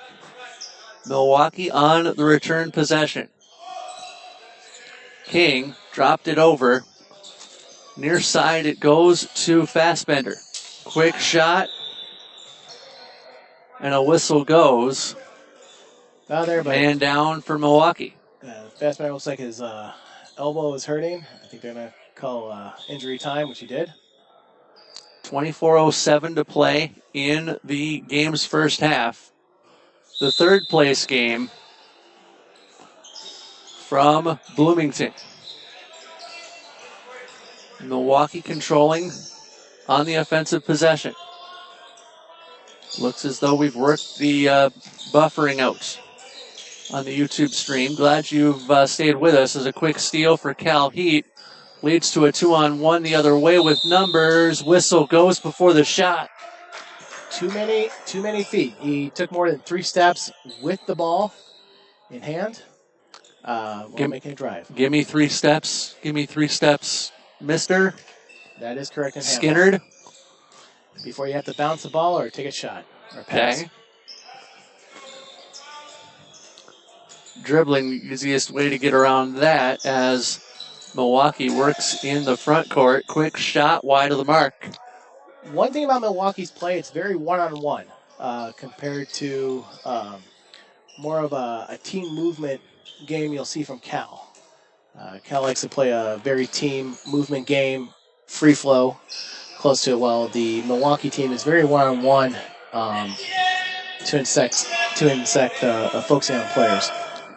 Cal Heat with possession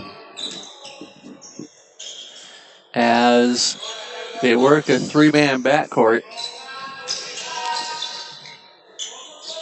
You can see the movement right now. The pivot is trying to get into position to free up the backs, and it did work right there. I believe that was Buitron. Believe that was Buitron on the goal.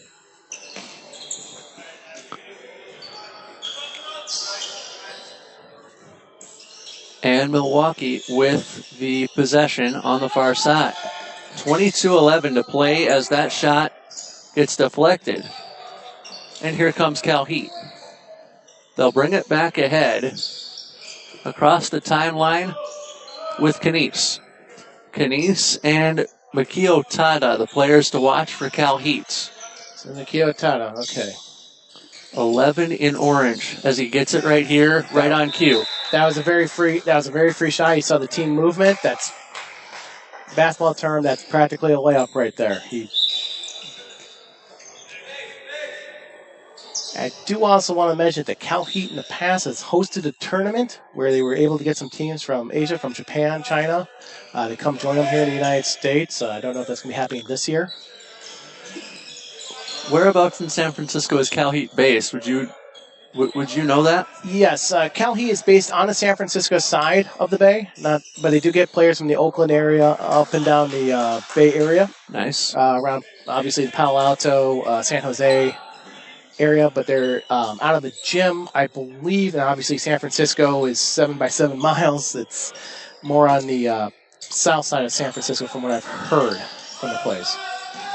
But it is along the BART system where the gym is. Makes sense. Quick shot there, and our score 5-2. It's 20:45 left to play in the first half.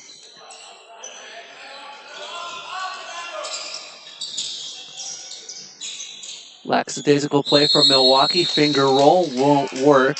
7-meter call there. And a 7-meter throw up coming from Milwaukee. Zika, another to watch for Milwaukee, will take it. Zika shoots, scores. Dish, I just want to mention to you right now, man, you can become the voice of the voice of handball right there. Easy, Ryder. You're calling a great game. You've been calling some great Easy, games. Ryder. Fast break for Zika. Scores. He's scored the last 2 goals for Milwaukee. 19:53 to go in the first half.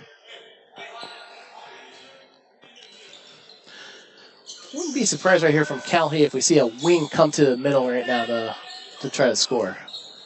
They'll do like a double run pump. Tada goes far wing. Scores. So using that center back position off of Tada. He's been very active this tournament from what I've seen. I would agree with you. And he's the one who has really quarterbacked the Cal Heat attack along with Karsten Knies. Just also a shout out to the Cal Heat players who are possibly watching over in Switzerland right now, getting ready for the tournament in Saudi Arabia. Hope they're getting very well prepared and adjusted to all the heat and time changes that they need to for this international tournament they'll be participating in. 7 hours the time difference? I might be longer. I believe it's probably 8 or 9 depending on daylight savings. At this time of year in multiple countries. Milwaukee with possession, far side. King, no, check that. That is Jagger. Ralph Jagger and Michael King. King is 32 in the dark jerseys as 18:33 remains in the first half.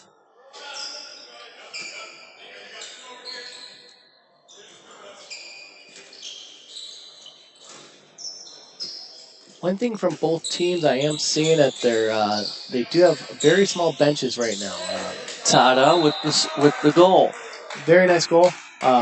Each team looks like they only have 2 subs for the field, and San Francisco at least has a sub for the goalie. So stamina is going to be a concern later in this game. Milwaukee with possession. Zika. Keeping play alive for Milwaukee. 17:50 to go in the first half. Ball punched to the keeper. And the keeper for Cal Heat is Bentahar. And a long shot faked. Short shot won't go. Bounces through. And Bentahar has been fantastic this tournament. Definitely. Yep. I would rank him as one of the top goalies of this tournament. We used to give out an award previously for the fall tournament. We used to give goalie and player of the tournament. So he definitely gets my vote for goalie of the tournament. I don't disagree. I won't disagree with you. He's looked impressive in the games that I've seen. Granted, I have seen all 9 so far. 7-4 our score. Milwaukee down 3. Third place game here in Bloomington. And a quick shot, no goal. Okay. Foul on Cal Heat there. We're going to give it's a little bit surprising. 9 meter, I believe. Mm-hmm. 9 meter to Milwaukee to resume play. Right in there. 16 and a half minutes to play and a 2-point takedown that wrestlers would appreciate. Yellow card is the decision. And we'll have another 9 meter. Just trying to reset everybody. Very good. 16:08 left to play in the first half. Quick shot, short side, off the iron. And they're calling for a 7 meter there, as well as an injury again. 7 meter throw upcoming. Looks like he landed on his shoulder pretty badly there. And they'll stop play with 15:57. But the Milwaukee player up and moving, which is a good sign. So a 7 meter throw upcoming for Milwaukee. 7-4 our score. Dish and Dan with you up top here at Kennedy Activity Center. And taking the throw for Milwaukee will be a player with 25 on his jersey. Quick shot, bouncer, score. Oh, they're not counting that They're one. not going to count They're the not going goal. to count it because he stepped over the line. And so and then there was too many steps there. So a foot fault and a travel the last two possessions. Like I said, two-guard, the official, is he knows his stuff. So he's been watching it for years. And a clinch will halt play. 15-25, great save. Except they're going to take. It looks like they're going to take that off the board too, or that shot off the board too. And once again, a 7-meter for Milwaukee. Same song. Same verse. Save made. Although, might try it again.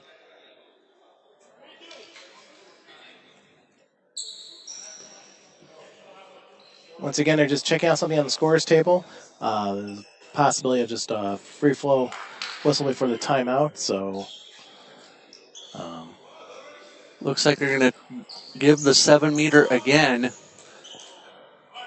So, same song, same verse. Nice block there. Good block. And Cal Heat with possession. And Cal Heat with the timeout. Timeout called against Cal Heat, to Cal Heat. 7-4 our score in the early going of the third place game. Let's get to a YouTube comment if we can. And I'll have to go back to earlier. Viva Las Vegas, Dan. We've got a Vegas comment in. I did not catch that early on. And it was Mary Y. Frazier, apparently from Vegas. Why Frazier? I'm reading the pronunciation, or pronouncing it as I'm reading it. Okay. So we'll go Mary Frazier from Vegas. Mm-hmm. Lights, camera, a heck of a lot of action. If you pick up what I'm throwing there. Yes. But she's watching from Vegas. Mm-hmm. And some folks holding over from the Minnesota game just completed, where Minnesota finished 5th in the tournament with their victory over Fargo Moorhead. 14:58 to go in our third place game. 7-4 our score in favor of Cal Heat. And once again, we see the different styles of the game. We see Cal Heat playing more of a team, free-flowing movement game, while we see Milwaukee doing more individual-based of forcing the action in the offense. And Cal Heat, the better of the possession here in the last few minutes as Tada quarterbacking the attack. Tada went over to Asfalg, and Asfalg and company have a tug called. 2 minutes at number 19 for Milwaukee right now. And so, Momin El Sharawi, the guilty party. And so, man advantage for Cal Heat. Tada quarterbacking that man advantage now. Ball delivered down low, quick shot.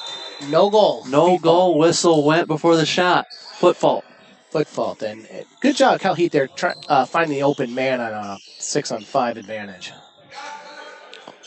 14 minutes to play. First half of our third place game. A quick shot bounces and goes in. 7-5 our score. Nice advantage by Milwaukee. Being a man down and getting a score right there. Near side, Cal Heat answers. It's 8-5.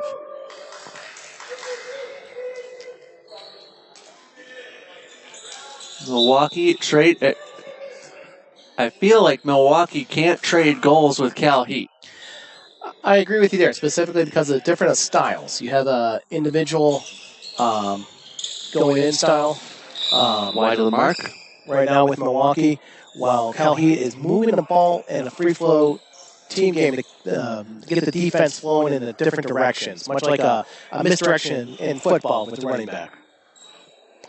I like that translation a lot. Milwaukee with possession in the front court. Shot worked over by Nick Davis, and the save is made as Cal Heat looks to turn and go. You can see right now Cal Heat was going to pull it back, but right there was an interception, but too many steps right there by Milwaukee. Travel. That's a good way of saying it. Traveling the call against Milwaukee, giving Cal Heat the ball. Right wing, shot and a goal, and 9-5. And very nice aiming there off the wing for Cal Heat. If you're going to score, you got to aim for those corner shots in the goal. Yep. Not so much dead on. 12 minutes and a dime left to go in the first half. 9-5 our score, and a clinch drawing the whistle. And that was defensive setup play for Cal Heat right there. Very nice block. Quick shot blocked in. And Cal Heat will control as Tada advances this up into the front court. Quick shot and a quick goal. 10-5. Overhand and laying low. I think I would say with Cal Heat shots, out of the 10 goals they've had on, 7 of them have been low shots to the goalie against Milwaukee. So, well. We have we'll have a guest join us at the official hits. We'll have a guest join us in a moment. As Cal Heat with possession, quick shot and a quick goal. very nice. Once again, it's that low shot from Cal Heat that's just been very much on. So Dish, Dan, and Josh Hedrick with us as 10:53 remains in the first half of the third place game with Cal Heat leading by 6 over Milwaukee. Josh, you just got done winning 5th place in the tournament. Your thoughts on the Fall Classic so far? It's been great. Oop, hold it. Yeah. There we go. It's been great. Everybody is really enjoying their time. And, at the same time, with any tournament that you do after 2 years after the pandemic, it's going to be some nice shot by that right wing. It's going to be tough, but I got to say, everybody's happy. Everyone's going to leave here feeling like it was competitive games. It was well run on some parts, and then it's been just a fun time. So I'm really happy with it. There's going to be a few things that obviously nice save by the goalie. Great save. Oh! Second effort. Wow. That's a fantastic save. Overall, really happy with it. Just really proud of all the teams that are coming out and playing handball again. 9:43 to go. First half of the third place game. Cal Heat up 7 as that shot bounces through. And Cal Heat will control, looking to go up 8. Right, our left wing shot goes in, and it's a 13-5 score in favor of the men from San Francisco. So, Dish, I'll have the comments, Ben. Obviously, I haven't been up here a lot of the morning. We just got a comment from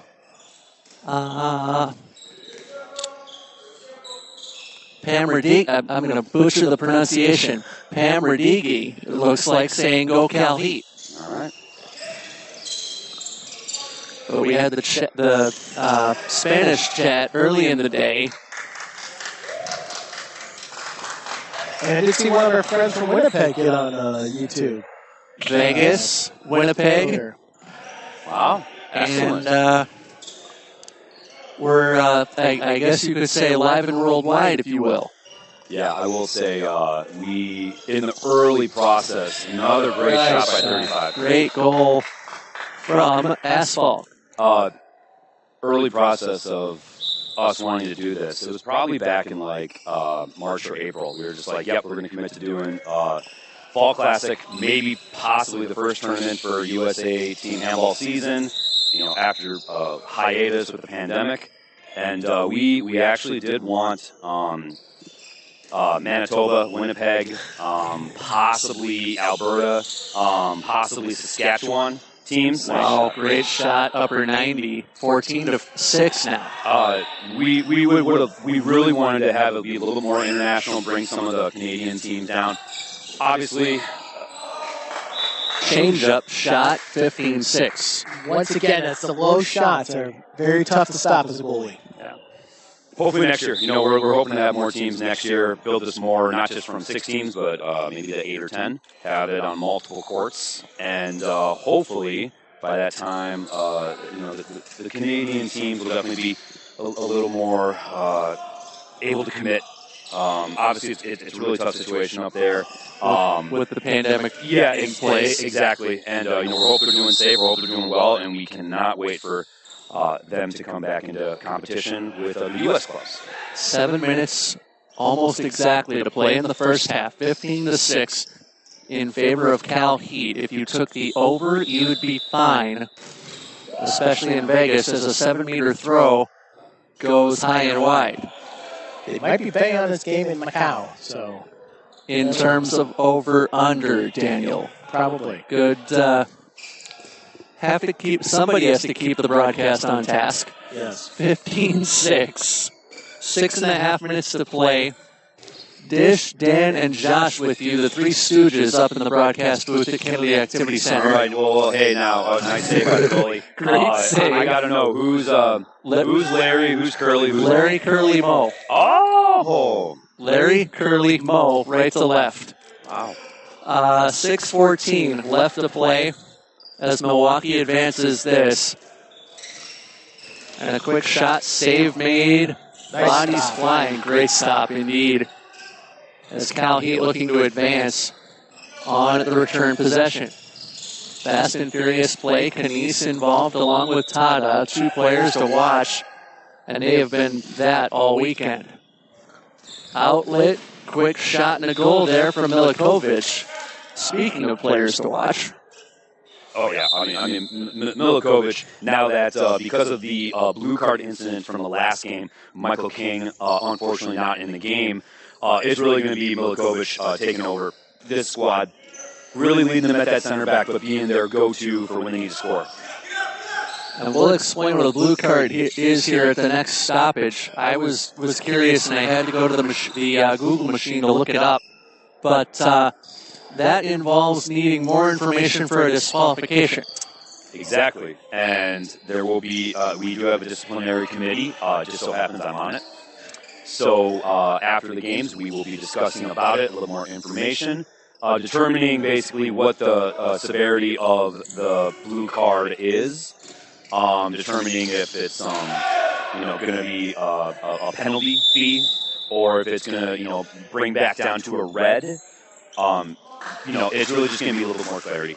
So timeout called, and so it originally went as it's originally called on or for statistical purposes as a blue, but can be rescinded or can be changed to a red and go down. This I don't fully know. It may stay red. Or sorry, it may stay blue, okay, but it's more about what happens logistically outside of the court. So statistically, it was called blue, is what I'm getting at. And I'm more than positive it's going to stay blue. Okay. But it really just depends on if there is going to be harsher penalties. If this were a little bit more like in a European league or something like that, there could be suspensions. Makes sense. Stuff like that. But here, it's really just more the severity of, before games there are usually sportsman bonds, and if they're going to lose that bond or not, and just stuff like that. 15-7 our score. 4:49 to go, first half of play. Cal Heat with the 8-goal lead. Larry Curly Moe up top. Dude, I kid because I care. Thank you. To expand on the sportsmanship committee for your tournament, I assume that Tudor, the head of USA Team Handball Officials, is on your part of that? Can't confirm nor deny. Okay. But there is one official Right. representative. Plausible deniability, Josh. Okay. Always a concept to recall. Milwaukee with possession here. Quick shot off the iron and out of play. 15-7 our score. 4 1/4 left to play in the first half. Cal Heat brings this ahead, and it goes to Asphalt. Asphalt dropped it and forgot the ball. Milwaukee with possession, however, kicked ball is the call. And Asphalt will control for Cal Heat. Tada throws that cross court, and a shot leads to a goal off of Reno. Milwaukee, too big of a hole for that wing just to easily go through, jump, and shoot. Got to close that gap. So you're saying a truck could have gone through that hole? Semi. Aha, even bigger. And once again, that's the contrast of styles, as we just saw there with number 25 from Milwaukee coming across to shoot on, where Milwaukee plays more of an individual attacking style compared to San Francisco with the team and the free flow style as teams are, and it's just length of time of just practicing together. Exactly, and I think a lot of it has to do with just experience and experience together. Milwaukee, I'm sure a lot of these guys maybe are playing together for the first time, maybe not, but we know for sure this Cal Heat team, we've seen these guys on the same court in many tournaments before, so we can confirm that. Yes. Cal Heat with possession as a quick shot leads to a goal. 17-7. At this point, 35 more than likely is in the running for top scorer of the tournament. I would only suspect. The only other one I can really think maybe getting into that level is actually Stefan, tall guy. With the numbers ever changing, you don't know what number he's really wearing. Tall left back on Chicago, Stefan. Probably he's always in the running for top scorer at a tournament. And I'll grab the name here at a stoppage. Stefan Eser. That's right. We'll see him in the gold medal match, if you will, in a little while. Quick shot and a goal. Nice. 17-8. Very With $1.50 to go. Very nice goal there. That was the individual style, as we mentioned before, between each team. Yeah, and Nick Davis, great swim move, got the steps in, jumped, made a great goal, especially against a really great goalie. I mean, you can only have that work for so much, for so long. But exactly right here, what Cal Heat is doing Asphalt with the shot out of play. is exactly like what's going to win you the game. And I understand Milwaukee might not have the numbers, they might not have the cohesion together like Cal Heat does. They're staying in it, but Cal Heat is showing definitely their team dominance right now. Final 65 seconds of play in the first half. Milwaukee down 9 as this one comes over to Fassbender. Fassbender advances, far corner. Fassbender got it back up over 2, and he missed it short side. A lot of times you'll see center backs are trying to throw on the side down low. As a goalie, you need to guard the post. That's usually the first place where a lot of players are going to try to aim. Marianne Champlin, by the way, watching from upstate New York. Go Army, beat Navy, apparently, especially in December. In handball, it's usually Go Army, beat Air Force. This is true. Air Force has a very, very good team, been very well coached by Mike Kavanaugh over the years. 50. Finish your point. Just good person, Mike. And back to the end of the first half. 5 seconds to play in the first half. Whistle goes, and that should just about do it. At the end of one half, it is Cal Heat with a commanding 18-8 lead. Josh, Dan, and myself will have the second half after a short halftime break.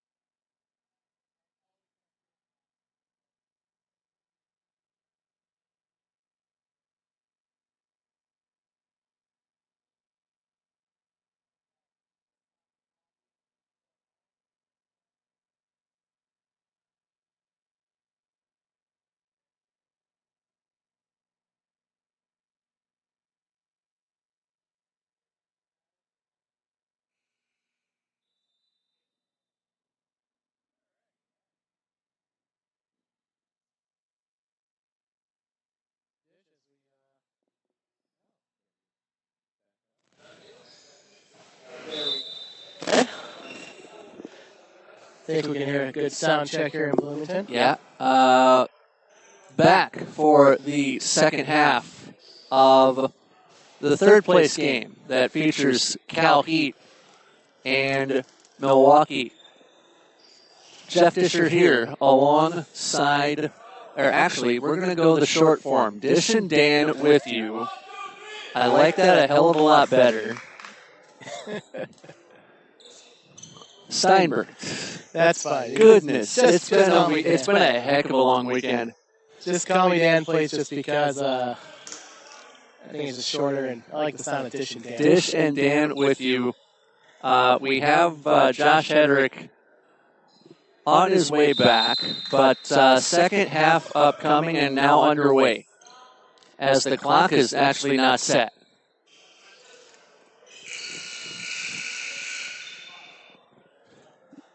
The table noticed that they had not reset the clock to 30.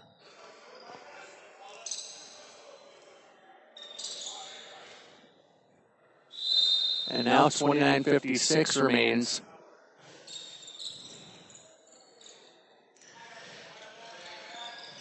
Once again, Dish, I'll let you run the camera as well as you have before and keep going.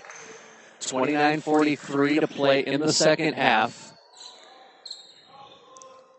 And once again, we'll see the different styles of Milwaukee playing. Starting off with their attacking individually.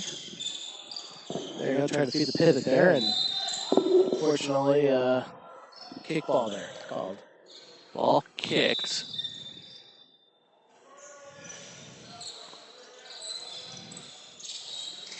Once again, individual attack. Nice. And a great shot from Milwaukee.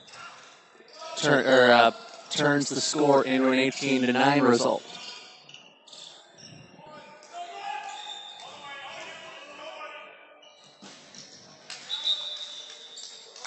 Very nice one-on-one there. Milwaukee, it's now 18-10. 18-10 the score, 28:48 left to go.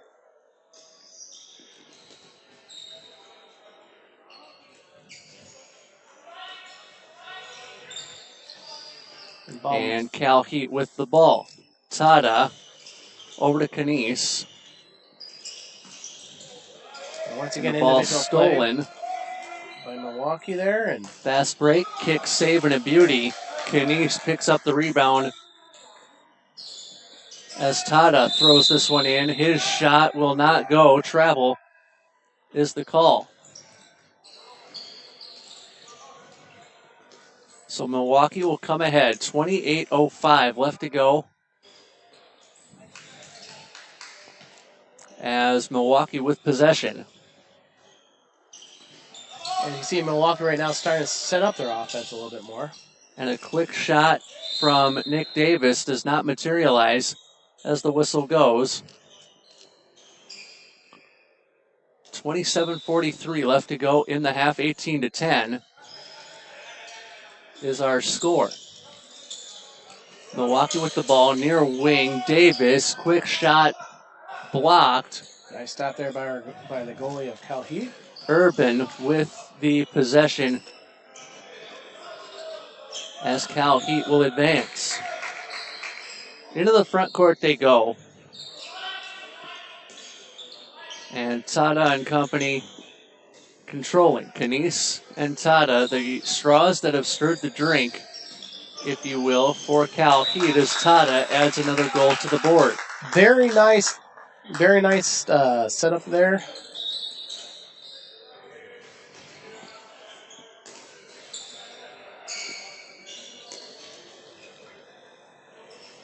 We apologize for our camera work here up in the track of Bloomington Jefferson High School. But Cal Heat with the offensive possession, quick shot and the goal, as it's now 20-10.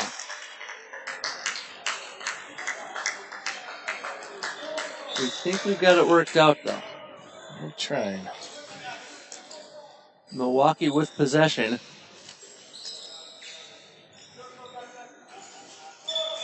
And Milwaukee also slowing the game down. Just good. This is a time right now, as I mentioned before, finishing in these places determines pool play for the U.S. National. The Open? For the Open. And for these teams, this is a time to work on those skill set and those plays, since you might not have 14 guys in practice to play against each other as a practice team. So you might have 7 to 8 guys at one time. So it's a good time just to get to know each other and mix it up, team passing-wise. Held ball situation results in a Milwaukee possession. Check that, Jika. Near wing, loose ball, stolen. And the ball picked up by Butron. Quick shot in the goal. Very quick shot. 21-10, 25-20. And that was Tada right there, so very nice goal from him. And the ensuing possession for Milwaukee. Give a side error there with toe.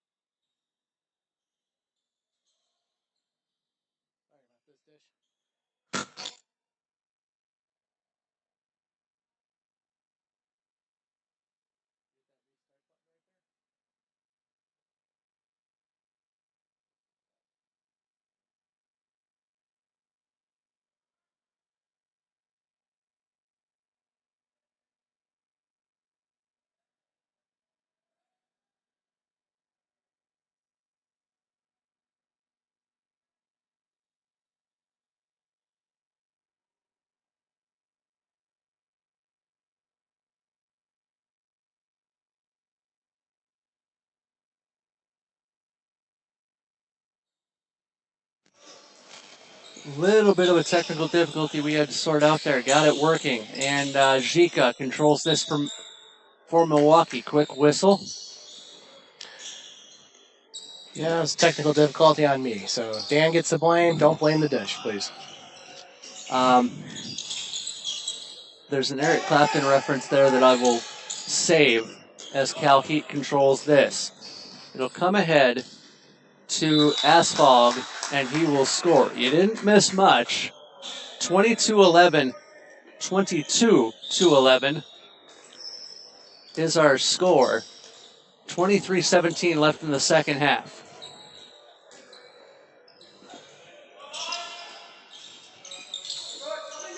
Milwaukee controls. Quick pass and a quick shot. 22-12 now.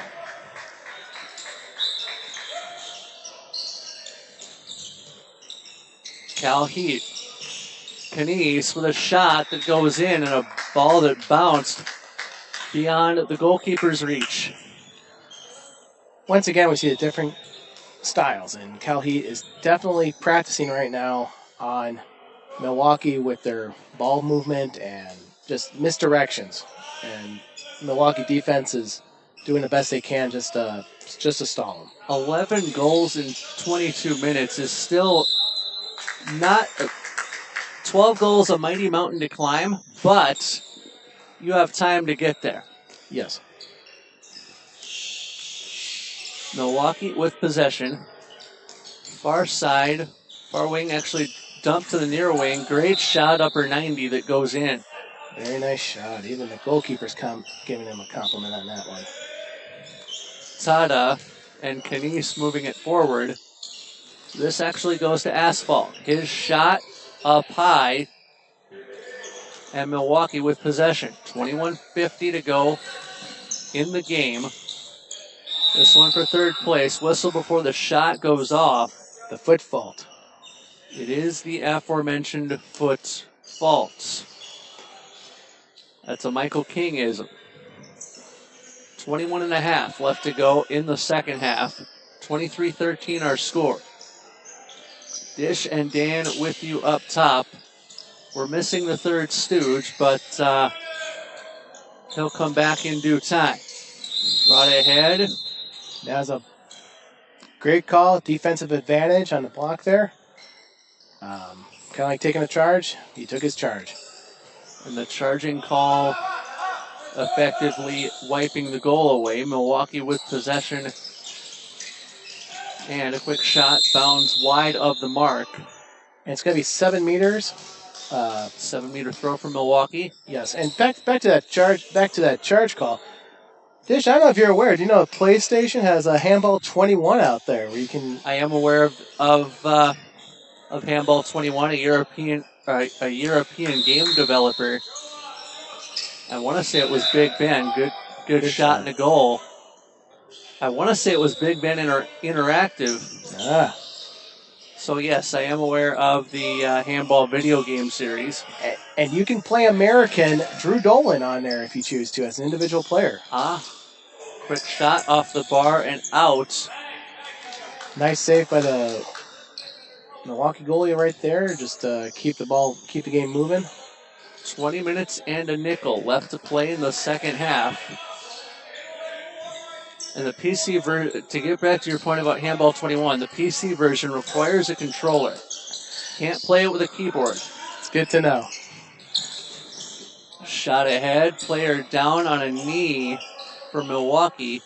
And it's going to be a corner throw for Milwaukee here. Milwaukee with a corner throw. That was Fassbender who slid to the floor. And the corner throw intercepted by Cal Heath. This is Buitron. Sent far wing, shot and a goal. 24-14. And there's nothing you can do with those as a goalie. You got two options, and you got to take the lesser of the one.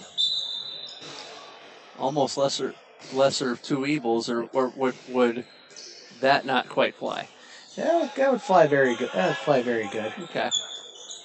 19 minutes and a nickel left to go second half, third place game. We've got the championship game with Chicago Inter and West Point coming up. Josh Hederick will be back with us for that as that shot was blocked and out of play. Let's get a corner shot.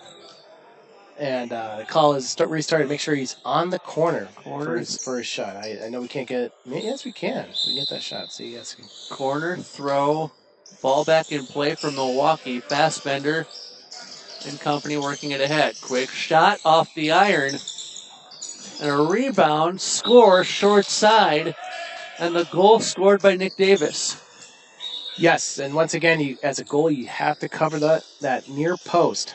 Let him force him to the outside. Much better chance, like right there. Quick shot and the kick save made by Bazanjani. Milwaukee coming up on the offensive possession, and actually that would be Denivelis on the kick save for Milwaukee. I gotta say this about the Milwaukee goalkeeper. He definitely reminds me of a younger Dave Johnson, former USA team handball national keeper from Alabama. 2-on-1 for Cal Heath, shot and a goal, and if Denivelis couldn't stop that. If I got Dave's last name wrong, please send us a chat through the YouTube site. Dave's good guy. Also played for Atlanta at one time. We'll look on the widget. Feel free to use that widget to the right of the video window to send us a comment. We'll definitely be getting to those during the championship game that features West Point and Chicago Inter coming up. 17 minutes and 10 seconds left in the third place game. 25-15 Cal Heath. Dish and Dan with you up top here at the Kennedy Activity Center. Connected to Bloomington Kennedy High School, not far from the Mall of America. Tada controls this down in the near corner. Tada got it back.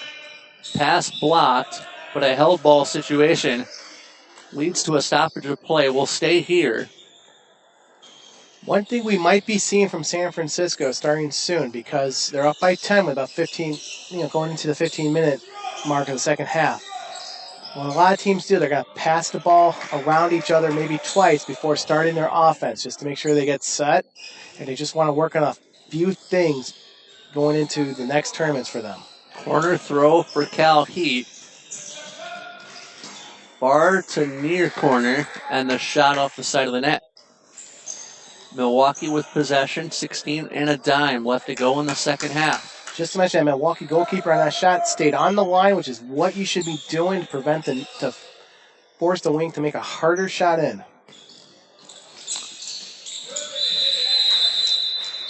Before the shot, a Milwaukee player goes to the floor, and it looks as though a 7-meter throw will be called. And I'm looking at the way the referee is spotted to get that confirmation, and I get it. We'll get to a YouTube comment here in a second. Nice goal there by the Milwaukee, by Davis there from Milwaukee. He definitely went low.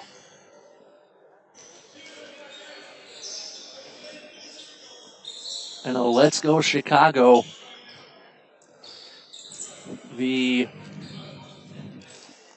It's got to be an old comment. Oh. New comment. Chicago Inter plays later. Yes. 15 minutes left to play in the third place game. So, Paul Mendia, better early than late. Nope. I've met Paul. That's great. Glad to know you're still doing well out there in Illinois. Milwaukee with possession here. 25-16 our score. As a quick shot now makes it 25-17 in favor of Cal Heat. 14:30 to go in the third place game. Tada works this forward. Right there, grab of the hand. That's going to be a 7-meter for Cal Heat. 7-meter throw coming for Cal Heat, and Asphalt will take it. Could put it out nearly out of reach. As he gets the whistle, Asphalt fakes, shoots, bouncer, save. And we'll stay here. What happens there is the great save on the Milwaukee goalkeeper Kevin Denovelis. Yeah, as a goalie, you got to make sure you have possession inside the crease there. 13:38 to go, second half, 25-17. And the ball bouncing around, still loose. Milwaukee with possession. Quick shot. Touched away by Omar Bentahar. And a big save for Omar. Reyno works this forward. And now Cal Heat looking to slow the game down. Tada here on the near side. He's quarterback the attack as they switch positions. Tada gets around one, shoots and scores. Very nice. Aim for the corner. Also from a safety stance, he also slid on his back, which is what you should do when you're attacking that far into the crease. 12:45 left to play, second half. 26-17. And how do you handle a 9-goal deficit if you are Milwaukee with time not or almost to a point where it's not on your side? Well, just like that, you got to shoot when you have your chances more. And that's the best way of saying it, and you just got to hope that it just gets near the net and goalie can falter. And you got to be a little bit more quicker, especially right now when you're going 12 minutes down, 9 goals down, but 12 minutes left in the game. You just got to keep attacking. No shot a bad shot. No shot's a bad shot, but also for Milwaukee at this time, this is also the time, as I mentioned before, you work on stuff that you normally would not have in practice. So looks like the goal was scored, 27-17. It's 2 minutes, and it's going to be on. See, I'm seeing the score table right now down below us. So number 22 for Milwaukee. That is Joao Cuso. So he'll come back in around about 9:45 mark. Milwaukee down a man. Scoring a goal here would be good. I wouldn't equate it to a shorthanded goal in ice hockey, or with its importance, but any goal is a good goal when you're down 10 like that. Nice shot there by number 19. Finger roll for El Shaarawy. And Cal Heat comes up with 11:10 to go.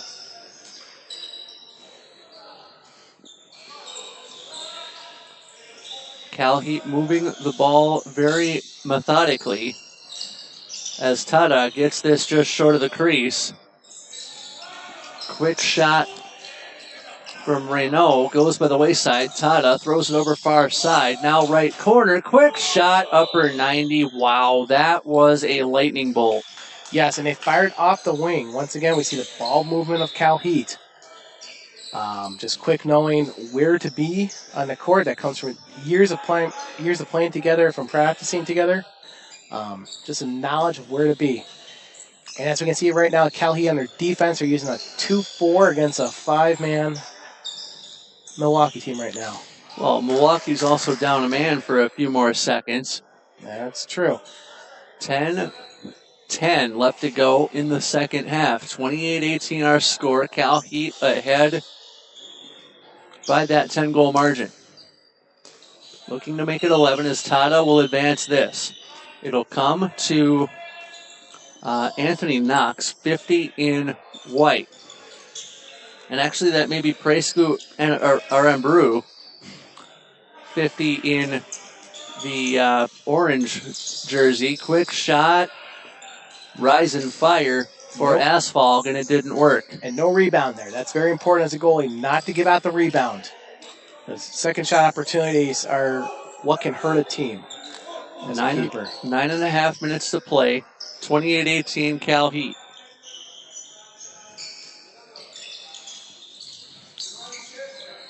Now Milwaukee looking for offensive presence in the front court. It goes to Fassbender. Fassbender works it around the horn, I guess is what we'll go with. And Cuoto will send it back in. 9 minutes to play.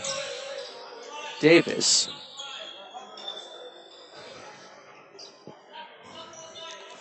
And Milwaukee looking to set up. There you have to set it up. There was a ball went out of bounds, and Milwaukee will reset now.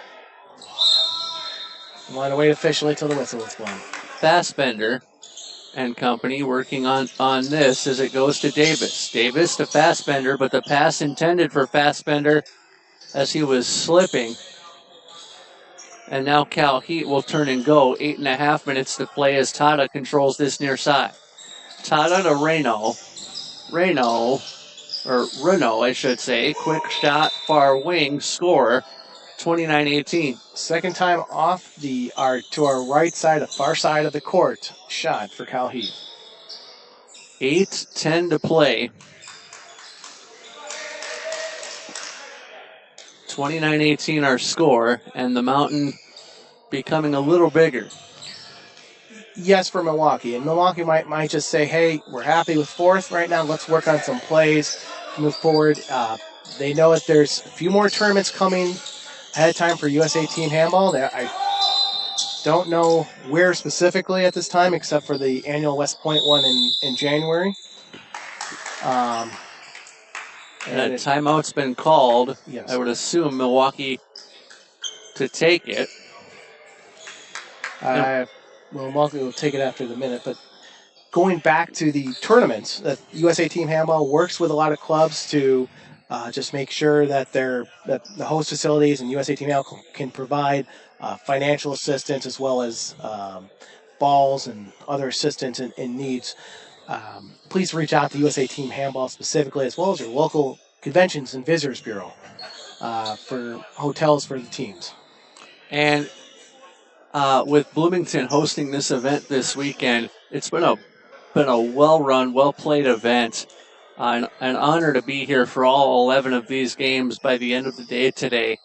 And Minnesota's first time broadcasting an event like this. I believe so, thanks to the facilities here at Bloomington, thanks to the Bloomington School District, as a matter of fact, and Bloomington Conventions and Visitors Bureau for just the Wi-Fi. Previous facility did not have the Wi-Fi, and this one has very good Wi-Fi. And also a shout out to Minnesota Team Handball for lining the court correctly. This is great. 40 by 20 meters. They had to physically put tape on it, floor tape, because there's not a lot of lined handball courts in the United States itself. Well, you've also got the dividers here in the activity center between basketball courts. Yes, and as you can see, it's approximately 3 basketball courts. So these players are practically running a full length of a basketball court from hoop to hoop, from defense. Quick shot up over the cage. 7:20 to play in the second half. And as you are viewing them at home, it's 3 basketball courts vertically. Yes, because the width in handball is more important than the length. And if you go into the Northeast League, where West Point plays out of, and with New York City Club as well as Nyack and Boston, they'll have their games at the UN school in New York City. And it's width. It's more important than length there. So they make sure the width is what it's at, more important than the length. Nice shot there by San Francisco. 7-meter throw there, 30-18 in favor of Cal Heat. 6:50 to play. 12 goals, got to get 2 goals a minute. You'd think if you're Milwaukee. Yes. Whistle, and that's not going to help your cause. That's not, but good defense there by Cal Heat just to make sure that they're staying up. Cal Heat right now is practicing, and I use the word practicing, probably a 1-on-5 I'm seeing because, now they're back to a 6 flat or 2-4. Quick shot from the right wing. And once again, that was that travel. Once again, it's that individual play by Milwaukee right there, not the team flow that we've seen from Cal Heat. Cal Heat brings this ahead across the timeline to midcourt.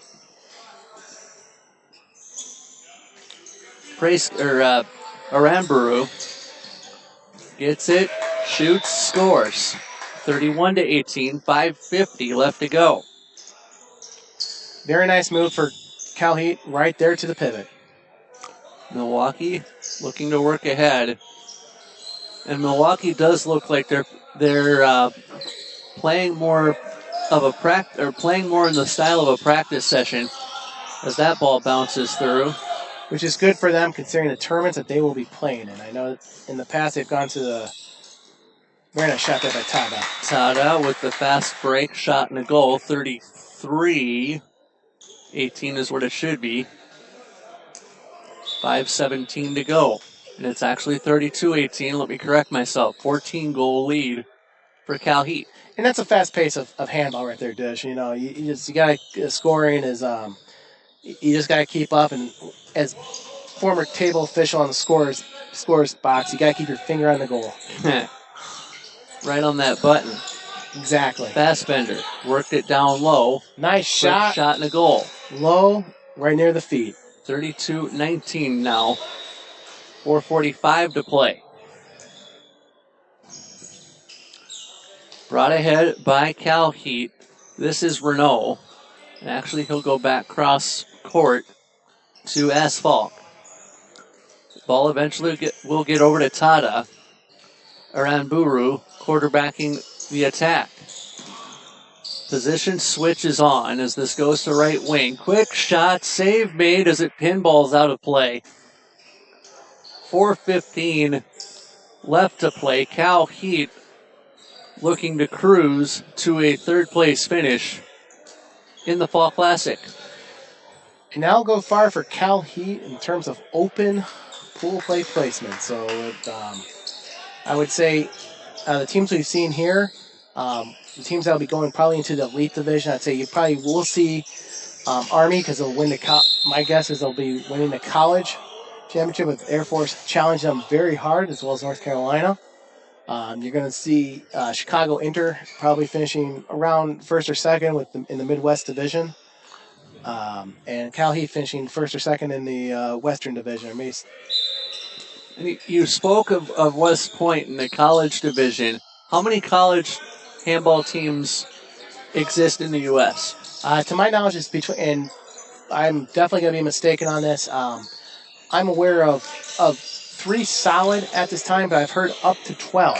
Okay. And that's where I want to give a shout out to John Ryan at Team Handball News, where he's more in touch with the actual numbers of college teams and has pretty much our ranking in Guru for all clubs in the United States in terms of ranking teams in terms of placement. And Cal Heat's going to take out their goalie right now. They're going to switch it up. I just want to make sure Johnny's coming in. Open net Well, that's why Cal Heat's stalling right now for a little bit, or they're Buzz they- and Johnny coming back. they called it. They called time, so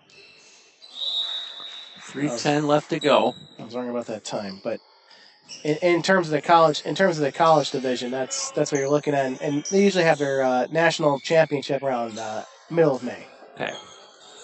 John Ryan has contributed to the broadcast today through the YouTube chat. You can too. Just click into the widget on the right of your screen and drop a comment. We'll get to it as quick as we can physically do so. Advantage played by the official there. Nice setup and good sportsmanship right there from Milwaukee. 2.5 minutes to go. Second half of play. Third place game going Cal Heat's way, but we have a championship game to look forward to. West Point getting set to go against Chicago Inter. Milwaukee with the possession here at the ranch, and El Sharawi controlled as he worked it far side to near side of the court.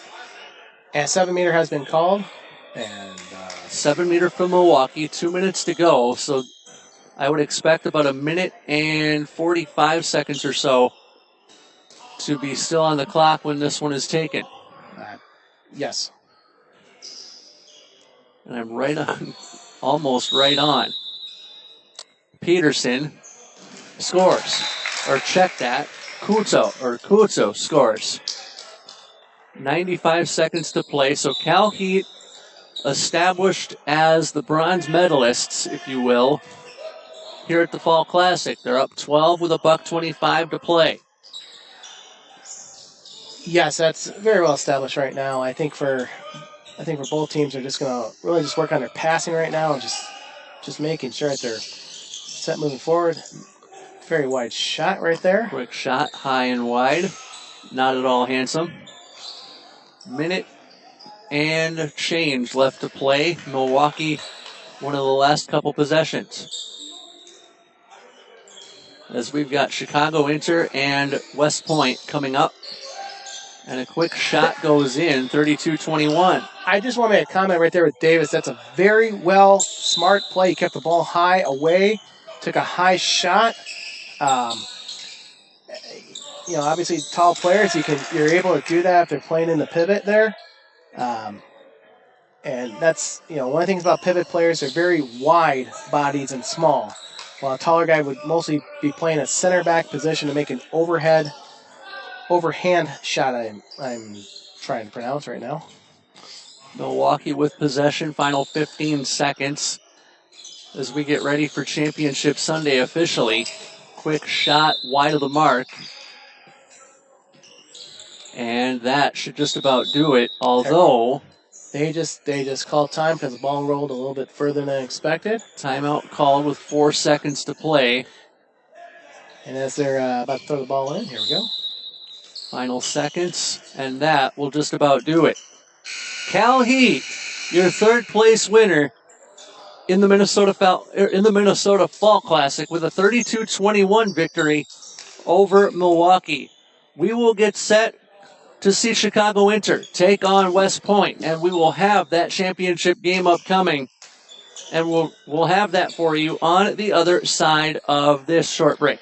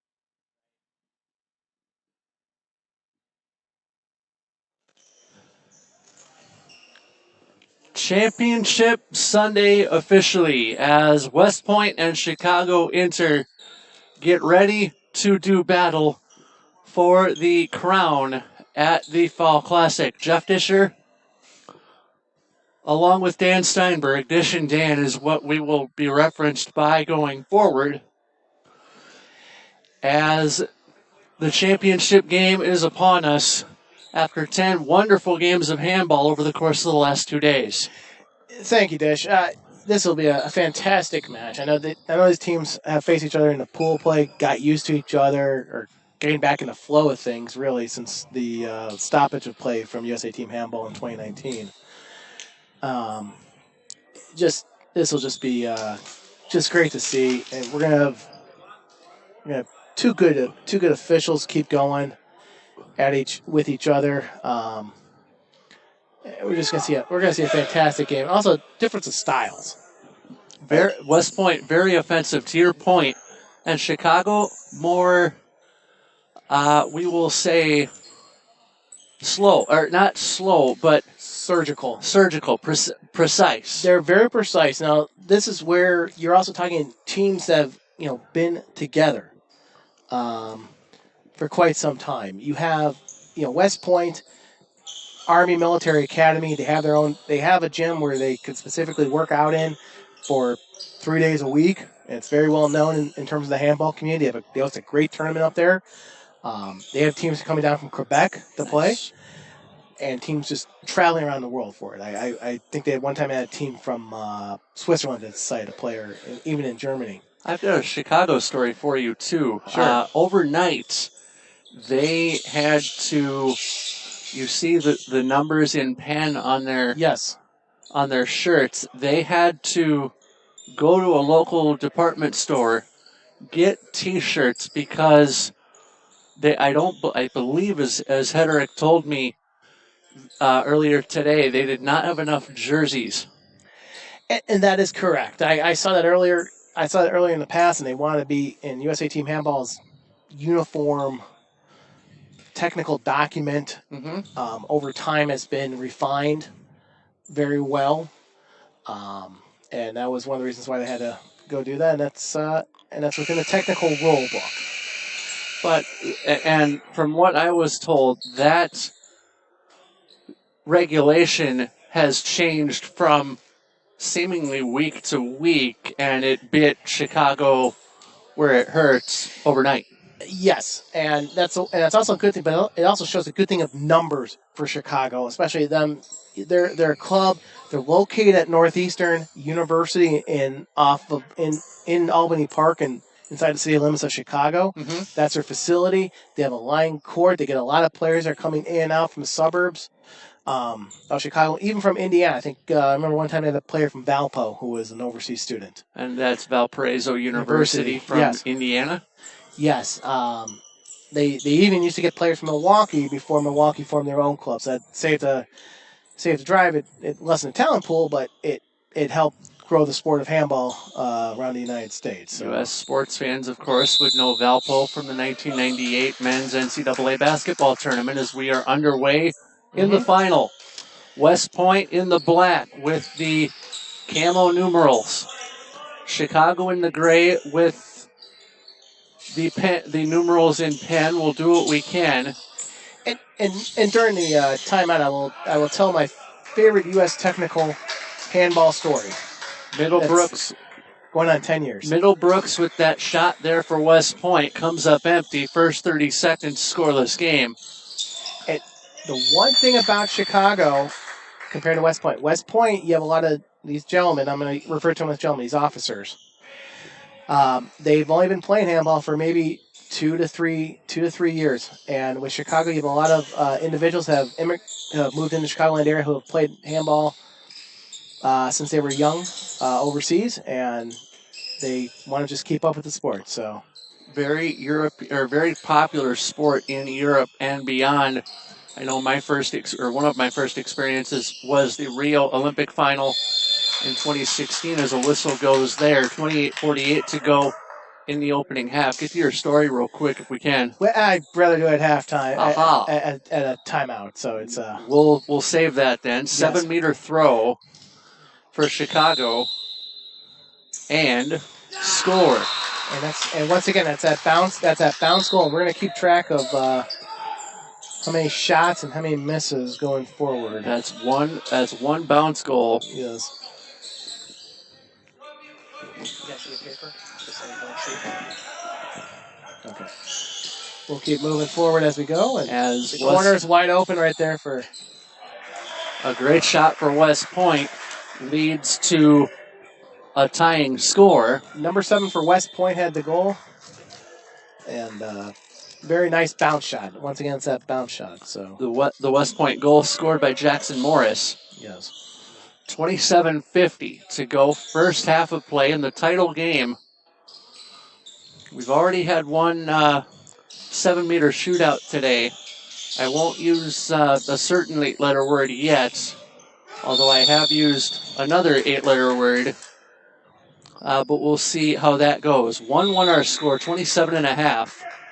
It looks like a 9-meter for Chicago as we resume play. Chicago with possession in the front court. And that ball fed around by DiMaggio and company. Quick shot and a goal. It's 2-1 Chicago. West Point on the fast break. And what we're also going to see here with West Point playing a fast, close to individual style, maybe going into the team mode a little bit. Chicago's going to be playing the team mode, but slow and surgical. Slow and steady, I believe, wins the race, especially if you're a tortoise. 26:50 to go, first half of play. Dish and Dan with you for those joining us late. Also, feel free to contribute on the YouTube chat widget to the right of your window. We'll get to those comments as we go along. We've been getting a YouTube from the West Point coach's mother, Mrs. Chaplin or Chapman? Mary Holt. So you just want to give a shout out. Marianne Champlin. Champlin is the last name. Champlin. I do also want to say that Captain Chaplin, and I know he's a captain in the U.S. Army, is probably the well-dressed man here.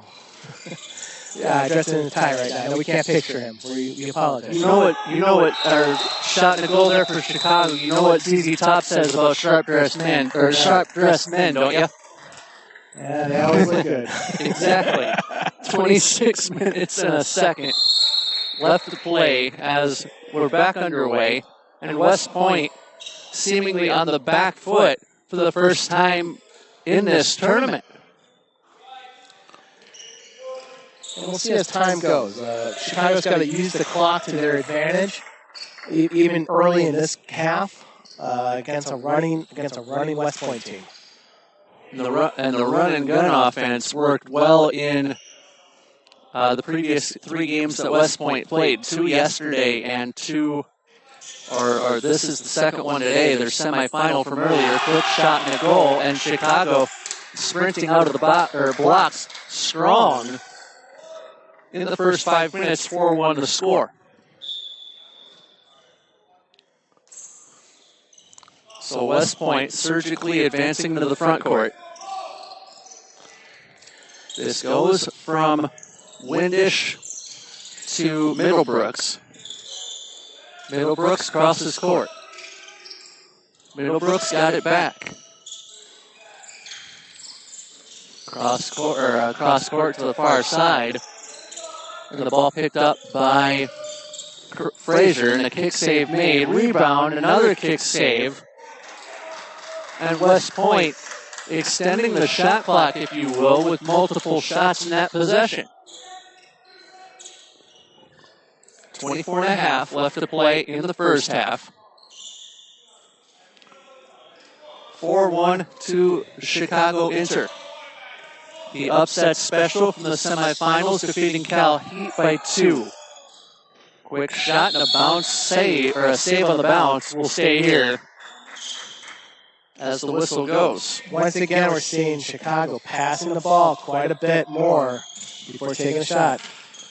A shot short side. There you go. And it's the second time in a row for number 7 of Chicago. They're all coming off the near wing to us. 23:50 left to play.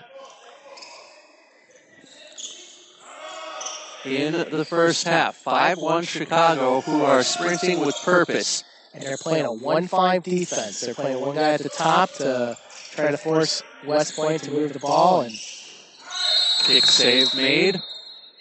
Whistle went. And they're calling a 7-meter. 7-meter for West Point. And Sheffield will take the shot. And he'll score top cheese, upper 90. 5-2. We've had 2 penalty shots so far, and one from each team, and they've both gone in. 2 of 2 on those 7 meters. Chicago with possession and a 3-goal lead. One thing once again, there. the near side, West Point is having trouble defending our near side right now. And with that, Chicago has gone 5 for 5 on shots and goals, compared to West Point right now, which has 4 shots and 2 goals. And I'm assuming deflections don't count in that tally. Deflections are counted, actually. So West Point they were 1 for 3 earlier, and then they made it in. Bear hug, hauling play. West Point with the ball, stolen. Nice interception there. And a great feed. Quick shot and a goal, 7-2. Do you think Chicago may have found something in between the semifinals and now that they are sticking with? I believe so. They came out. I mean, obviously, they know how everybody knows how each other play because everybody in team handball pretty much knows each other here in the U.S. and the different contrast of styles. 2 minutes there. 2-minute penalty coming. 21:52 to play in the half. So I'm sure during the break they were discussing what the plan should be. So it's a 2-minute and a 7-meter for West Point. Shot, score, 7-3. Once again, both teams shooting 100% on the penalty on the 7-meter shots. 7-3. West Point has not had an answer for the Chicago onslaught and attack. Now let's remember right now, Chicago is down a man. And that makes it even more prevalent with their 4-goal lead. And what we're seeing right now is also, if we can tell, number 8 for West Point is shadowing Thomas Mitchell. Thomas, I cannot get the number on the Chicago player. He's shadowing over on the far side of the field, number 3 for Chicago. That's what we call a shadow. So basically, could you basically think about it as like feeling breath? You're that close to your opponent? Yes, it's a 1-on-1. And short side shot save. And at the first stop on the near side. 20-50 left to play in the first half. West Point with the ball. Shot wide. And actually, it'll be a corner throw. It's out on Chicago corner player touched it. Corner throw to West Point.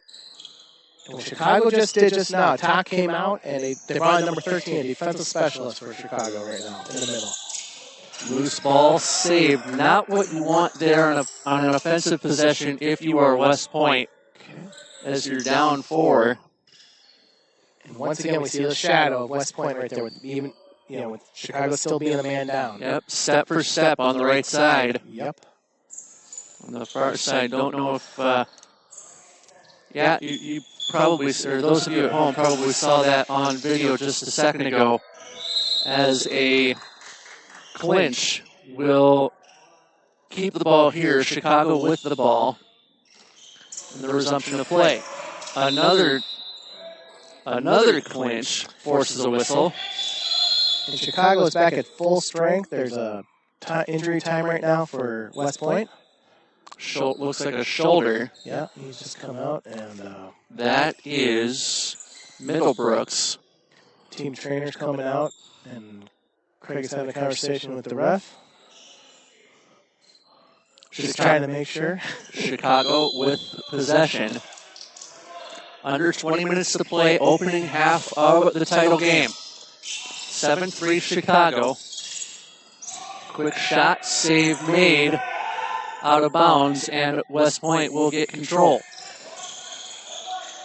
Right now, teams are back at full strength. 7-a-side. I'm thinking hockey. Exactly. 7-a-side.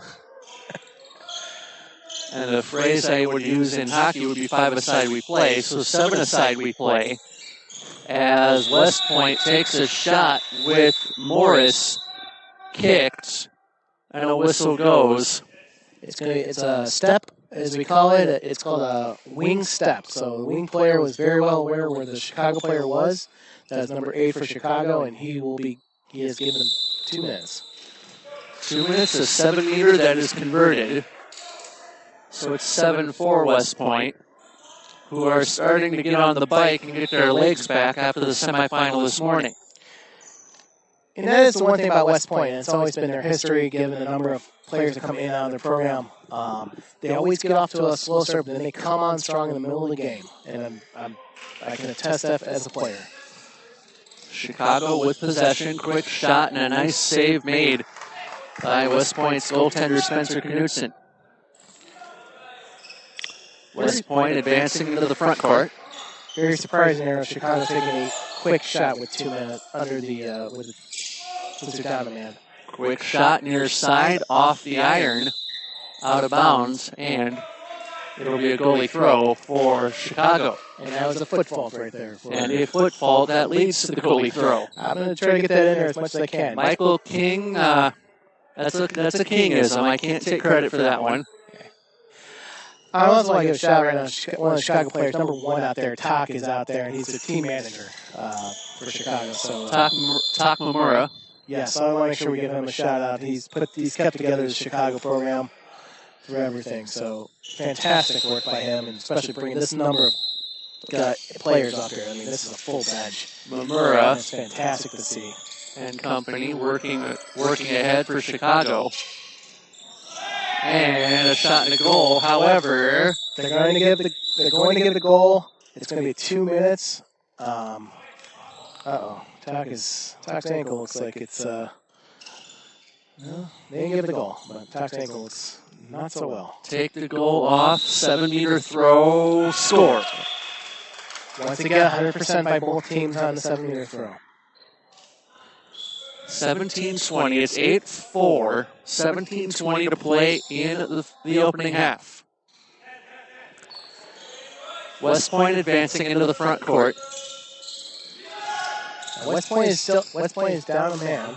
Still. Actually, Chicago should be getting back to Chicago's back to full strength. Now Chicago has the advantage.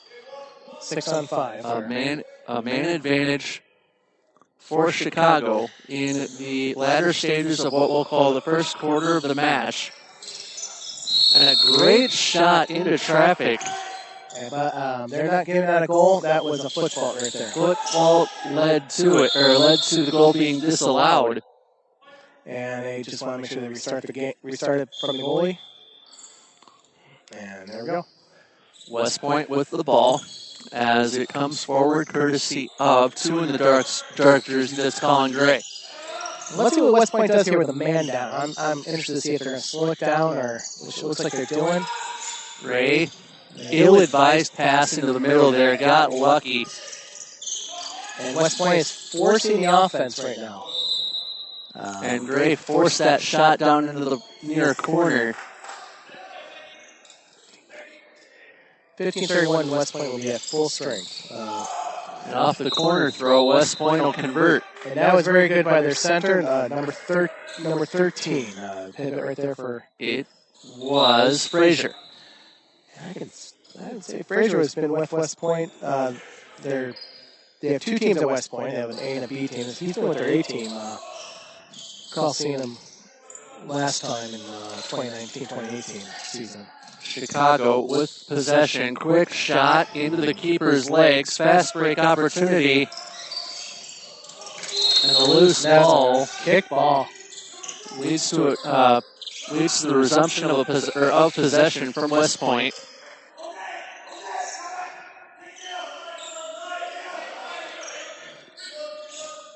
Miller on the near side. Quick shot, kick, save, loose ball, out of play. It should stay here. And it does. West Point with possession as that one is thrown in by Colin Gray. And Gray goes to Miller. Miller down low, got it back. Miller up to the pivot point. That would be Gray. Gray ran into a two-man wall. Got the call, I think. Yep, got the call. They weren't set to an extent. So it wasn't, it's akin to a blocking foul. Gray dropped that off, and he got it to Chris Frazier. Frazier with a shot off the iron. Loose ball, controlled by Miller and West Point. Extended possession here for West Point. Miller with a shot wide of the mark. 14:10 to go, first half of play. Chicago with an 8-5 lead. After sprinting out to a 4-1 lead, seemingly right off the hop. One thing about West Point just right now, they're shooting at 37%. They've had 8 shots. They've had 8 shots on goal, three going in. So 8-5. but two of their goals have been on penalty shots. So you stole the question. yes, I was going to clean that up for those new to handball, but you stole the question, or you stole that. well, Chicago's been above right now 50%. So it's there was a nice block there by the keeper for West Point. And by the way, as West Point advances, Mary Frazier, I believe, and Mary, you'll have to correct me if I'm wrong here, would look like the mother of Chris Frazier for West Point as a goal scored there, 8-6. Once again, shout out to all these Army alumni of West Point. So shout out to all these officers out there who are watching. We have to wait till December for Go Army beat Navy. Best college football game of the year, bar none. Short side shot there for Chicago goes in. I agree. 9-6. I agree with you there, but Ham always say go Army, beat Air Force, or Yes. go Air Force, beat Army. They had that annual game during the football tournament. Nice shot Shot and a goal. 9-7. So 11 shots for West Point right now, 5 goals. For Chicago, you have 11 shots and 7 goals. And that's free flowing. That's without the penalties. I might have missed one. So At least I can count at least 2 goals for Chicago on 7-meter shots. Quick shot there, save made, rebound. How did that stay out? As West Point would eventually advance this. Off the side of the court, 11:53 left to play in the first half. Miller shooting, blocked. Loose ball, out of bounds. It should be West Point ball. It is. And the blue perimeter lines are what you're going to watch yes, going forward as this one dropped off to Miller. Back towards the pivot point. Gray, loose ball, whistle, will stay here. let's give a shout out to all those in the stands right now. I think there's about 1 or 2 of the individuals out there on their phones watching us on YouTube. Christopher Frazier, by the way, a 4-year member of West Point's handball team. Quick shot and a goal. Miller. Fantastic movement there by West Point. That's contrast to team play. And that's something they're probably practicing 3 days a week in their gym. And a gym specifically crafted for handball, as we've told the story. Yes, and that's the one great thing about their tournament that they host. They have the ability to get 2 to 3 gyms for that tournament, so it's quite fantastic. 10:35 to go, 9-8 now our score in favor of Chicago. And I do not, 7-meter throw here for Chicago, who has not surrendered the lead. Fake shot and a goal, 2-goal lead for Chicago. They have not surrendered the lead in the first 15 minutes, and I can't recall a tie either. I believe Chicago has led throughout. I believe so. Number 11 just checked in for Chicago. It's Zach Ditch. Yes. And Zach is a longtime member of Chicago handball. I played against him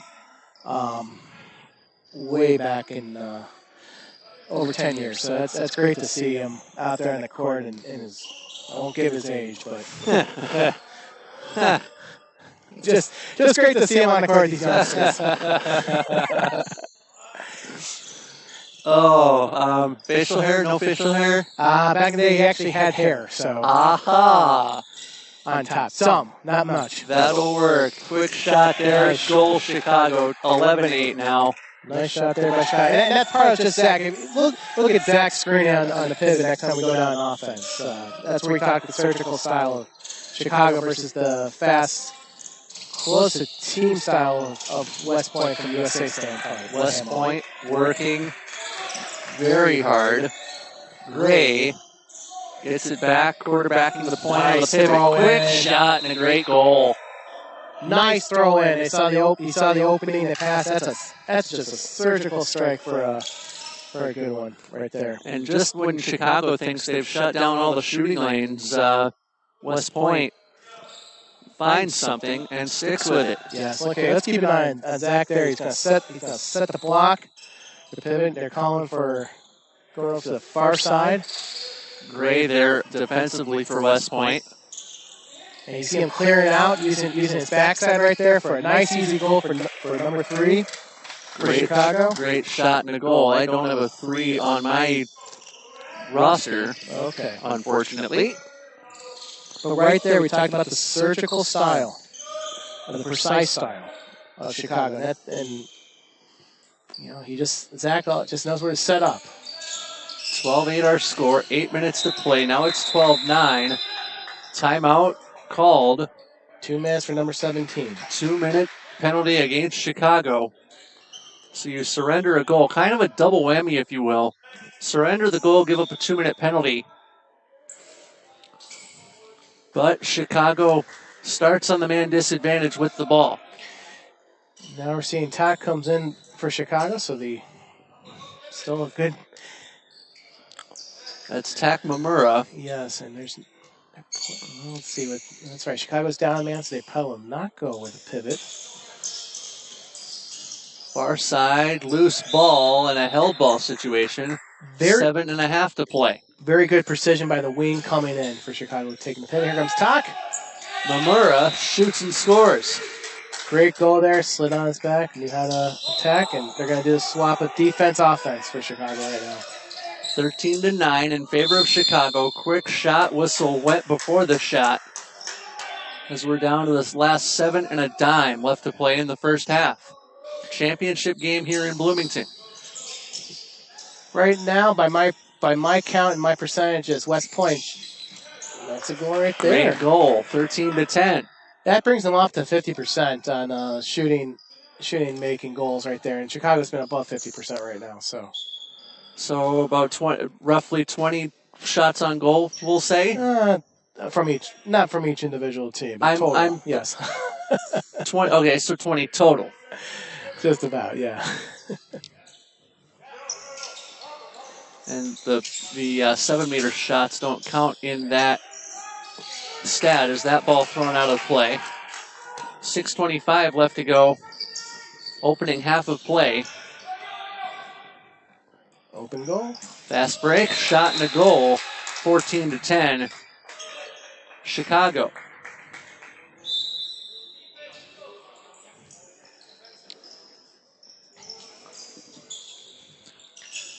West Point brings this ahead into the front court. Chicago back at full strength now. 7 aside. As that shot goes wide, I caught myself before saying 5 aside. That's how often I call hockey around here. It's ingrained. Now, just to mention right now, the West Point, even at full strength, West Point had started shadowing again. Nope, they decided not to. Coach Chapman decided not to shadow this time, and that's open play. Mamura gets it back, and he goes to the pivot with it. Quick shot and a goal, 5-hole. And a grimacing broadcaster being a former goaltender, 15-10, Chicago. Yes. Now 15-11 as West Point scores on the recurring possession. And right now, you're going to see a number of players from Chicago going to be switching in offense and defense, and that happens quite often later stages of the tournament. More players are specialized for the plan of attack. Chicago being very surgical and very precise as 4:45 remains in the first half. Championship game of the Fall Classic as Chicago handles the ball. Far side, quick shot and a goal. They're up to a 16-11 lead with 4.5 to play. And once again, Zach setting up the block as a pivot. Great shot and an even better save for Chicago there. As West Point trying to trade goals with Chicago being down 5. I don't know that you can do that at any point. If there's one team that can, actually, West Point can. Just because of the speed, quickness, they're in great shape, stamina-wise. So we'll see what happens. Mamura and company on the attack for Chicago. Because the one thing about Chicago, they might start, I'm going to go slow, but they're going to be more precise. Like right there, nice bounce goal. 5-hole. 5-hole. That's tough. One of the toughest shots in handball to stop is just those bounce goals. 3:45 to play. 6-goal cushion for Chicago to work with as West Point handles the ball. Loose and picked up by Killebrew. Killebrew, the relative to Harmon Killebrew, a Minnesota Twins connection. As 3:25 remains to be played in the first half. I hope he takes back a 6-pack of Killebrew root beer. Yeah, you can buy that in any cup store around here. And see, I'm a Twins production employee, and one of the first major events that I went to as an employee of the ball club was actually Harmon's remembrance service. Held at Target Field in 2010. 3 minutes to play, 17-11 in favor of Chicago. We actually got that note on the relation last night in West Point's final game of the evening. Fantastic. Great to see it. Chicago with possession here as we count down to the last 2:40. Once again, Chicago staying up on the far side. Look for a drive coming off the far side. They're rotating. They're rotating that way and overloading that way. Loose ball. Fast break for West Point. Halted as West Point couldn't handle the ball. That was Carter Aycock who could not control the biscuit with 2:15 left to play in the first half. And once again, I just want to mention before again, this is with Chicago being very precise. They're going to slow it down because they know if they get into a running game or if West Point switches to man-to-man defense, which can happen at any time. I've seen them do it when they're down by this much, and then they force a comeback.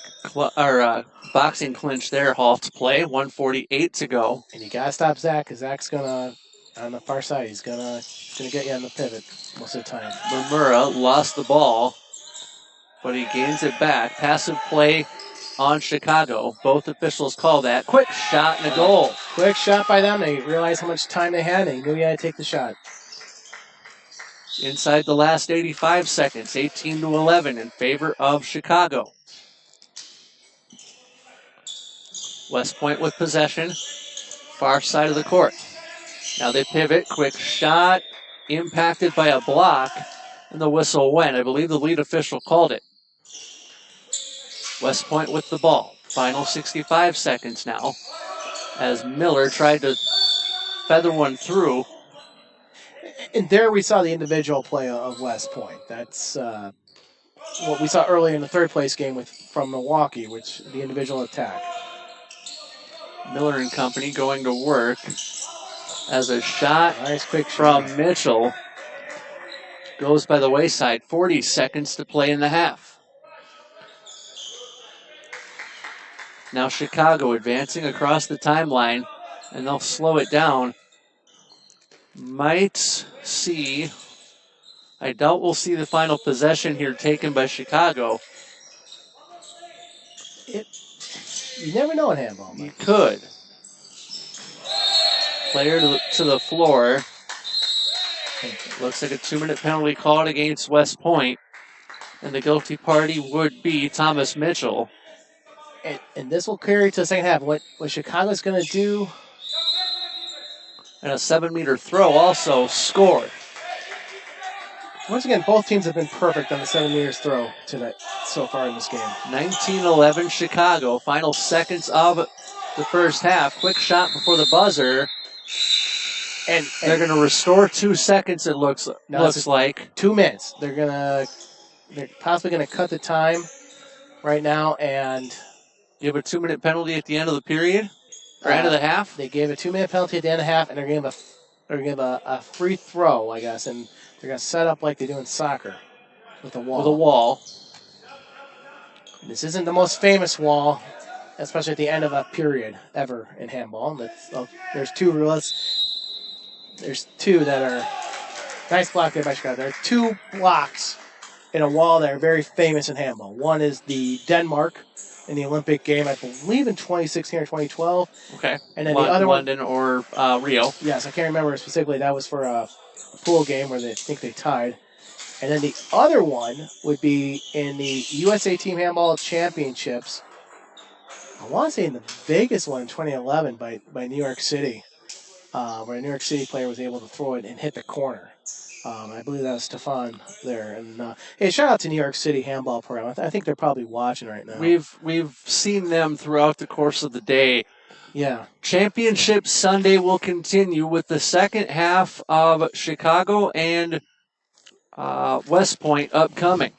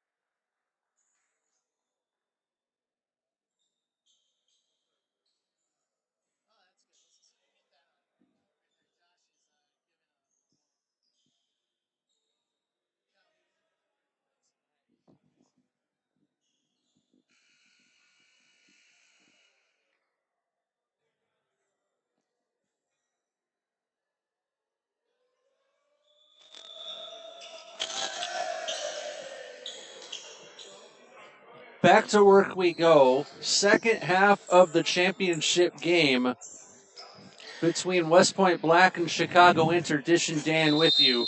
Thanks, Dish, for bringing us back. We were just, if you just overheard, the Cal Heat just got their third place trophy presented by Josh. They're by the door right now, waiting to depart for the airport.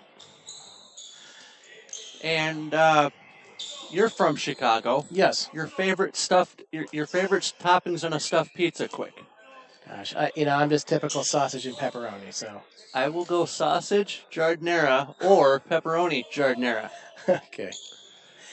And you had one story to get to as well. Yeah, the one story I want to just mention, if anybody's out there wondering about, please join a team handball club around the country. Back in 94, 95, when I was living in Atlanta, going to high school there, we happened to play against a team that was practicing over at Westminster High School, and that's where the USA national team was playing because they got a free court. Now, it wasn't a full-size handball court, not a 40 by 20, but it's basically a half basketball court, and they took advantage of that, and they played, and and they stuck together, and they kicked me off the court basically for shooting baskets before their practice. And at one time during that time, they were hoping to get a pre-named player, and eventually Sean Kemp looked into it, the basketball player from the NBA, and Seattle Supersonic. Yes, and USA Team Handball said they asked him to try like everybody else. And unfortunately, he couldn't make it to a tryout they announced on the radio in the morning in April, May of '95. So. And look how far he went as a basketball player. After that. After that. Yes, after '96. First 20 seconds of the second half, Dish and Dan with you. As it is 19-11, Chicago Inter over West Point. With that missed shot, it brought down Chicago shot to goal ratio right now. They're below 70%. And West Point can't capitalize. And West Point previously before that shot, at the half, they were shooting around 36%. And hopefully this half they'll make some more goals. That's a great shooting percentage in team handball, is it not? Anything above 50% usually is very good. 36 on shows you're going to stay competitive in the game. Makes a lot of sense. A minute in to the second half. West Point going right to left on the break. Miller scores. And we are unable to keep track of real good turnovers up here. And that was a great turnover that West Point caused for a nice, easy open goal. And we don't have points on turnovers either. That's right. There's a joke in there somewhere. We should be, yes. 28.5 left to play in the gold medal match. Championship Sunday here in Bloomington as Chicago up a touchdown. A clinch led to a stoppage of play.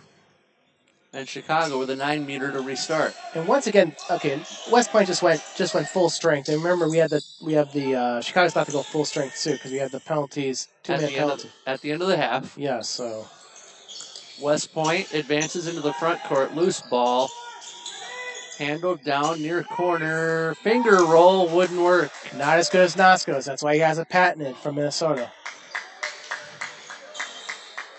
27 3/4 minutes as Chicago surgically advances across the timeline. The men in gray bring it ahead. And it looked like a shadow defense briefly from Colin Gray. That has since been rescinded. And now Chicago gets their offense going. Quick shot. Good defense top there. Of the arc. Good defense. Great defense. Yes, that was great defense. They were preventing the middle. Preventing Chicago taking an easy shot there. Here comes West Point. Foul. West Point with possession. Quick 9-meter restart. As that one comes back over to Sheffield. Sheffield will send that one to Windish.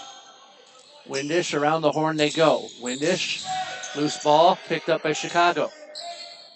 19-12. And that was a slowdown. That was purposely done by Chicago. They're coming. They're ahead by 7. There's 26 minutes left. They know that they have to just be precise and surgical with their shots on goal right now. And you'll see a lot of clinches like Yes. you see in a boxing ring. 26-25 left to play. It's 19-12 in Chicago's favor.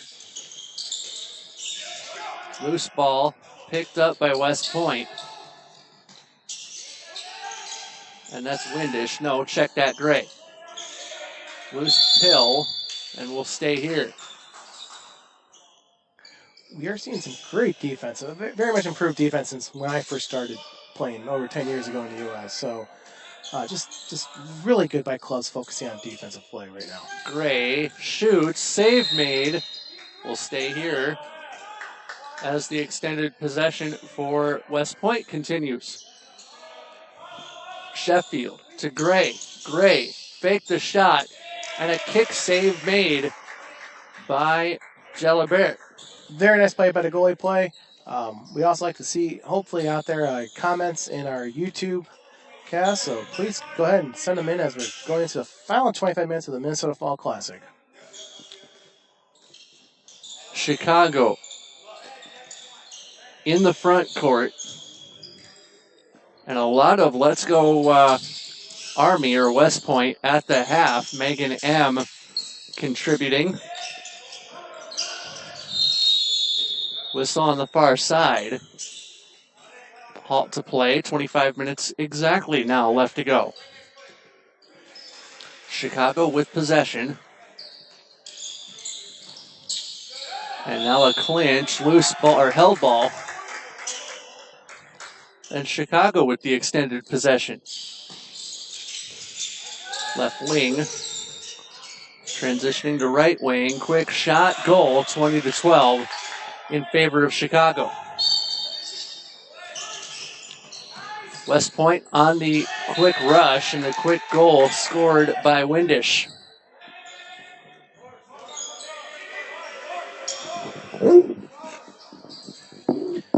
And very nice play. That's the fast play of West Point that I expected them to come out with, and I'm not going to be surprised. Here they go. Here's the famous West Point man-to-man defense as they're coming in to force a change of the speed of the game. And a quick shot. And for a lot of clubs out there, this is when they go to man-to-man Army, it's a challenge. And you're just look for the difference of style right now.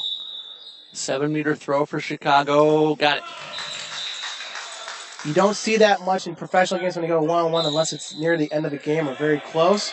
Army decided to change it up in the middle, which is fantastic. And you could see potentially a lot of fouling in the man-to-man defense that Army could play, slowing down the game even further that way. Yes, and Army just called a play right there, which is fantastic. Number 2 there for Army. Which would be Gray. Colin Gray. Colin Gray is just doing as well as he can as a point guard to make sure he gets his team set up. Gray wrestled to the floor. He's lucky he's not experiencing any burns from the wood with as much as he's been on the ground, especially in this second half. That's not to say he's not being physical. That shot stays out. And that's turning into a 7 meters from a push. But Gray exhibiting physical presence as the 7-meter will be taken by Sheffield. He shoots, scores. 21-14. Okay. 22:30 to go in the game. Coach Chaplin right here is going to be switching players in and out quite a bit for the man-to-man play. Here we go. High press. And Chicago looking for a screen opportunity. Quick shot. Man goes to the ground, and it looks like a 2-minute penalty, or a 2 minutes. 2-minute penalty called, and a 7-meter. Yes, he was in the act of shooting. A very good call there. But once again, our USA Team handball officials they're doing a good, fair job of calling the game. Quick shot, score, 22-14. 22 minutes and a dime remaining in the second half. Once again, both teams 100% from the 7-meter line. And we see Chicago right now set up in a 1-5. So, Zone defense for Chicago. yes, as got the experience, might as well use it. And I see they're guarding Gray there, number 2. Wanted a fast break. Quick shot. Oh! Goes in. Just off the foot and just past. Much like as a hockey goalie knows, when it goes through the pad slowly, it goes through. Yep. Oh, West Point went back with 5, their man down, back to a flat 5. As a hockey goaltender, you're looking for it in your pads if you don't see it out in front of you. 21 minutes, 20 seconds. Quick shot off the iron. And the iron unkind for Chicago. Brought ahead by West Point. Gray quarterbacking the attack for West Point. Miller shoots and scores. 22-16. Very nice by Miller. Just knew where to be from playing for 4 years with West Point. And look forward to his future as a lieutenant in the Army after he graduates. Chicago with the offensive possession and a save made loose pill on the ground, and the whistle goes. West Point ball. Almost a nice rebound there for Chicago's pivot there, number 2. And look at how quickly West Point is getting to the front court. Miller harassed. I would be begging for something too if I were Mark or check that Mark Miller. As he got bear hugged and finally got the whistle, may have been poked in the eye. Quick shot, barred down, stays out. 22-16 in favor of Chicago. West Point has just gone back to full strength. 7 aside will play. 20 minutes left. Hey, Dish, that's awesome, man. You got it. Got that one. Without freezing. Yes. 6 goals, the difference. Plenty of time for West Point to get back in it. And it's not to say West Point isn't in it, but plenty of time to trim the lead from 6. As we'll stay here with Chicago in the offense or in the attacking mode.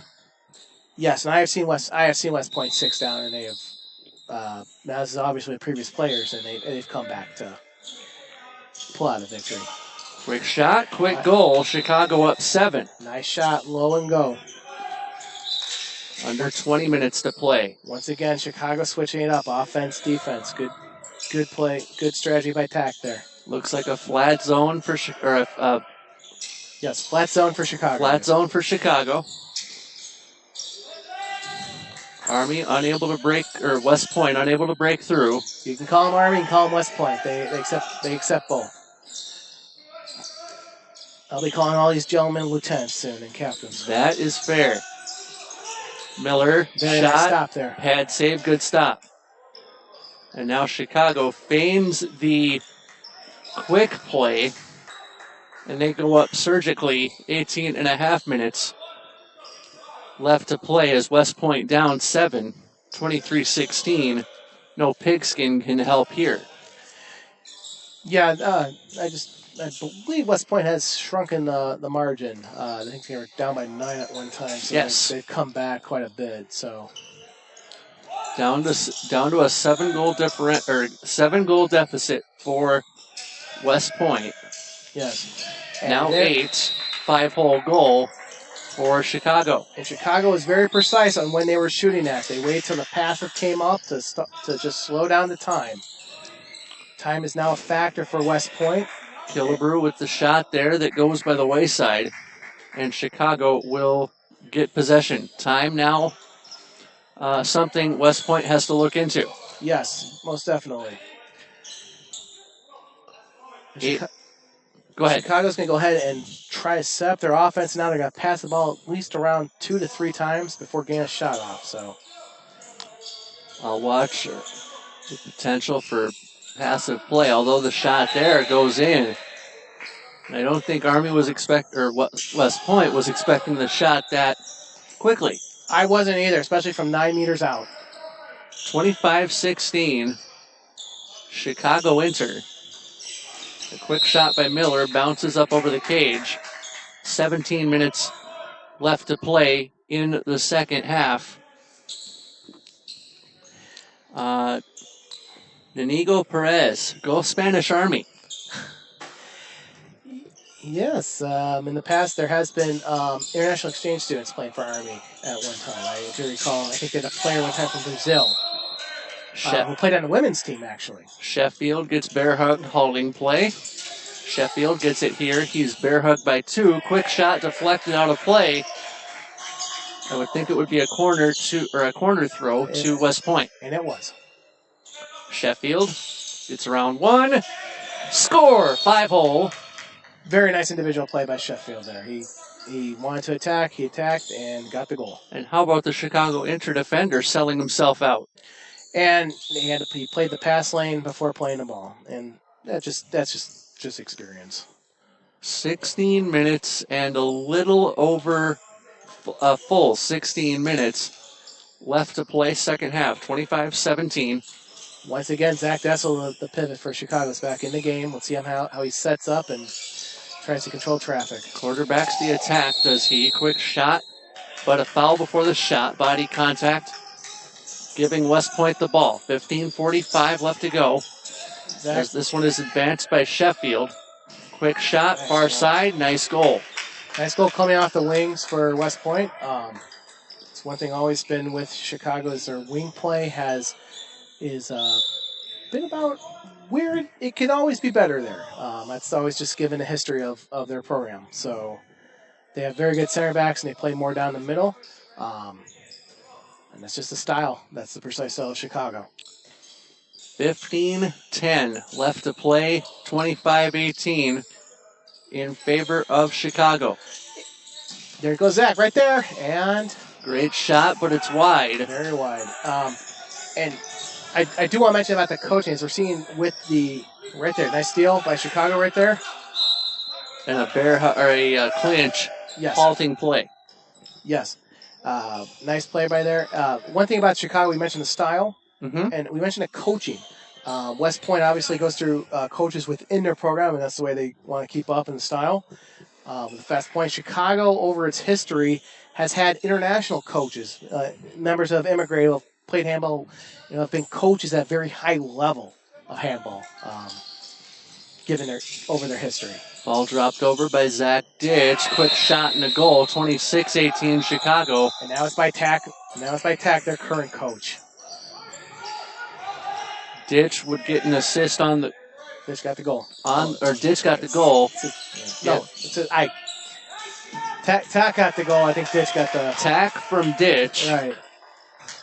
And now it's 25-19. A nice goal there by West Point. And that's just given the history. It's a very European style for Chicago, how they've been playing with the European coaches that were coming over.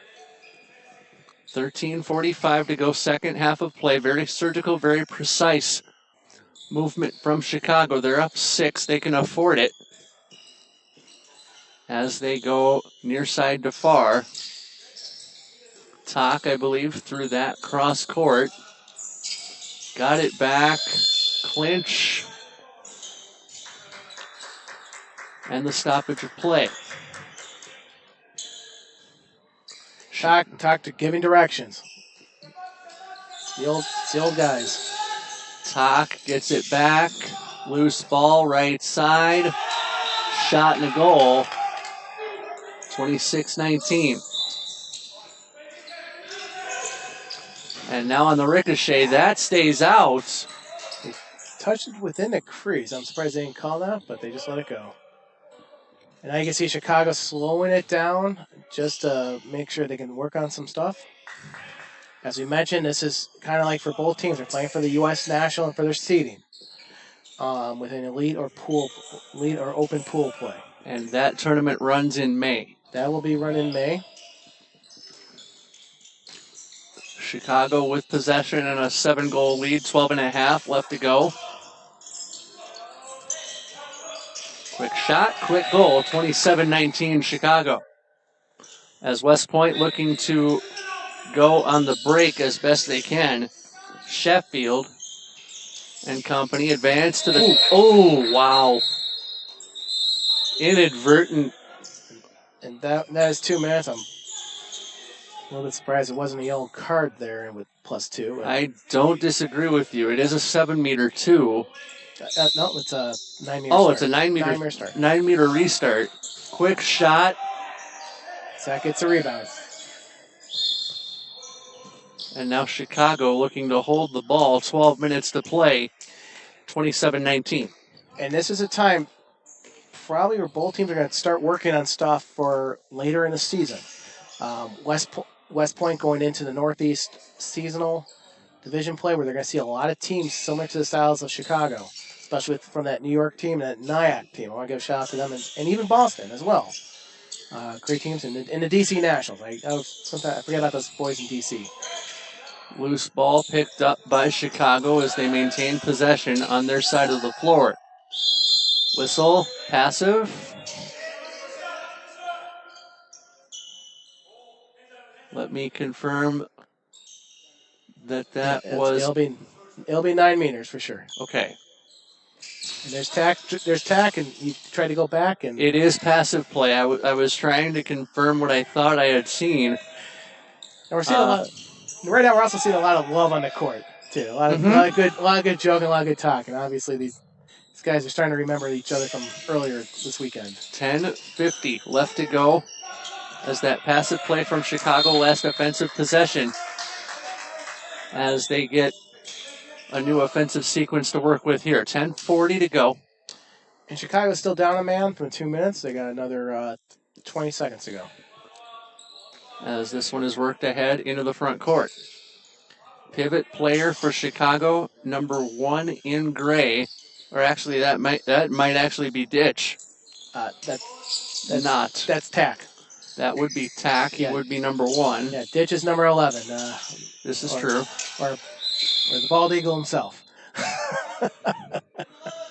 I'm just over here going to set you up. Here he comes in, as a matter of fact. I think he heard us. Great shot, but a great save. 10 minutes to go. I'm just over here setting you up. Pretty much.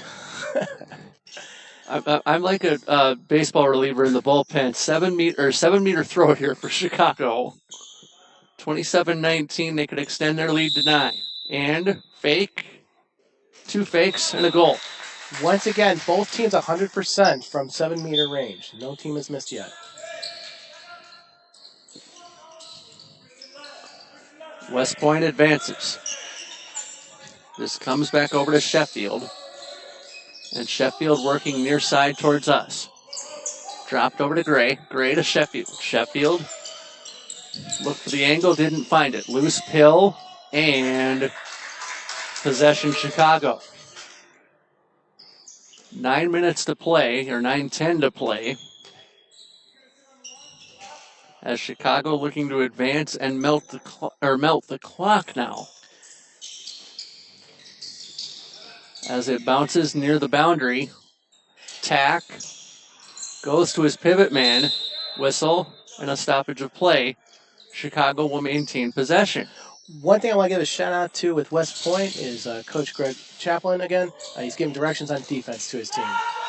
Great shot and a goal. Got a deflection from a boot and the post. As West Point advances this quickly into the front court. And a little bit of contact. Okay, it's number 17 for Chicago. He's going to receive 2 minutes at the 8:28 mark. And of course, the Chicago player will beg the referee, "No, wasn't me." Pretty much. The second 2 minutes of the game. So. And you'll lose that conversation every time. Quick shot there for West Point. Didn't work. 29-19. 8 1/4 left to go.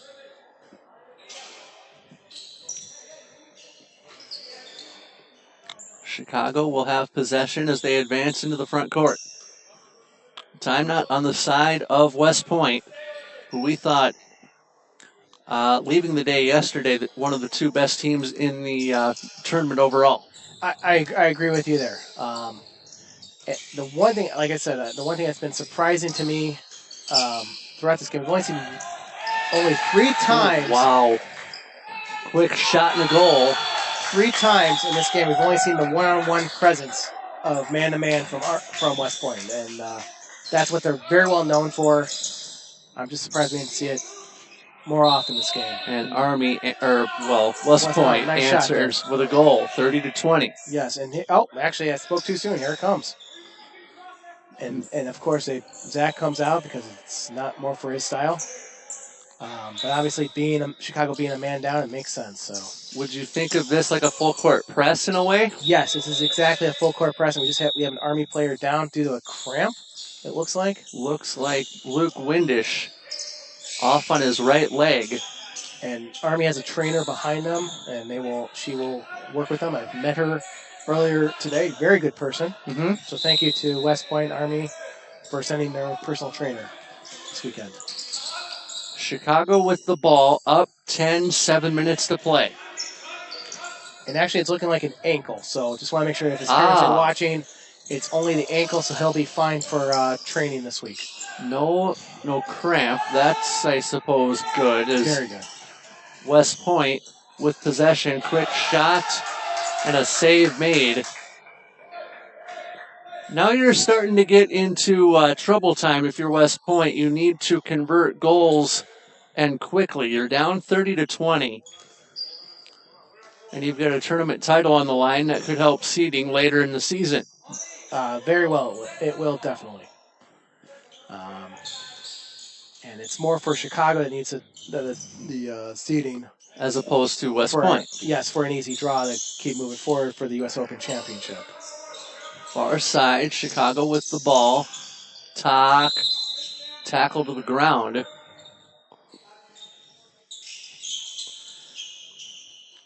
And so Talk's calling out the plays. He knows if it's passive right now. Let's see what happens. Passive play against Chicago. Bounce pass, or a bounce shot, I should say.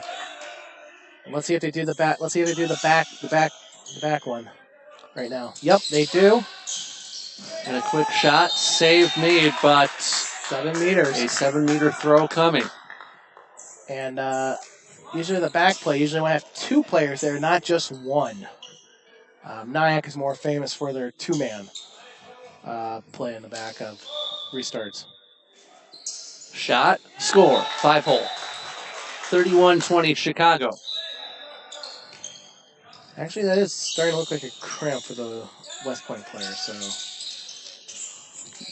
Gray worked over, got it towards Frazier. Frazier goes down in a heap after releasing the shot, but he's okay. He'll bounce right back up. We're under 5 minutes to play. 31-20, and Chicago cruising. Chicago Inter brings this ahead. This is Talk as he goes cross court with it to the far side. And Talk is going to try to make sure that his players right now are setting up to just be just stuff to work on. Quick shot off the side of the cage. And one thing I'm not hearing, speaking of communication for West Point, is a lot of communication. As a shot there goes in, I'm not hearing any or much in the way of communication for West Point on the floor. On defense especially. On offense, I've been seeing it and hearing it. They're mostly doing hand communications, trying to do their best. 4 minutes and 10 seconds to go in the second half. 31-21, Chicago Inter. And Chicago is down a man due to 2 minutes just moments ago. 2-minute penalty. We'll call it a man advantage for West Point. Ball stolen. And now here comes West Point on the 2v1 fast break. Shot and a goal, 31-22. And another 2 minutes for Chicago for looked like a hold. Grabbing the shirt for a hold. So now Chicago's down 4. It's 6-on-4. We'll see what happens with West Point moving forward for this type of play. Knowing Chicago, they're going to try to stall it. And the table official noticing something. And red card coming. There is a red card given because that was his third 2 minute. So for those new to handball, we've done it all weekend. And this one I've got without even going so far as to ask a question. Right. Think of a red card like a game misconduct in hockey, game misconduct in hockey's the easiest. For you. Yes, but think of it like a hockey game misconduct where you sit out the rest of that game. And he cannot be on his bench either. He has to be in the stands or has to leave the court. Now, as Josh mentioned earlier during the third place game, the question is how much is, as we call the sportsmanship bond for the red card. So Chicago will have to. I do not know if there is a sportsmanship bond for the red card for this tournament. In previous USA Team Handball events, there has been one. And Michael King from Milwaukee received a blue card, and so that's what Josh and the two of us were mentioning earlier. Yes. And I had wondered if that blue could be rescinded to a red, and go lower, or if it would maintain a blue, or if the ruling would be maintained as a blue card. And as Josh mentioned before, that is up to their competition committee. So they will review and talk it over on their own time outside of the premise of the event. And probably at the end of the event, they'll have that discussion. 2:20 left to play in the second half. 32-22 Chicago. Brought ahead into the front court by West Point as they work it around. Killebrew out, quick shot, side of the cage, and it won't go as Chicago can essentially melt what is left of the clock. And Chicago has returned one more player right now to the floor. They'll be at full strength approximately 10 seconds. Tak with possession. And that is Tak Mamura. Yes, the team manager for Chicago Inter. Full strength for Chicago. 1:40 to go. Quick shot, bounce shot, kick, save. And now West Point looking to go to work in their front court. 90 seconds to go. Quick shot blocked after the attempt by Miller. Goes by the wayside. And with this right now, Chicago's going to do some good sportsmanship. They're going to try to work on some stuff that they can't work on normally at practice. So is West Point at this time. So if you're out there in the Eastern Division, look at this right now, what West Point's going to be working on for your games against them. If you're going to run into Chicago during a tournament, you're going to want to review this film. So this is to everybody's advantage. This recording's on YouTube. Final minute of play. A 2-minute penalty has been called. 33-22 now the score. As it'll be the Chicago Inter, the Fall Classic Tournament champion. Nice soft goal there. And a great goal, continuing. Yeah. 33-23. Our score with 40 seconds left. And I just want to say this with you, Dish. It's been a great game. It's been a pleasure working with you, man. It's three games unexpectedly. So it's great. It's been great working with you too. Been an honor and a privilege to be here for all 11 games this weekend. As a quick shot there delivered and a lightning bolt into the upper 90 of the net. Yes. 34-23. You're right. Both teams still staying competitive till the very end, which is fantastic. 9 seconds to go. It'll be Chicago Inter, who is the 2021 Minnesota Fall Classic champion. West Point with a second place finish. Not bad either by any stretch of the imagination. And I'll let you end with Dish. I just want to say it's a pleasure and privilege to be back here with Team Handball Minnesota. So thank you very much, Dish, for letting me join you today. And been an honor. Thank you. And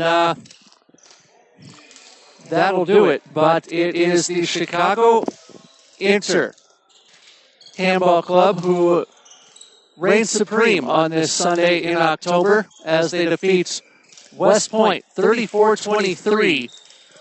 And for everyone who's been a part of the last 2 days' worth of broadcasts here from Kennedy Activity Center, Jeff Disher saying so long from Bloomington, as it is Chicago Inter who come out the victors with all the spoils. So long, everybody.